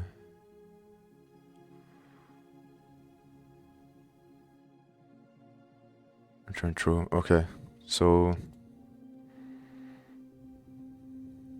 yeah, but is it better to do it here or before? Yeah, let me.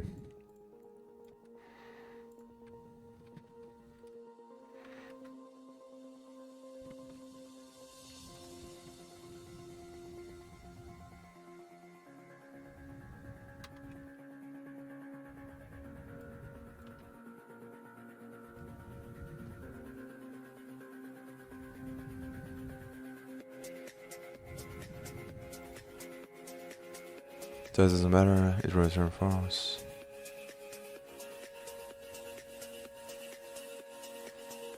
If root is subtree, return true, else return is roots, the left. Turn.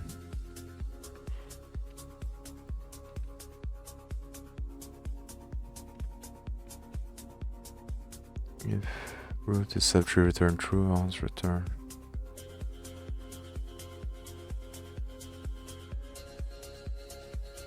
Okay, so now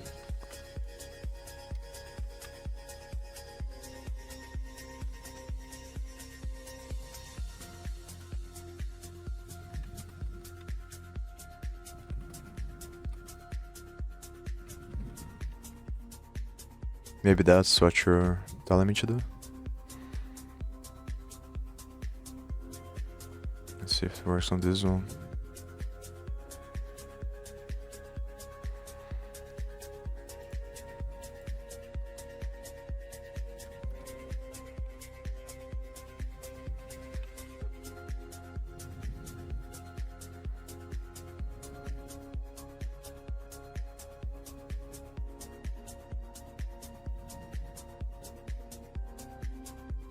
Maybe if I do R, but I don't think it's gonna matter.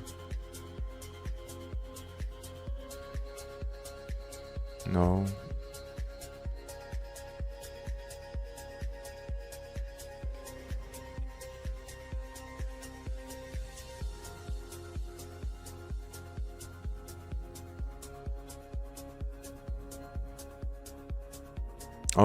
Oh yeah, that's true.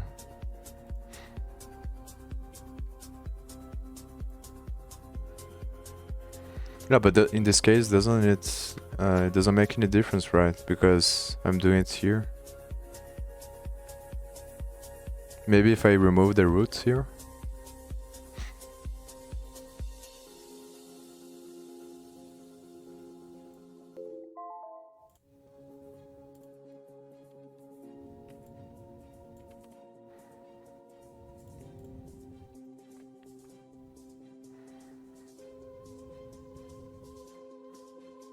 Yeah. Oh, actually,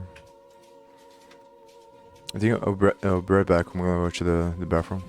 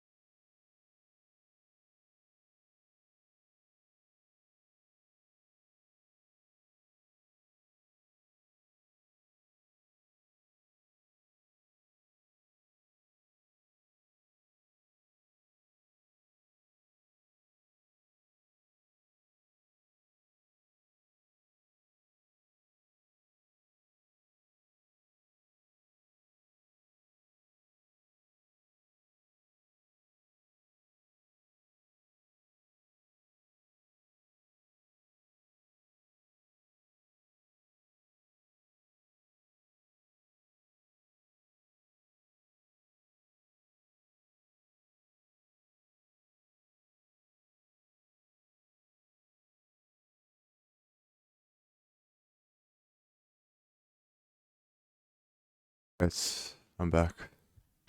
Oh, I forgot to type here. Oh, whatever.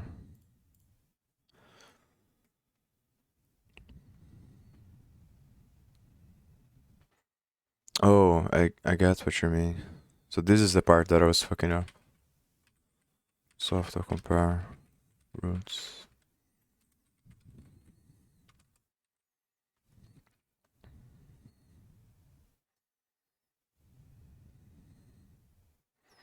Oh, and then I have to call it recursively there.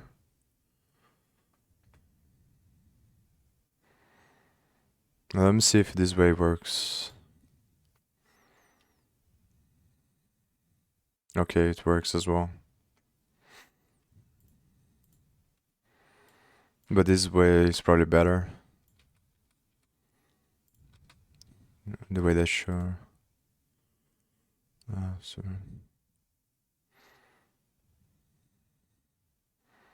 So it doesn't matter that's the parts.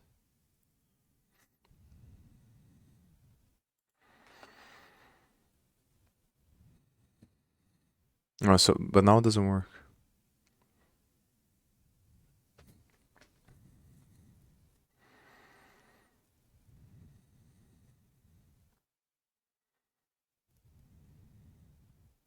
It's because of the no nodes or no nodes. Subroutes. So maybe the other way. Oh, but then I don't need to compare here as well. Probably. Yeah, there we go.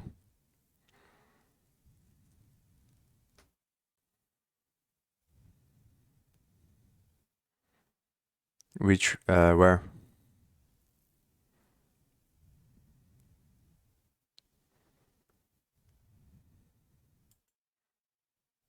Oh yeah, but it's pretty much the same thing. I think. Maybe not, but...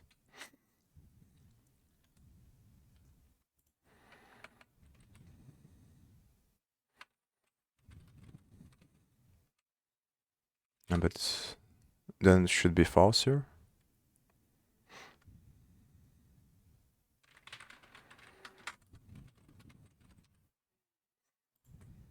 Or true, whatever. Yeah, okay. From the logic standpoint, for me, it's the same. It doesn't really matter that much.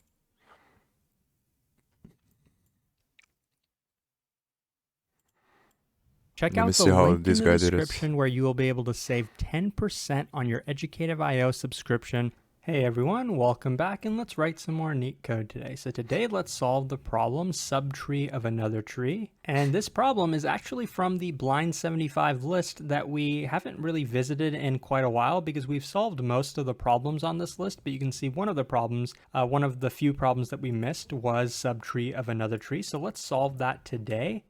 Same from this guy or from my? Because you kind of guided me to the answer as well.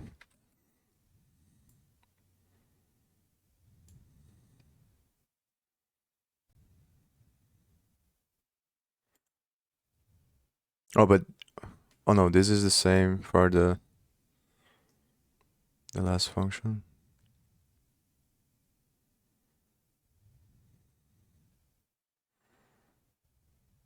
Oh, so you just added the steps on the same function, but it's the same logic.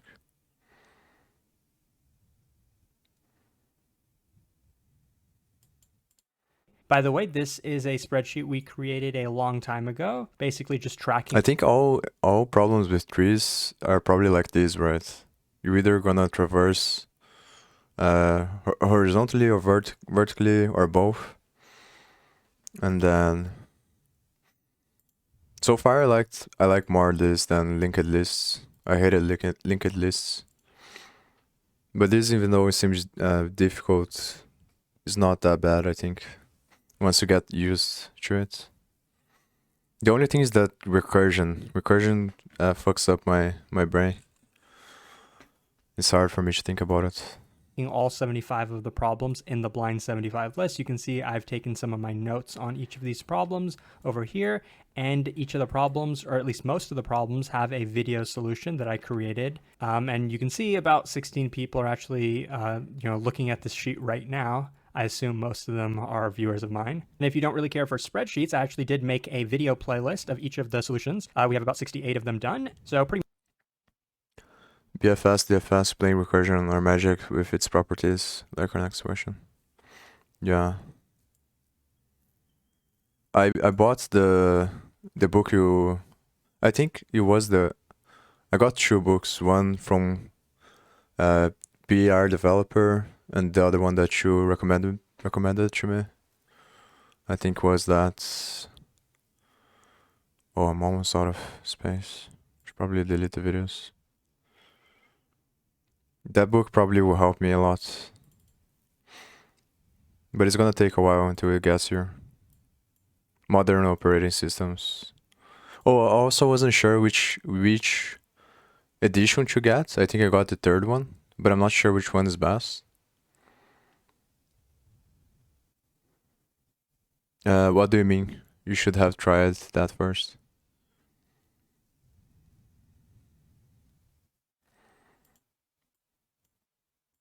And then I was thinking about getting this one as well, but I'm not sure if it's good or not. From what I've seen, there are, I think, 4 or 5 editions. I got the third one, I think. Nah, I for books, I prefer the physical thing. Also, to read online is kind of distracting. I'd rather have the book on my hands, and then, especially these kind of things that it probably involves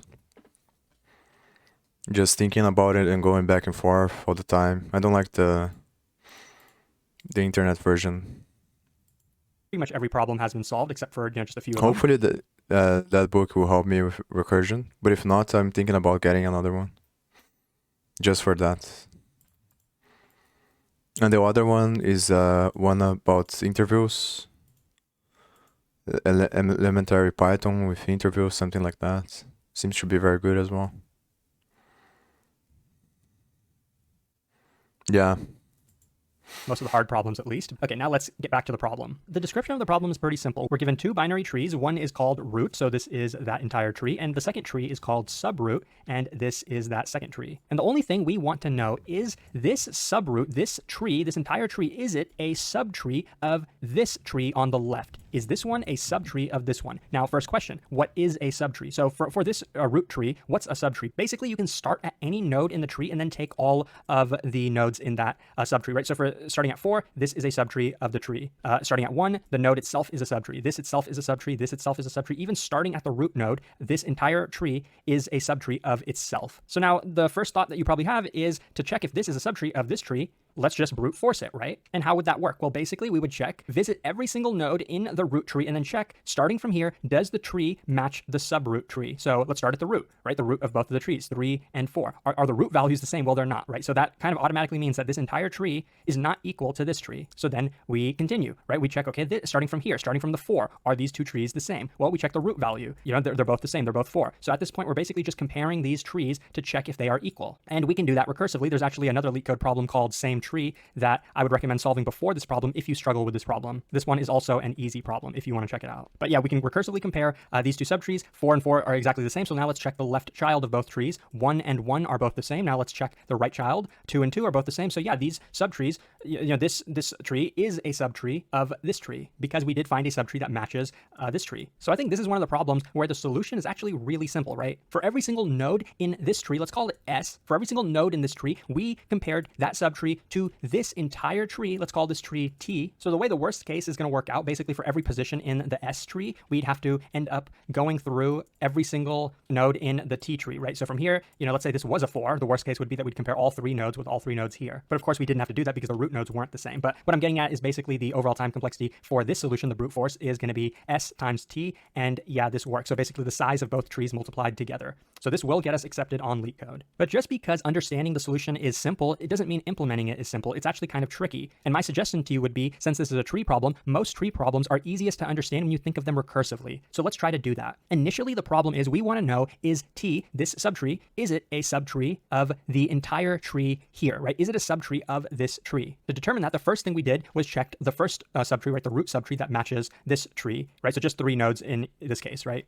And we found that no, this subtree is not the same as this one, right? And by the way, to check that comparison, we could create a helper function to do that for us. We'll call it same tree, right? That'll be a helper function just to compare 2 trees to let us know if they're equal. But in this case, it didn't work, right? So now we have to continue the problem. And like I said, let's think of this recursively. Initially, we wanted to know, is T a subtree of this entire tree? We found that it's definitely not if we start at the root. So now let's ask the subproblem, is T a subtree of the left subtree of the root node? And when I say, is it a subtree of the left subtree over here, I'm not asking, is it the same tree? I'm asking, is it a subtree? So we're going to have 2 functions in this case. One is the helper function same tree, and another is going to be another function, I don't know what it's going to be called. I think it's just the generic function that they give us. I think it's called is subtree. So basically, that's how it's going to work. Is subtree is initially going to be called with S and T. Is T a subtree of S? Well, we'll check, is it the same tree first, right? Okay, it's not the same tree as S. So then we want to know, is it a subtree of the left subtree? So what are we going to do in that case? Well, we're going to call the same tree function. Is it the same tree as the left subtree? So that's the main idea, but I think it won't make 100% sense until we actually jump into the code. So let's do that in a moment. But as with most recursive problems, we definitely don't want to forget about the important edge cases when we are comparing the trees. So first thing, let's start with the helper function. What would happen if both trees were null? In that case, are they the same tree if they're both null? And yeah, if both trees are null, yes, they are the same. What about if 2 trees like this one and this one had the same initial values, right? Like the first 3 values we can see are the same, but what if one of the trees had an extra node here, right? Then is this tree the same as this one? Of course not, right? So we'll have to keep track of that when we do our is same tree function. Now, what about the is subtree recursive function? If both of these trees are null, is our is subtree going to return true? Is t a null subtree, a subtree of another null tree? Well, that's going to depend on our same tree helper function, and it's going to return true. So yes, a null subtree is a subtree of another null subtree. But the more interesting edge case is, what if S was null, right? S is empty, but T is non-empty. In that case, is T a subtree of this one? Nope, it's not, right? Because this tree cannot be found anywhere in the S tree. But what if the opposite was true? What if T was an empty tree? Then is an empty tree a null tree? Is it a subtree of a non-empty tree? And in this case, the answer is yes. And the main intuition I use is basically, if we had a null tree here, we could just go to one of the children of, one of the leaf children of the other tree, and technically these have a null subtree because they do have a null child. So that's kind of the intuition I use. But that might be a good clarification question to ask in a real interview. But in LeetCode's case, I think they do want that to be true. So those are the main topics that I wanted to go over. So now let's actually jump into the code and see how we can implement the solution. Okay, so now let's get into the code. And like I said, we are going to define one more function, a helper function, same tree, which is just going to pass in the same parameters, right, two trees, S and T, and then let us know if they are the same tree. So let's actually start with this function, because I think it'll help us finish the rest of it. So the first base case is if we are given empty trees, right? If S is empty and T is empty, they're both null. In that case, what do we want to return? Well, if they're both empty, then they are the same tree technically, so we can go ahead and return true. Now, if they're not both empty, then we have to actually compare them. So we have to compare them, but technically one of them could still be empty. So let's make sure both of them are not empty first, right? So if S and T are both non-empty and the values of both of these are the same, right? Because that's, of course, how we determine if two trees are the same, if the values are the same. So if S val is the same as T val, then what are we going to do? Are we going to return something? Well, we know that these two nodes are the same, but we still have to compare the rest of the subtrees, right? So we have to compare the left subtree of S and T, and we have to compare the right subtree of S and T, right? So this is a recursive definition. So what we're going to do is call same tree, passing in the subtrees, right? So S.left and T.left. We want to know the left subtrees are the same, but we also want to know if the right subtrees are the same. So we'll do the same calculation with both of these. And what's the return value going to be? Basically, if both of these are true, if both of these return true, meaning the left subtree and the right subtree were the same, then we can return that value. So what I'm just going to do is take the conditional and of both of these, and then return that itself. So we have two cases so far. If both of the trees are empty, we return true. If they're both non-empty, then we actually compare the trees. And the third case is basically if one of the, if both of these conditions don't execute and they both return something, so the if statements will never exit. But if neither of them executes, that means at least one of the trees is empty and one of the trees is non-empty. In that case, of course, we want to return false. They can't possibly be the same tree if one of them is empty and the other is non-empty. So basically, we just solved one LeetCode easy problem. This is its own problem. But now we can use this function and use it in our real is subtree function. But remember, this is also going to be a recursive function. So let's start with the base cases. Remember, one of the things we determined is the T tree, the one that's the actual subtree, if it's empty, then of course it will be a subtree of the other tree, regardless of whether the other tree is empty or not. So what we can say is if T is null, then we can return true no matter what. Right, so that's really simple. Now, what if the opposite was true? Do you remember what we said? If S is empty, but T is non-empty, in that case, we have to return false. T cannot be a subtree of S. So in that case, we return false. And just so you know, the order of these conditions is very important, because if we did not return with the first if statement, then we pretty much know that T is non-empty. So then here in this condition, I could here write and T to indicate that T is non-empty, but it's not necessary. I hope you can see why, because we pretty much checked that with the first condition. If T was empty, we would have returned. So here we know for sure it's not empty. We don't have to include this second condition. So now at this point, we basically know both of the trees are not empty. So what are we going to do? Well, we of course want to compare both of the trees, right? So let's call same tree on both of them. If they are equal, if both of the trees are the same, then we can return true. So let's check. Hey, Steve. I think I remember you from a long time ago.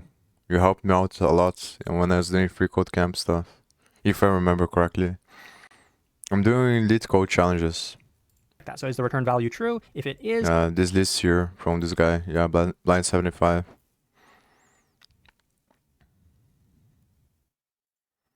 then we can go ahead and return true. So pretty straightforward. But what if they are not the same subtree? And this is kind of the tricky part, but it's simple once you actually see it. Okay, they're not the same tree, but remember the is subtree function is recursive. So we can instead compare T to the subtree of S, right? We can compare T to the left subtree of S, and we can also do the same. We can compare. Yeah, I just solved. I'm separating 30 minutes for each. If I can't solve it, then I look at the solution. But if I can't solve it, I look at the solution anyway. And that's the nice thing about this, the way that, at least I like it, the way that he did it. There's a video for each one and the level of difficulty. And I'm gonna do all of them as fast as I can, but at the same time taking my time to really try to understand what's going on. And this one I was only able to solve because Olala helped me find a solution. He's has more knowledge, he's more experienced than I am. But if I'm just by myself, I probably can't solve any of them yet on 30 minutes because I just don't understand, especially recursion. It's really hard for me to think about it. But then with his help, I was able to solve it, and now we're looking at the solution.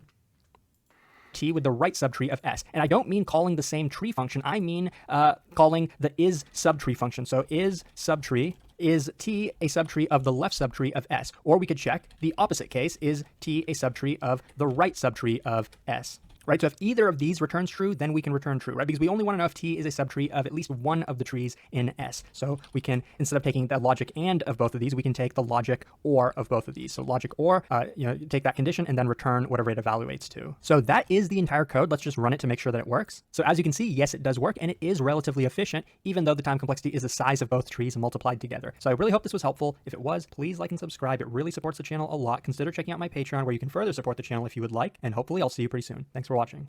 Nice. So let's go to the next one. I think it's this one next in the line. Yeah. At least I'm learning the patterns so far. It doesn't seem complicated, the patterns, but to think about the solution is still really hard.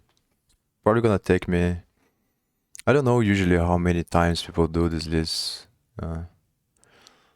Should know how to solve it, but I imagine it takes some time until, especially the hard ones.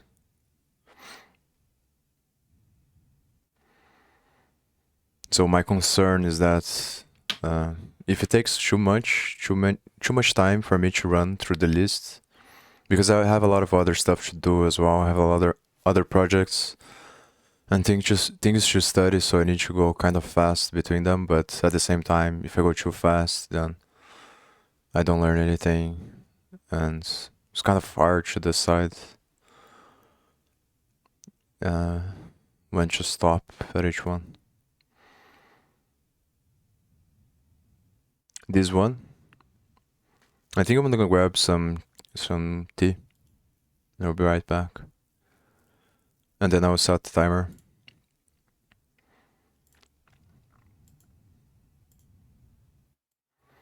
Maybe I should be changing the amount of time depending on how hard the question is. But I think I will start doing that only on the next iteration, after the next time I go through all these problems. And it's probably going to be better because I'm going to have an idea in the back of my mind of how hard it was the first time. I'll be right back.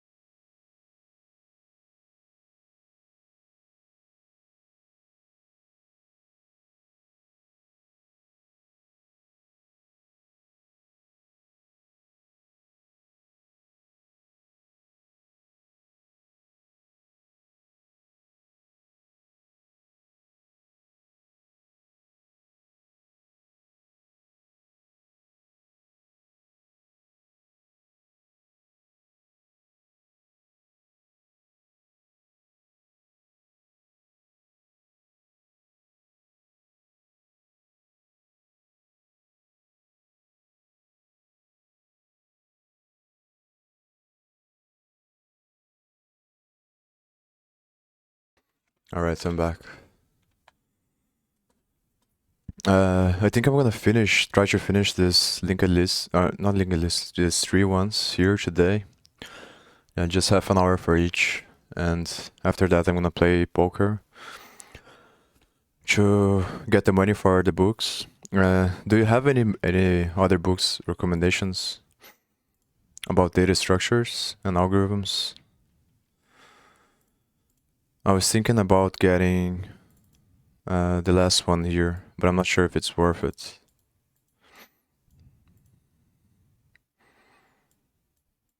And I'm not sure if the ones that I got so far are gonna be enough as well.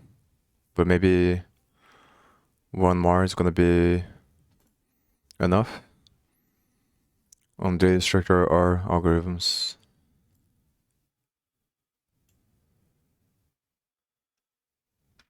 Yeah, but the issue is that I don't have enough time, you know.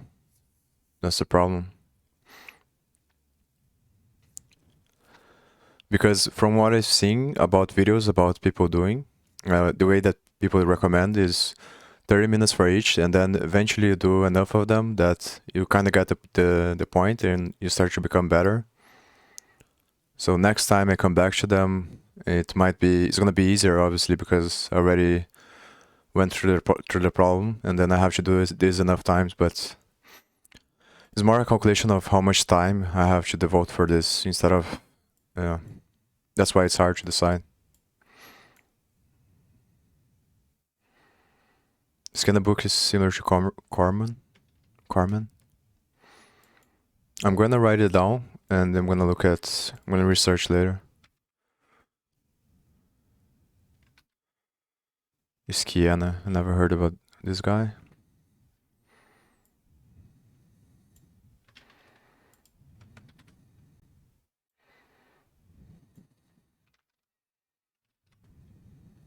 But is it related to data structures and algorithms? Like, specifically to that? Because obviously mathematics is related, I understand that, but because later on I might buy other books as well, like C++ and other stuff, but I just want books for, and maybe operational system books as well. Yeah, thank you for the recommendations, by the way.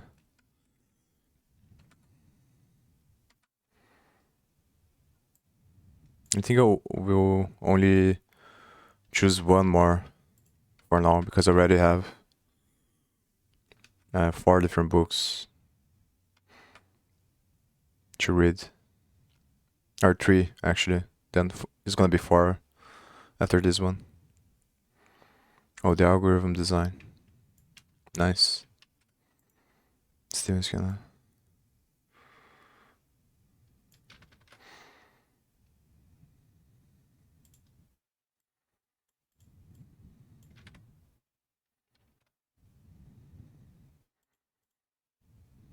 Carmen first. Well, why though? I don't want something easy, right? If I'm gonna buy a book, I want something that goes in depth. Because for easy stuff, I can just research online. I think books are better to retain the information over time on things that are hard to grasp. Which one is the hardest? So I will go with Carmen then, probably. I'll still research both, actually. Oh, so this one, you say, so this one is the hardest. No, I want the hardest one possible. It's too much theory and not practical enough.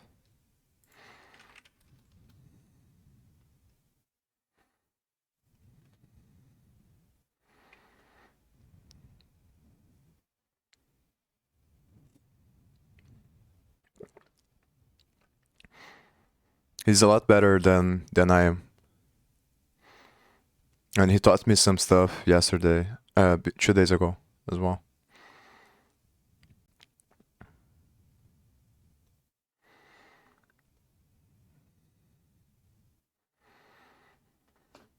Yeah, but for books, I think it's worth it. Yeah, give me the name, I'll research, and then... Oh, I guess I can just search for the author, right? If you don't have the name of the book, but... Because books, at least I don't throw away or sell my books. I have books from years ago, and you can always go back to them, so that's why it's good. No, 3 books, like a series.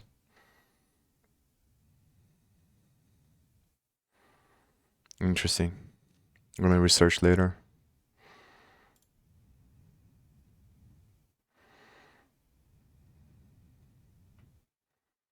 How old is he?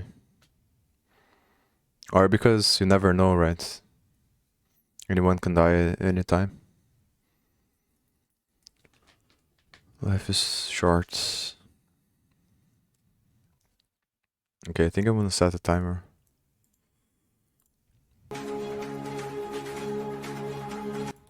$84, goddamn.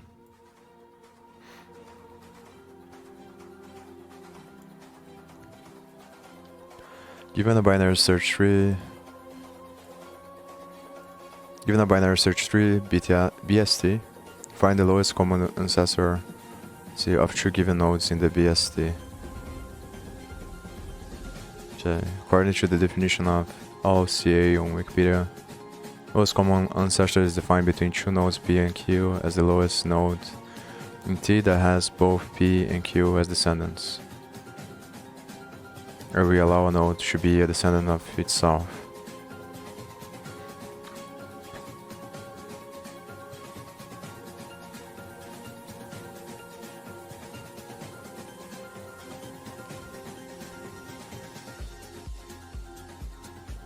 Two and four. For sure.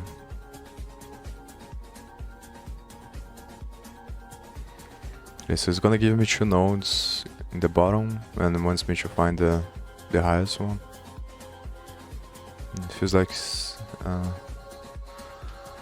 let me think.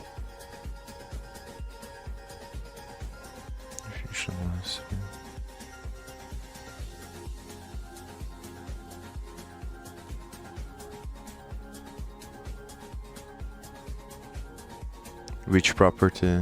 Definition of lowest common ancestor. Yeah, it might be a, yeah, it's probably a good idea actually, true. Because that's gonna define the heuristic.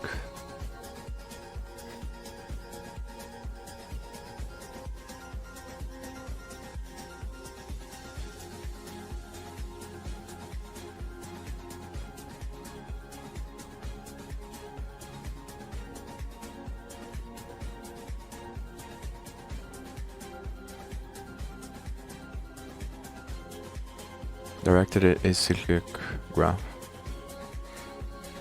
It has both V and W as descendants, where we define each node to be a descendant of itself. So if V has a direct connection from W, W is the lowest common ancestor.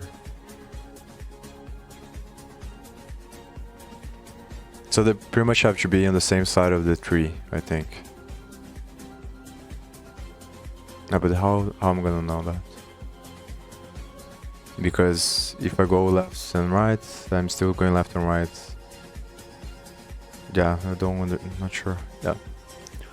But basically I think it is an ancestor if it is connected without passing through the root. Or, yeah. So maybe that's the condition. It is an ancestor, but not necessarily the lowest. The lowest is gonna depend on the levels probably. So it's either itself or some levels deep from the root. But how do you make the connection? BST, binary search trees. Isn't it trees that have two sides?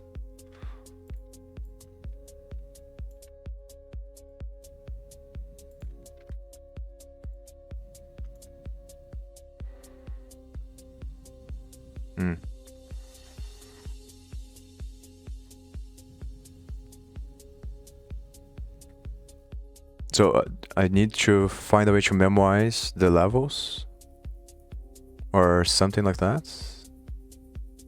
I don't need it actually. I can just use the stack or queue.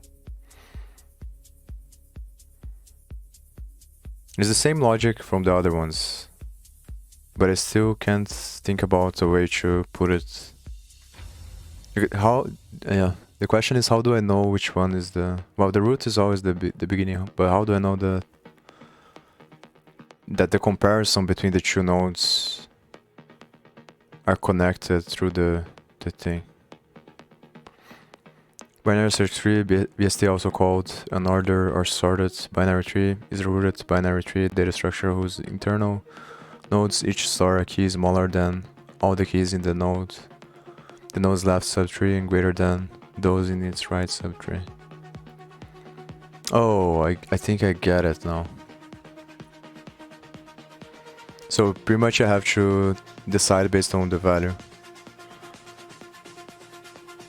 So the left ones are smaller than the right ones.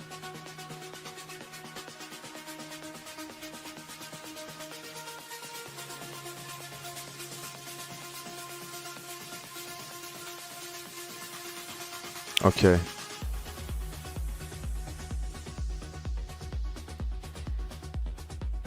So I'm probably gonna use recursion, right? How do I decide if they are both needed or if only one of them is needed? Or it's always gonna be the case that either one of them is needed and not both of them are needed? I think here it makes more sense to use a recursion because I'm trying to find the depth. Without recursion? Yeah, based on the values, right? Because the value, if the value on the right is greater, or the other way, require less code.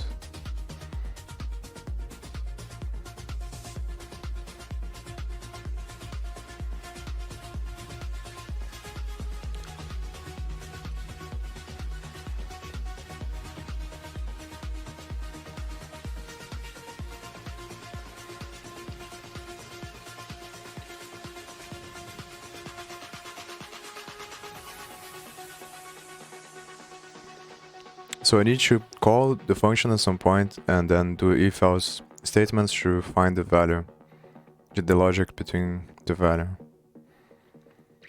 So if I'm using recursion, I'm going, but I still, or maybe not.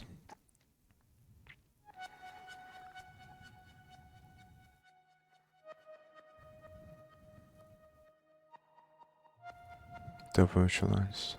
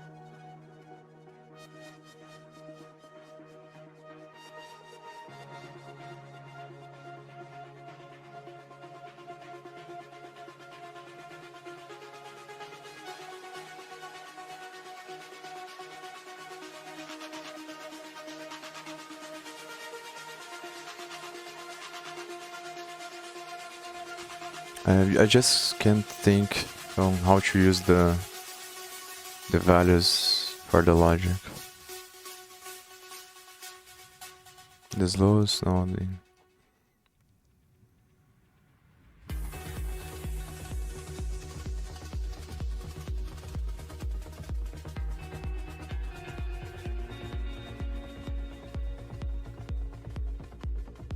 because the ones below the node can have a higher value as well, as long as they are in the right. So maybe the ancestor has to be between the values. That's the key, I think.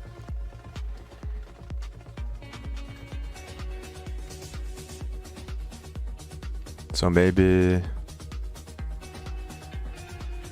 but which one is the ancestor? Oh, I need to find the lowest common. So root probably. Or root.left or something like that.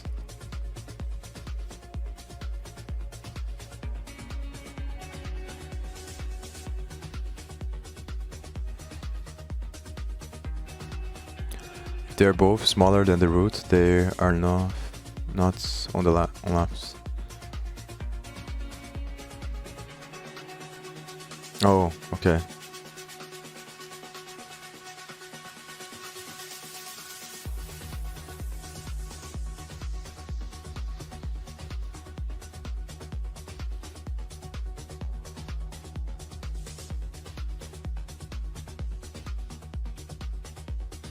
So maybe I should use that one first to separate.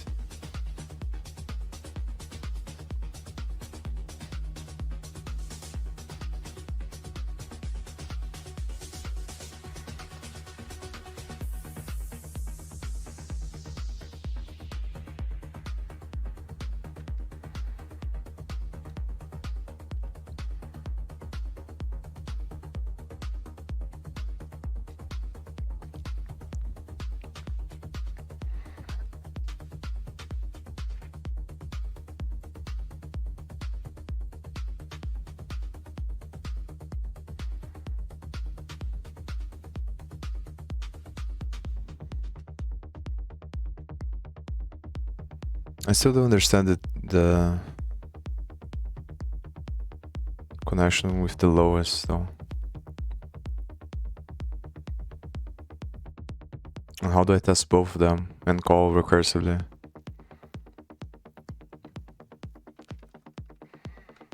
I think the if else statement logic has to be before the return, before I call the function recursively.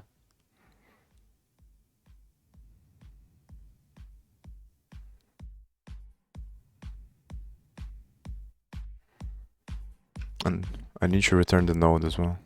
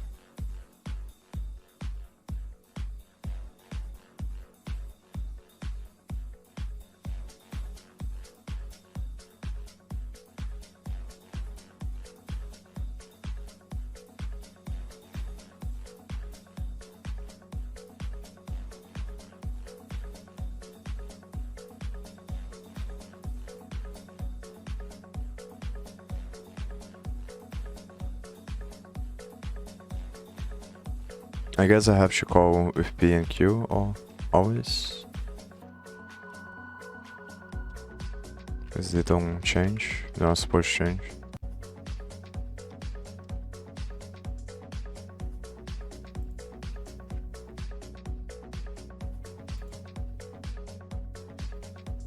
Yeah, but this is probably incorrect.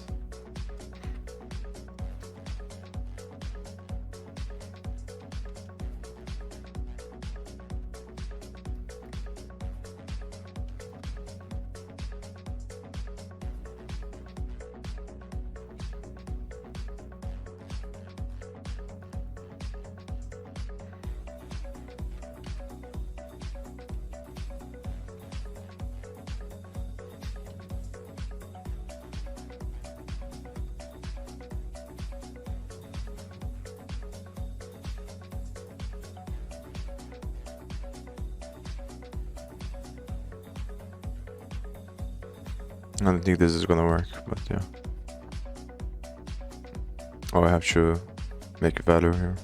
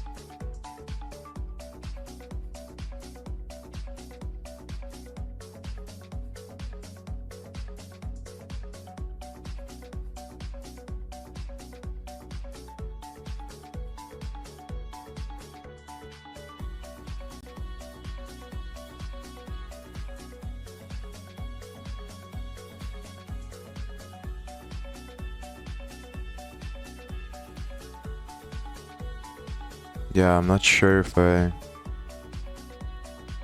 can go deeper than one level.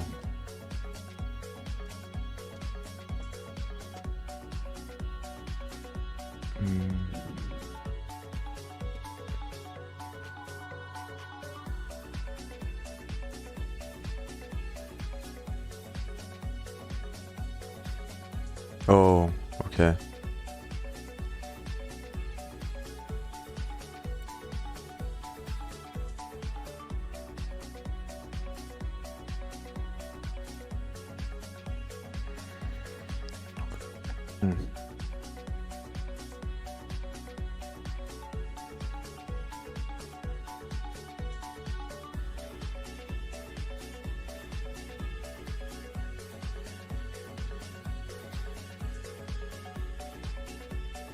But is this the issue that I'm getting here? Because it seems that's giving me none because I'm passing a non-root through this. This condition here is probably incorrect. Because in my mind, this is only gonna be true when they're both between. Yeah, but you're right. Because they can be between the value and not be the lowest, I think. Oh, but if it goes one level at a time, it's gonna catch the lowest. Because if it didn't catch in the previous level, then it's gonna catch the one next after that.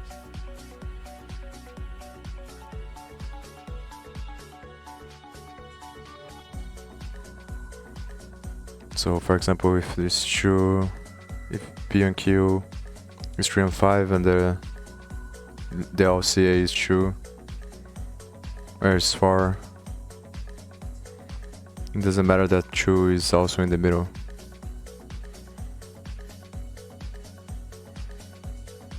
Oh, but then you're right, I wouldn't catch the connection there. Or but maybe I would because the values are in between.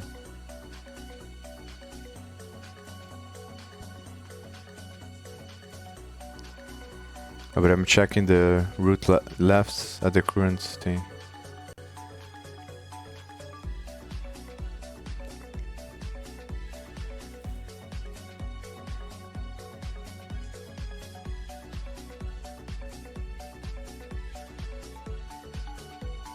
Because that's the problem, I don't understand how I'm gonna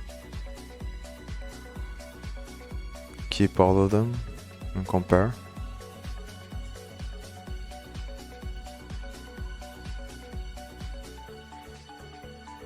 I also think I can't go from the bottom to the top. It should be top down.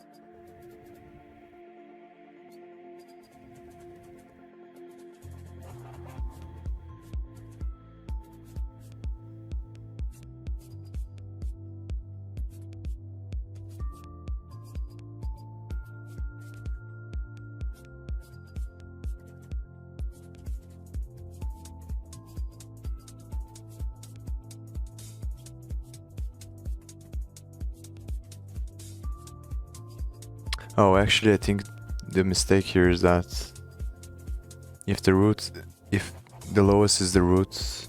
Oh, actually. Oh, never mind.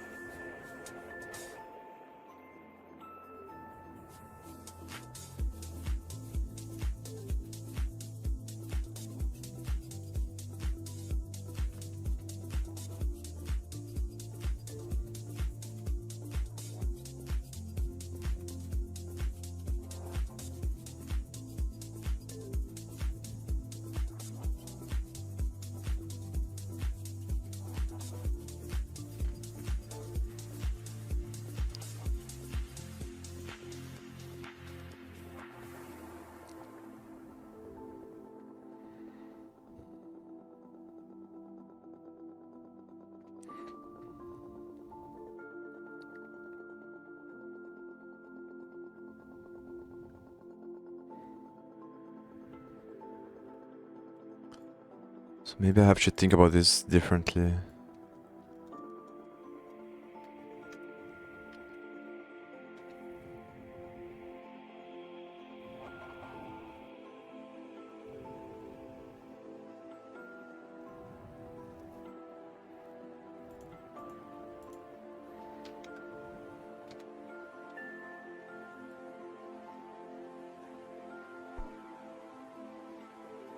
Maybe we should separate by the roots first. Because if it's not the roots...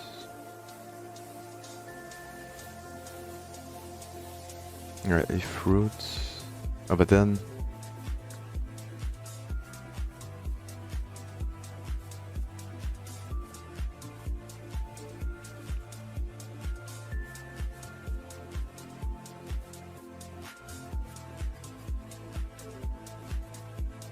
It has to be the lowest, that's the thing.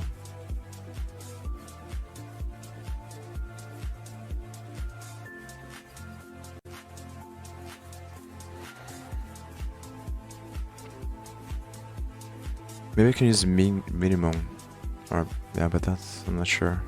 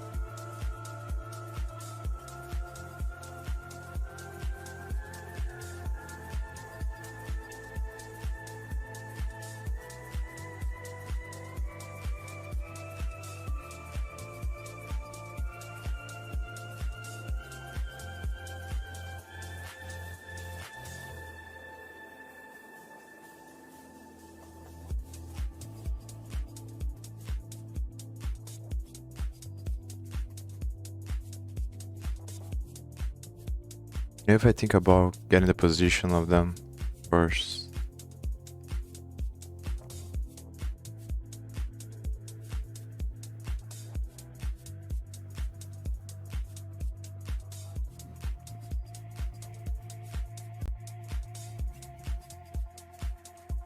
How do I get the position of the nodes in the tree?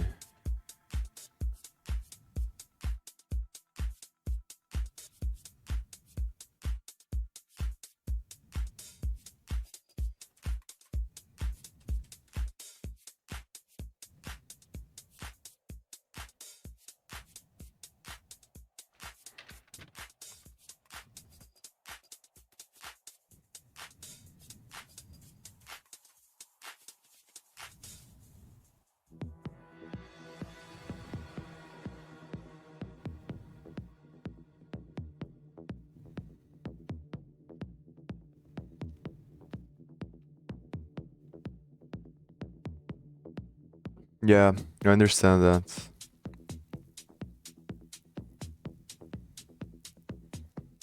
Still can't think about...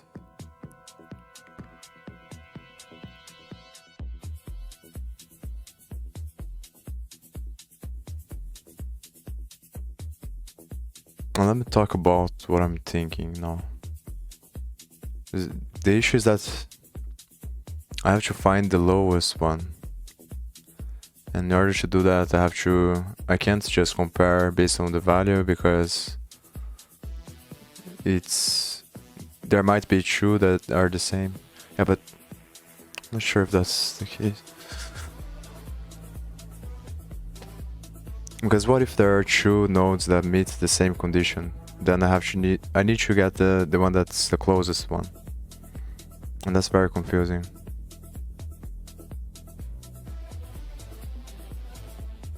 But is it ever gonna be the same? Because it's always gonna be in between that.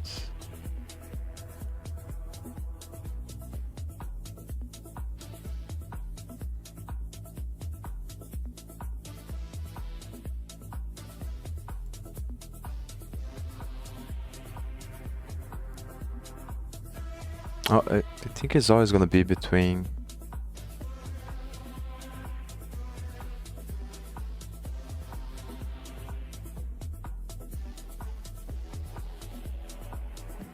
Yeah, but what if it's 0 and 5? But it doesn't matter because 0 is still on the other side. Yeah, but 4 is also in the middle. That's the thing.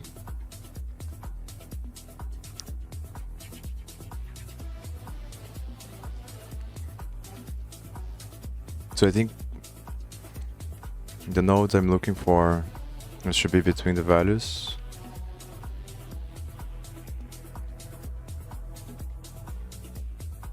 And it has to be, and it can't be in the same level of one of the nodes. No, but it can be itself. Sure. That's the thing. So if it's not itself, then it can't be in the same level, I think.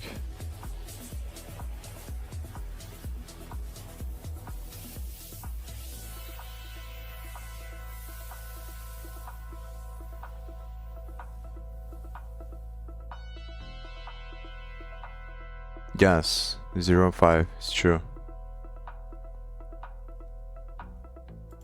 If I'm just checking to see if it's in the middle, it's gonna be 4. Or let's say it's 4 and then the other way.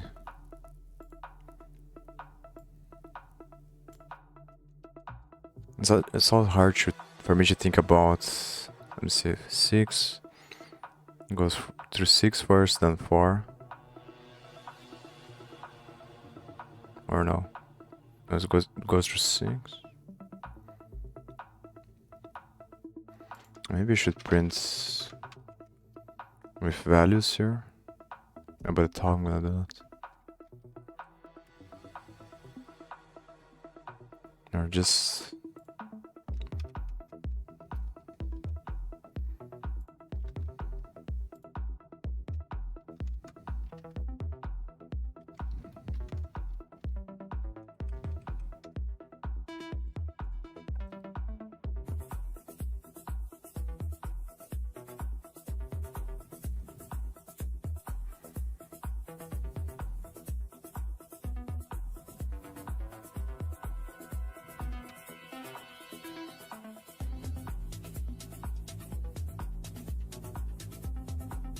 Oh, forgot it here as well.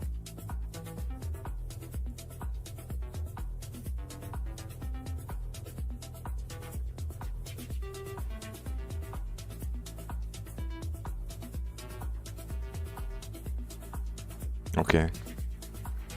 So it goes through the 6 first, then 2.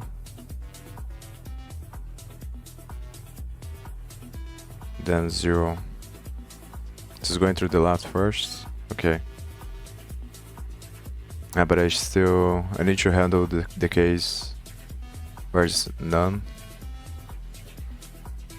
Because I want to see if it's gonna go through the fourth one after that.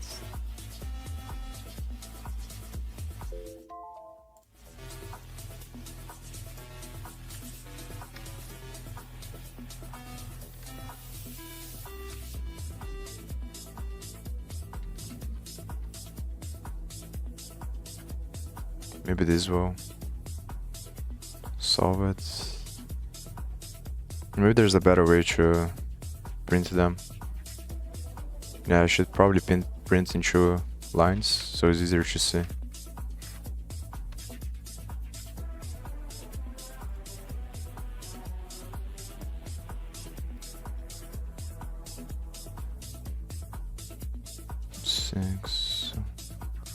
Six, 2, 0, then 4. So it goes in zigzag like this.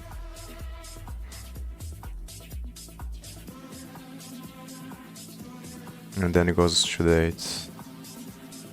So it goes like this, then, and 7, 9. What about the 5? Oh, 5 is here. So it goes on zigzag when I do like this. Don't forget that the input is a binary search tree, which means you know which direction you have to search in. It's not just a binary tree, the BST makes extra guarantees. Yeah man, I don't know, I just can't think about it.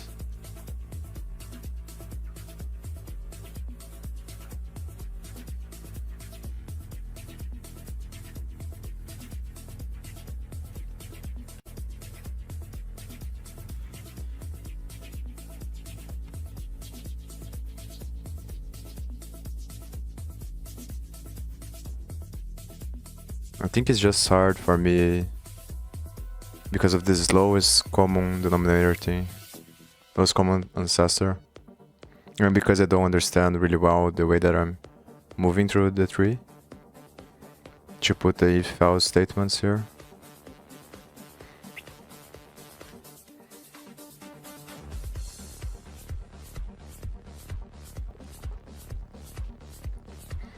I guess that's the hardest part that I'm having the most trouble with, is understanding in which call what I'm gonna have access to, so I can decide the flow of the if-else conditions. It's hard for me to think about it.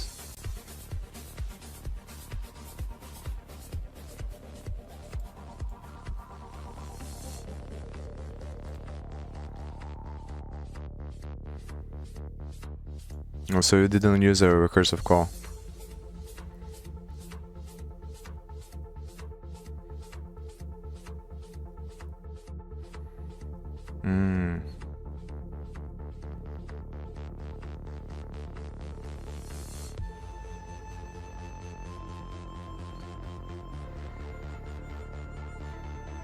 And then if you can't find is the root because there is no sub-nodes left.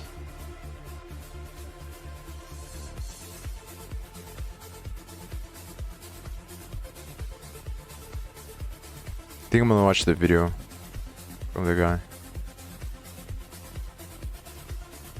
Hopefully he has multiple different solutions. Hey everyone, welcome.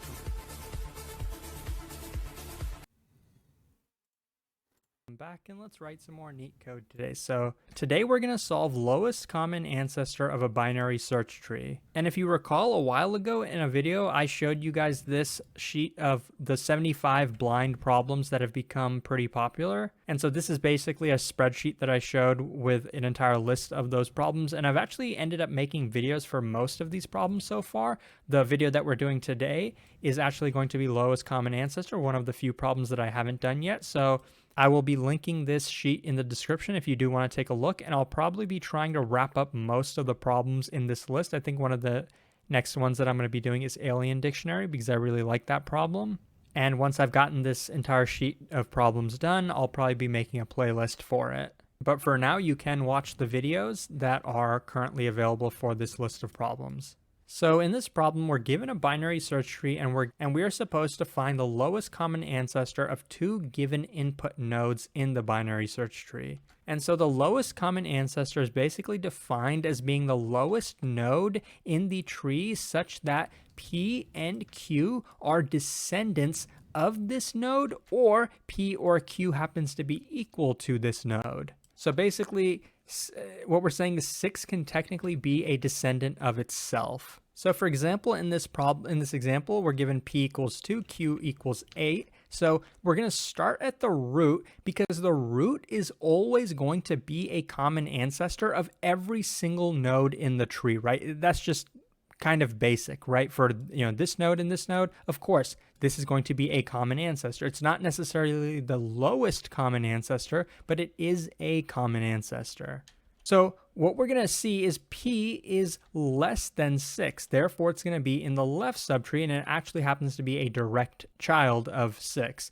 8 happens to be greater than 6, so it's going to go in the right subtree. So basically, if we went in the left subtree, 2, is 2 going to be a ancestor of 2 and 8? Of course not, right? 2 can't be an ancestor of the node 8 if it's in a different subtree. Similarly, 8 is not going to be a common ancestor of 2. So basically, if we look at this level or if we keep going down, we're never going to find a common ancestor between 2 and 8. So the lowest one that we found ended up being 6. So we notice if there's a split between the nodes that P and Q are going at, if they're going in separate subtrees, where that split occurs is going to be the lowest common ancestor. So if I change this problem slightly and I gave P as 7 and Q as 9, we would once again start at the root because we know this is going to be a common ancestor of these two nodes. And so now we're going to check, okay, 7 is greater than 6, right? And 9 is also greater than 6. So therefore, we don't need to search in separate subtrees. We can just go to the right subtree to look for both of these values. We know that this is not going to be the lowest common ancestor. This could potentially, though, be the lowest common ancestor. So now, once again, we're going to repeat that. We're going to say 7, that's going to be less than 8. So for a 7, we're going to have to look in the left subtree. 9 is greater than 8. So for that, we're going to have to look in the right subtree. So since this is where the split occurred, that means this is going to be the lowest common ancestor for this input. So we would return this node as the lowest common ancestor. So one last case is if we changed Q to be a 6. So once again, we would start at the root, right? Before we were checking if P and Q were both greater than 6, then we look in the right subtree. If they're both less than 6, then we look in the left subtree. If one of them is in the right subtree and one of them is in the left subtree, that's how we know this is the lowest common ancestor. But what about the last edge case where one of these nodes happens to be equal to the root node? In that case, this is potentially the lowest common ancestor. It's definitely a common ancestor of both of these, but now if we go lower, for sure none of the descendants of this node, nothing in the left subtree or in the right subtree is going to be an ancestor of this node itself, right? So basically, if we ever reach the node itself, for example, 6, then that's going to be the lowest common ancestor. So it's an ancestor of itself, and it's also an ancestor of 7, which can be found down here, right? So this problem isn't too difficult once you can kind of understand that if there's a split between these two nodes, then that's going to be the LCA, the lowest common ancestor. And since we're doing it this way, we don't have to visit every single node in the entire tree. So the time complexity is not going to be big O of n, it's going to be log n, because we're only going to have to visit one node for every single level in the tree. So basically the time complexity is the height of the tree, which is usually going to be log n. And the memory complexity is just going to be big O of 1 because we're not really needing any data structures or anything like that. That being said, let's jump into the code now. So as I mentioned, we are going to start ourselves at the root node, and we're basically going to continue until we find our result. So we're guaranteed to find a result. P and Q are guaranteed to exist in the input tree. So what we're just going to say is while current is not null. Now it's never going to be null because we are going to find a result, but this is just a way to get it to execute forever until we find that result. So one case would be if the P value and the Q value were both greater than the root value or the current value that we're visiting. And in that case, we would have to go down the right subtree. So since we're going down the right subtree, we can update our current pointer to current.right. Now the else case is basically going to be the opposite of this. So I'm just going to copy and paste that. Basically, if both of the values happen to be less than the current node that we're visiting, in that case, we would want to go down the left subtree. So in that case, we can update current and set it equal to current.left. Now the last case is basically if our split occurs or if we end up actually finding one of the values P or Q. And in that case, it basically means we have found our result either way. So we would just be able to return current itself. Now we don't have to put any return statement outside of the loop because we're guaranteed that this is going to execute at some point. So as you can see, this is a pretty efficient solution. So I hope that this was helpful. If it was, please like and subscribe. It supports the channel a lot, and I'll hopefully see you pretty soon. Thanks for watching. Maybe I'll look at other solutions, just see if anyone did it with the recursive calls.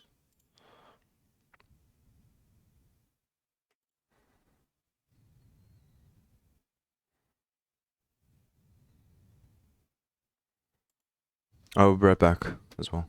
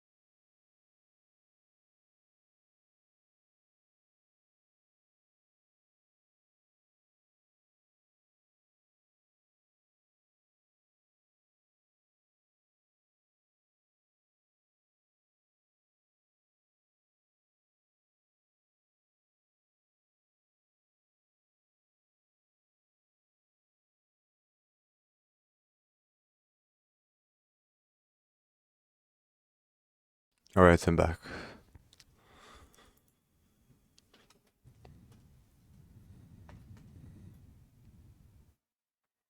Yeah, there's no difference.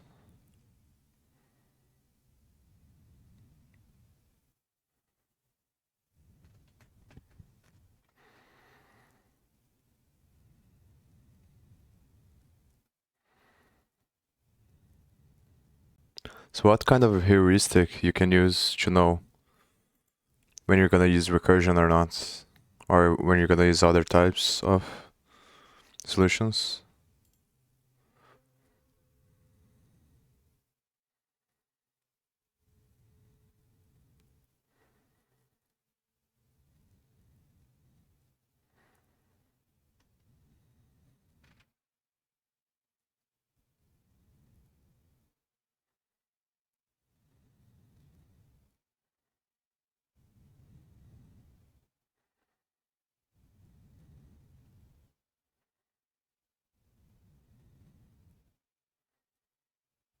Oh, so the recursion here.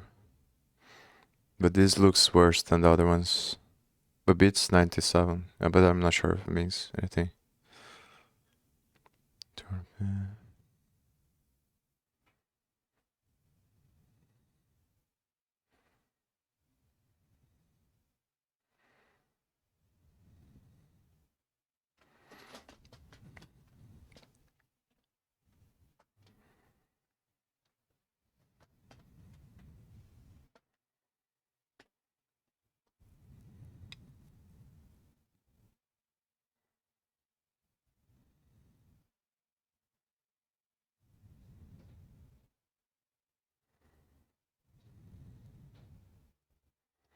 Yeah.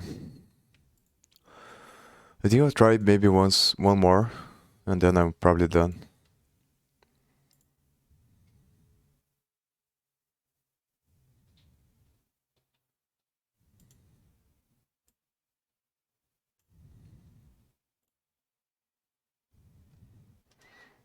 I might continue to do this later after I take a rest or take a break.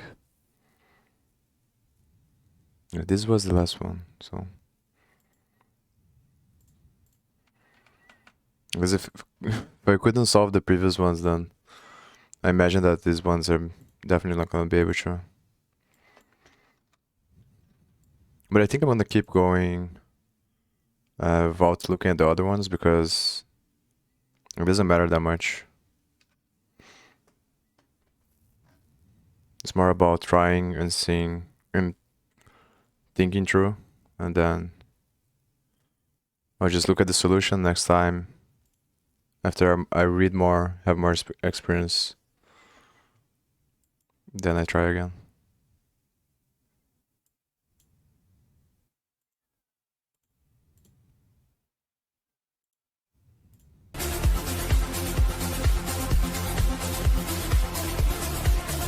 Maybe I'll look past this music as well.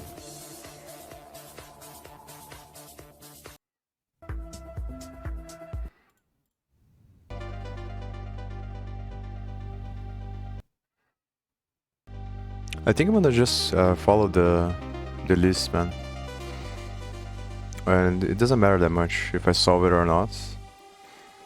To me, it's more about going through the process of trying to think about how to solve it. Because I'm gonna read the books as well, and I'm gonna do these problems more than one time. And because there are so many problems and so many different data structures, if I take too long, I might, yeah, wouldn't say forget, but I might spend too much time on one specific topic when I have to spend time studying everything. I'm not only just that, but I have a lot of other stuff to study as well. Given the root of a binary tree, return the level order traversal of its nodes values from left to right, level by level.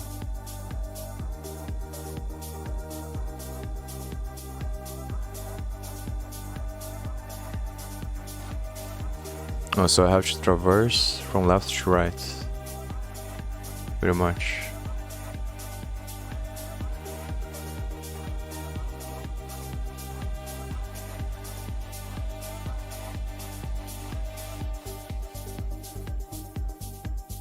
So I think for this, probably the Q stuff.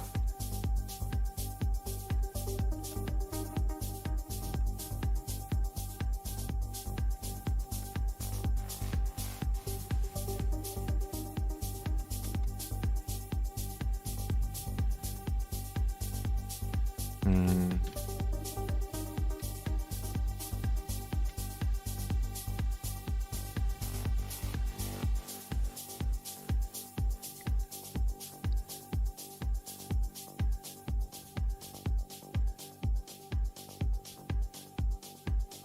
So maybe I append the...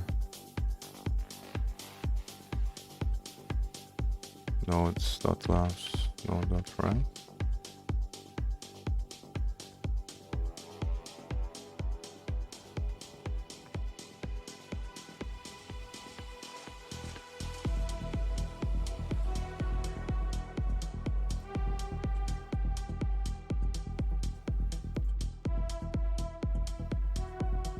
Oh, it's because I'm passing the list. Train on. Well.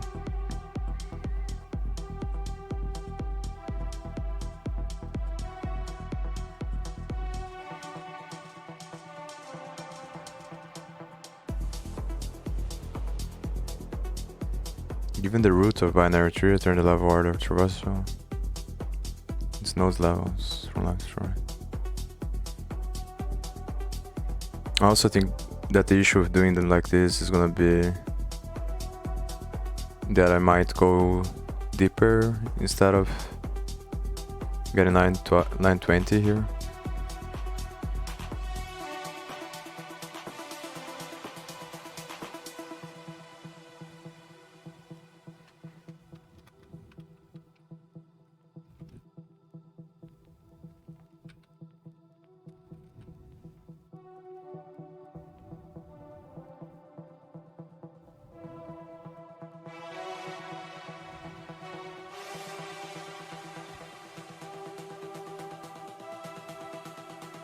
Always because I'm appending lists and then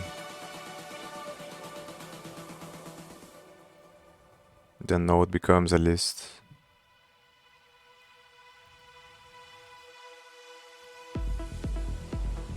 So maybe I should have another one.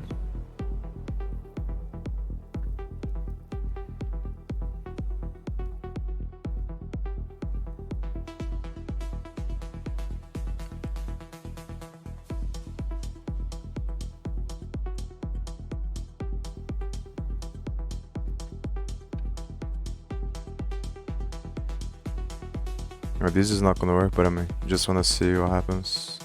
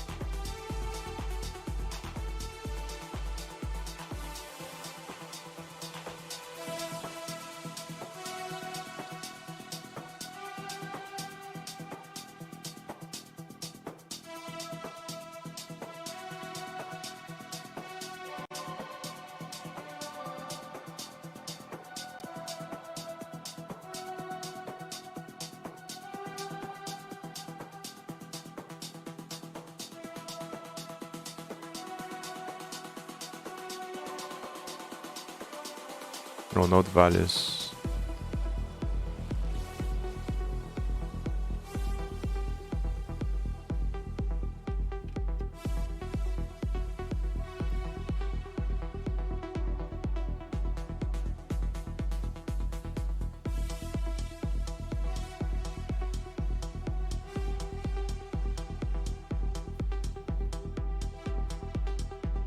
I'm not returning the correct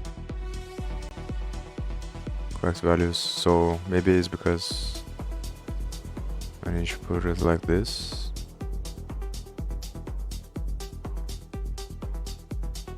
Oh, okay.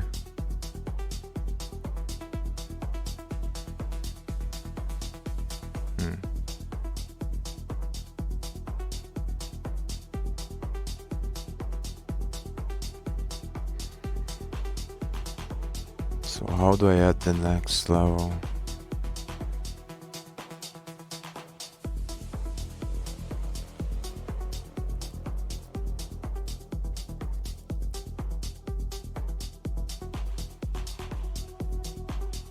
Because I'm always appending. I'm always using the root. I'm not navigating to. So maybe after here I should append node dot right or left, something like that. And the problem is it might mess up all the other ones.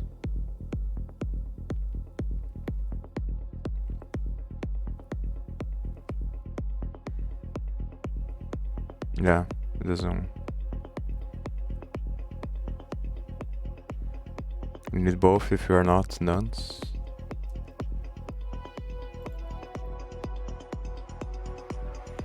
But then, because if I can only do it with one at a time.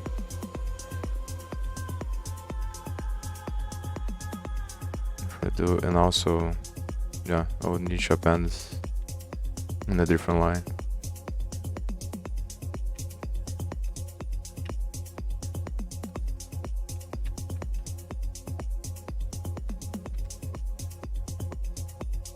I also don't think it's gonna work.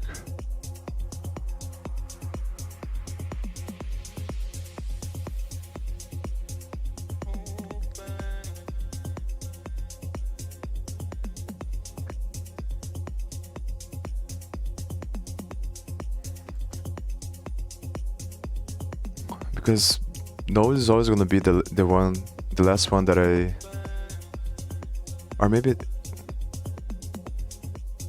Yeah, maybe not.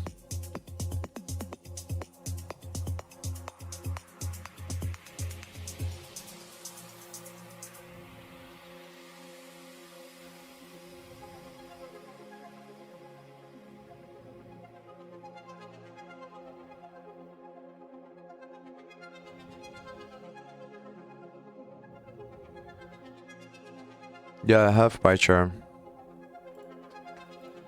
But I'd rather do here.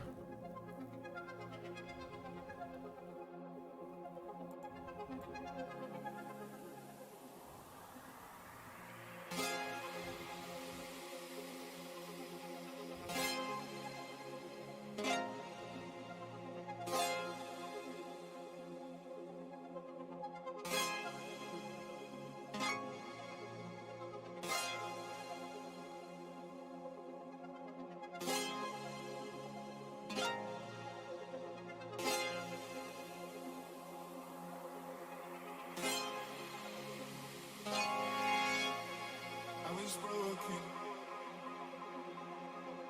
so I climbed up. I was held back by my own mind. I feel alive, I can also use this stuff here. feel so alive. Now I see But it's probably wasn't make any difference. the colors in the sky. Because I can only use one node at a time, I think. To navigate between them. And then I have to change the way that I'm appending to the first list.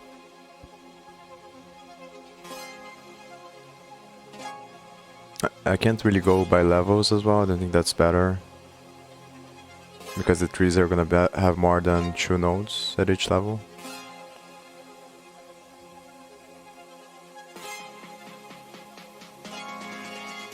At the left end. Oh, so it works like a cycle there. And the next one is gonna be...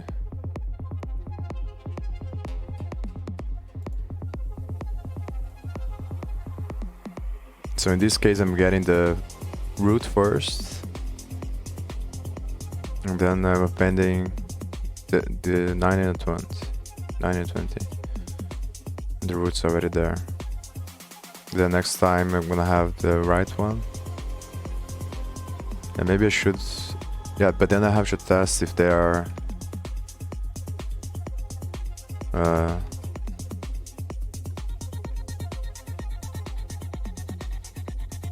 if they are null or not.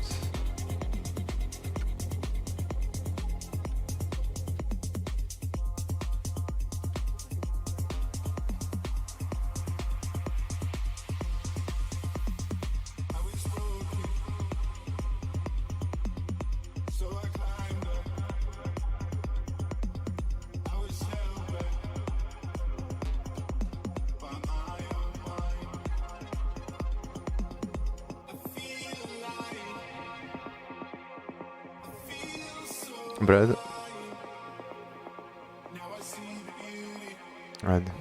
I think this condition here is that the thing that I have to change.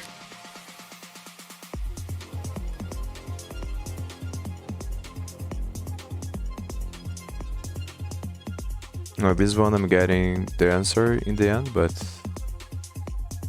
920, 15, 7. But then it doesn't stop here.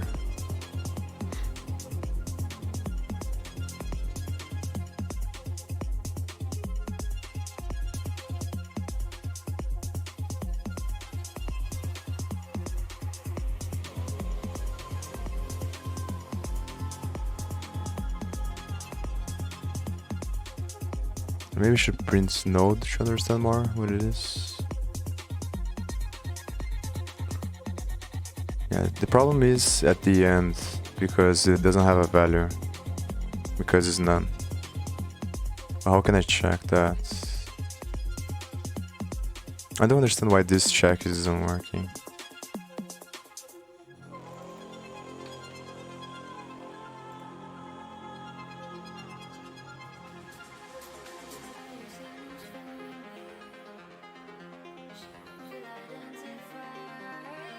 Oh, because I have the thing, but I don't have the nodes. Oh, actually, non-type object has no attribute left.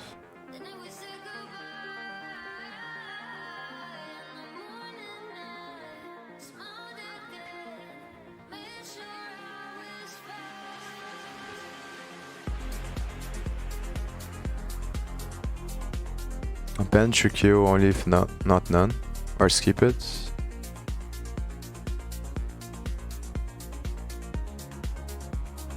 So this, but instead there.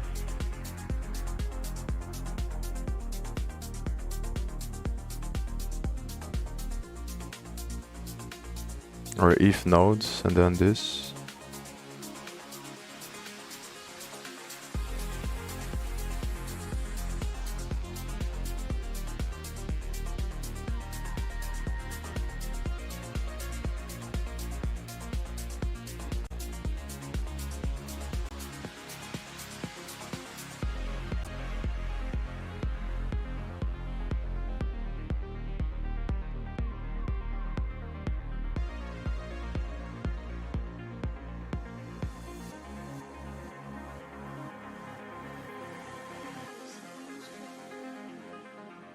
What's the difference between node and node right, node left there? I think I'm gonna go back to the other one and I'm gonna print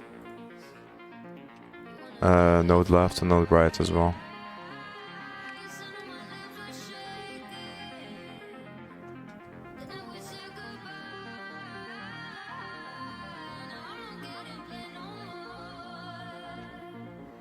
So node is the parent one, and the ones in the bottom, node right, node left. But how can I check to see if they are none or not?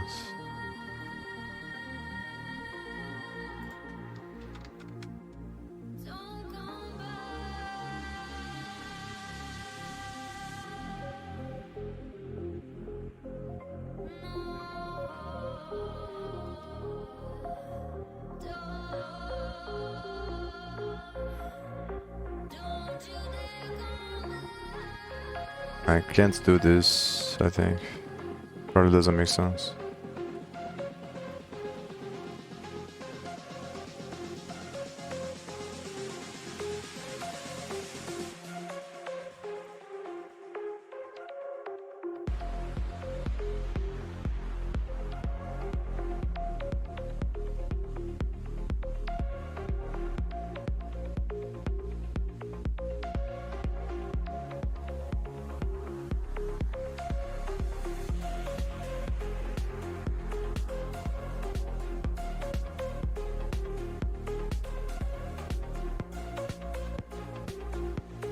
Maybe we should just search.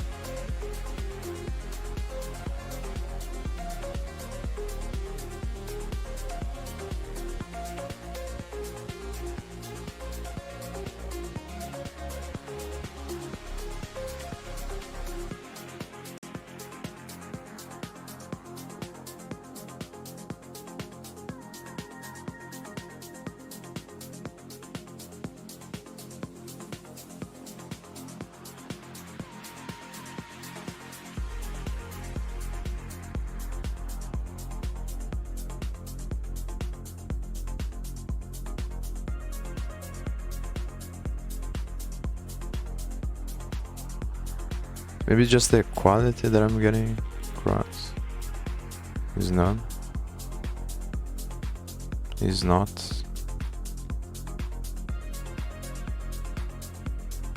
Still think it's not gonna solve it though.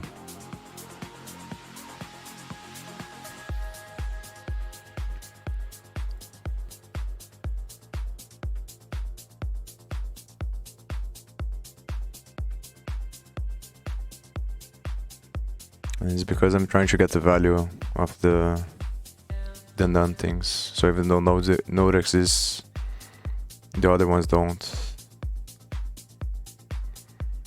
But I don't understand why this one doesn't work as well.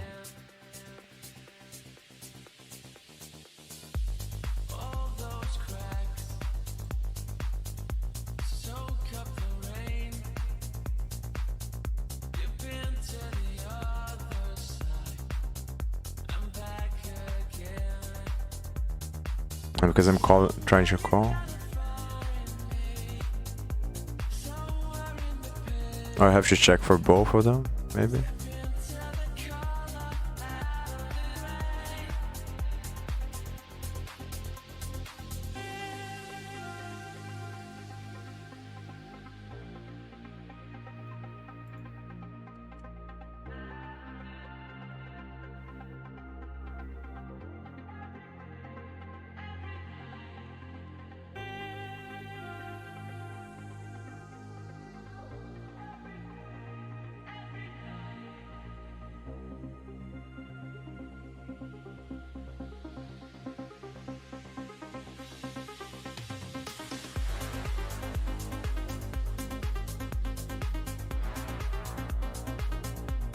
Oh, finally. Oh, that's... Maybe it's not gonna... That's on the other ones.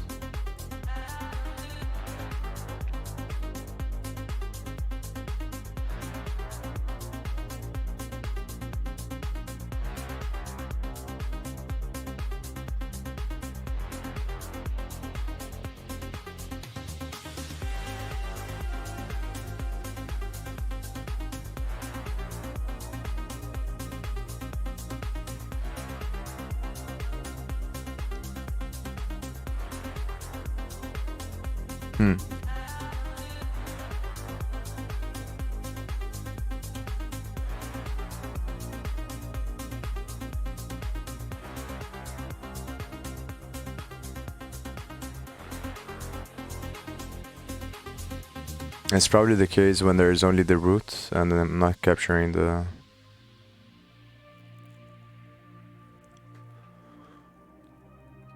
other one because of this condition here. So maybe if I put them on separate lines. It's obviously not the best, but just want to see if it works.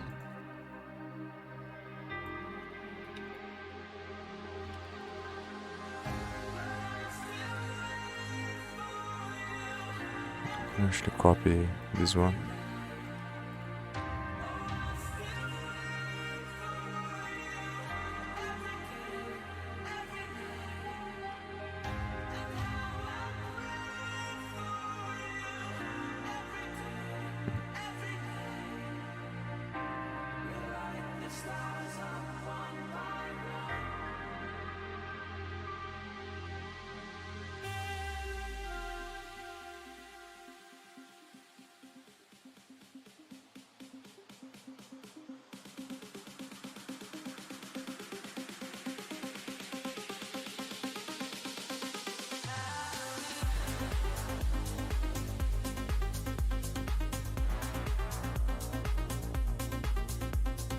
It's because the last one doesn't have a right one. That's the issue.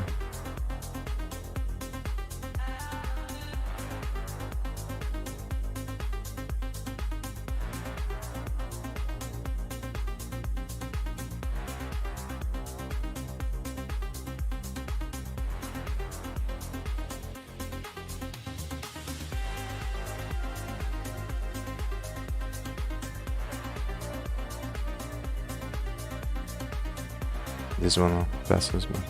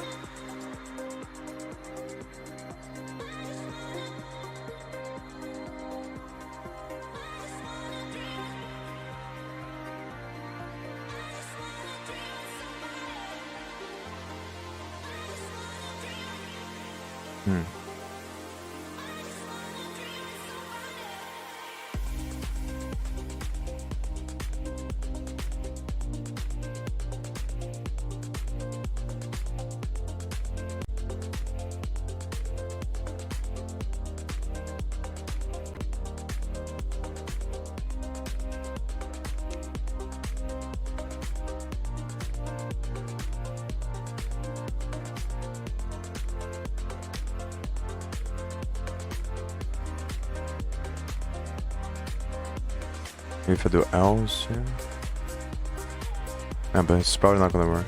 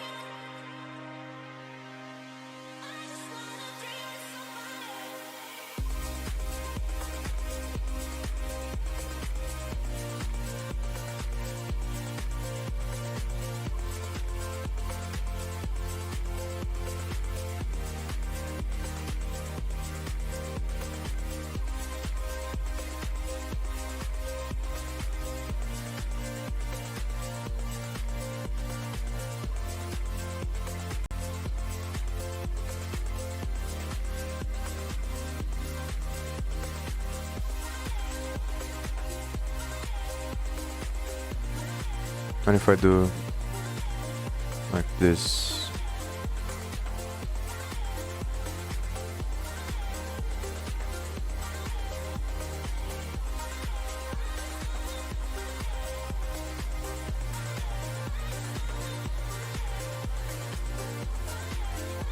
no, but it's still the same thing.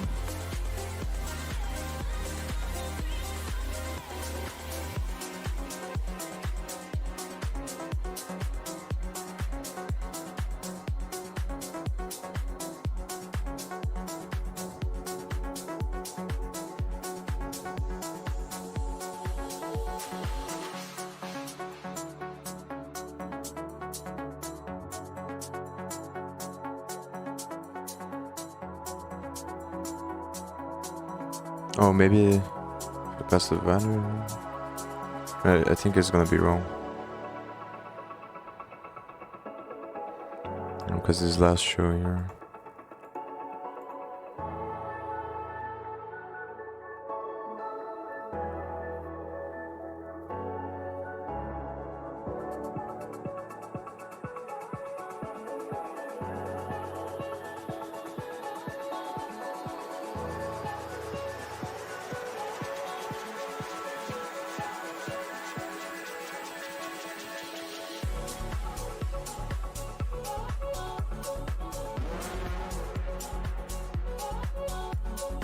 Yeah, I don't know. I think I'm gonna look at the solution. Probably not gonna be able to solve it in 1 minute.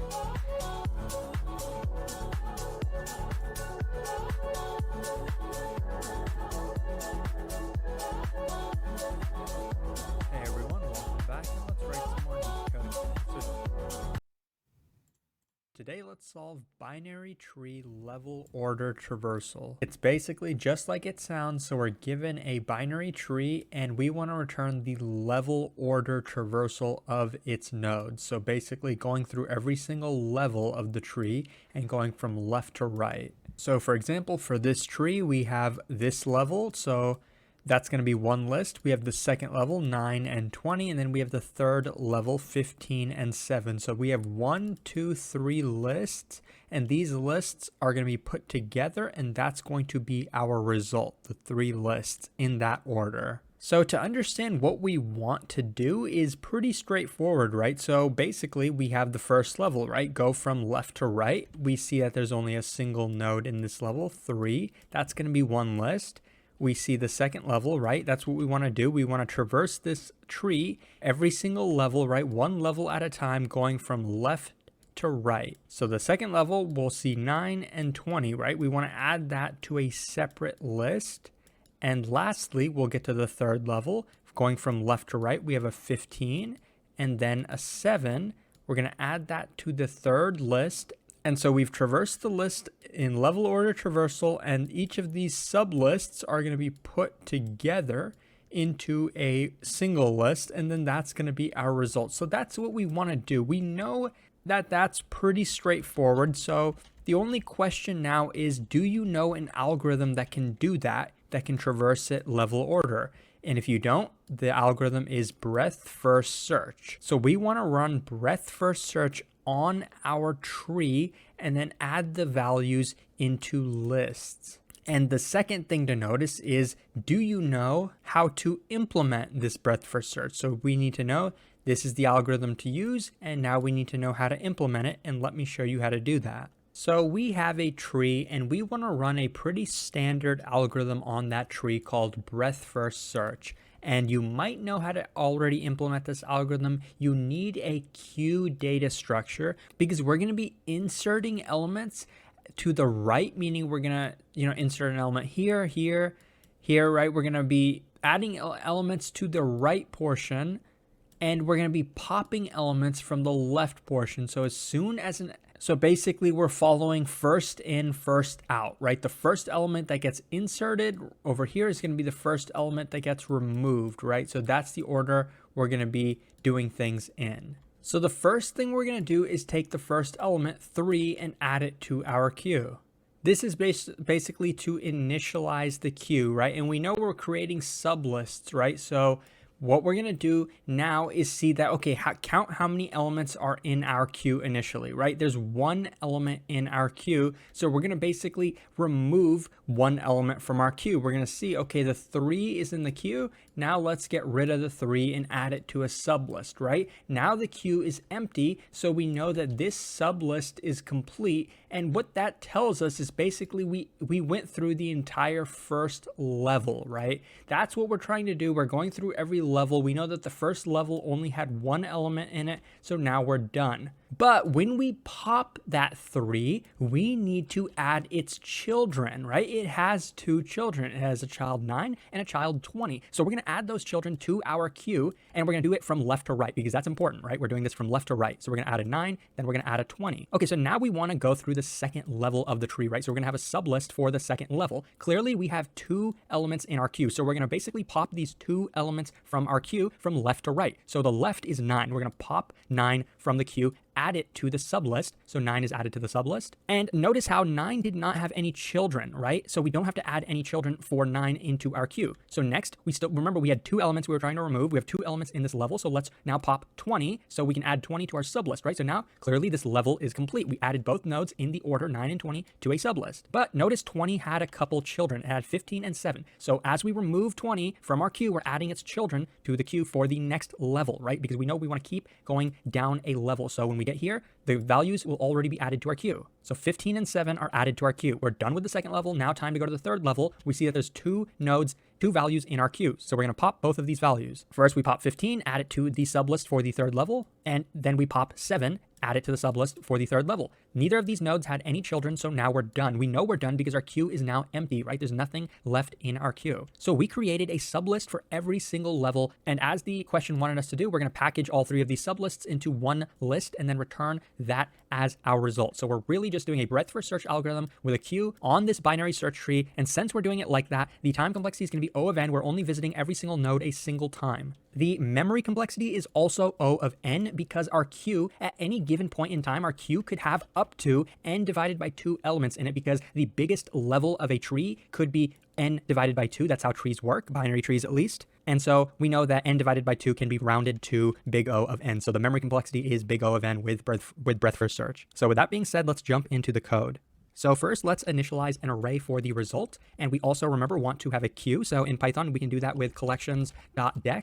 This will give us a queue, and the first value we want to initialize this queue with is the root node that we're given. So with that, we can start running the breadth first search, and we're going to run breadth first search while our queue is non-empty, remember? And since the queue is non-empty, we're going to get the length of the queue, right? So we're going to get the number of nodes or values that are in this queue currently, and we're going to loop through every single one of those values. This queue length is basically ensuring that we iterate through one level at a time. We're going through one level at a time.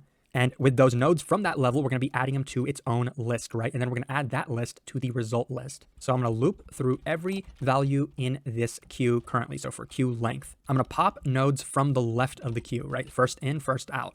And it's technically possible that the node could be null, so I'm going to have a check to make sure it's not null. Then we're going to take the node value and append it to the list level. And don't forget, this is also important that to our queue, we make sure to add the children of this node. So node.left and node.right. Technically, these could be null, but that's why we have this if statement. So then when the next loop comes around, right, we come around to the next iteration of the while loop, it'll make sure to check that these nodes are non-null before adding them to its own level list. Okay, so now we have the loop in place that's going to iterate through every node of a single level. After we've done that entire level, what we're going to do is take our result and make sure we add every single level to that result, right? And then we're going to keep running this outside while loop, the outer while loop, until there are no nodes left in our queue. That's how we know we've gone through every single level, added it to the result, and then at the end, we can finally return the result. And one last thing we want to do is make sure that if we're adding a level to the result, we want to make sure that level is non-empty. Because we know technically our queue could have null nodes. We're not adding null nodes to the level list, so we want to make sure that level is non-empty if we're adding it to the result. We can run the code and see that it does work, and it is pretty efficient. This is a breadth first search level order traversal of a binary tree. And we did it in linear time, and I hope that this was helpful. Yeah, I think I'm gonna stop here. I'll probably take a break and then come back. I'm not sure if I'm gonna do more on stream or not, but I might come back and continue to read this stuff about Ethereum, smart contracts, continue to read these articles here, and then study the EVM today, but yeah. Or I'm gonna solve this, continue to solve this stuff, and yeah, either today, probably, but most likely not, or some other time. So yeah, see you then.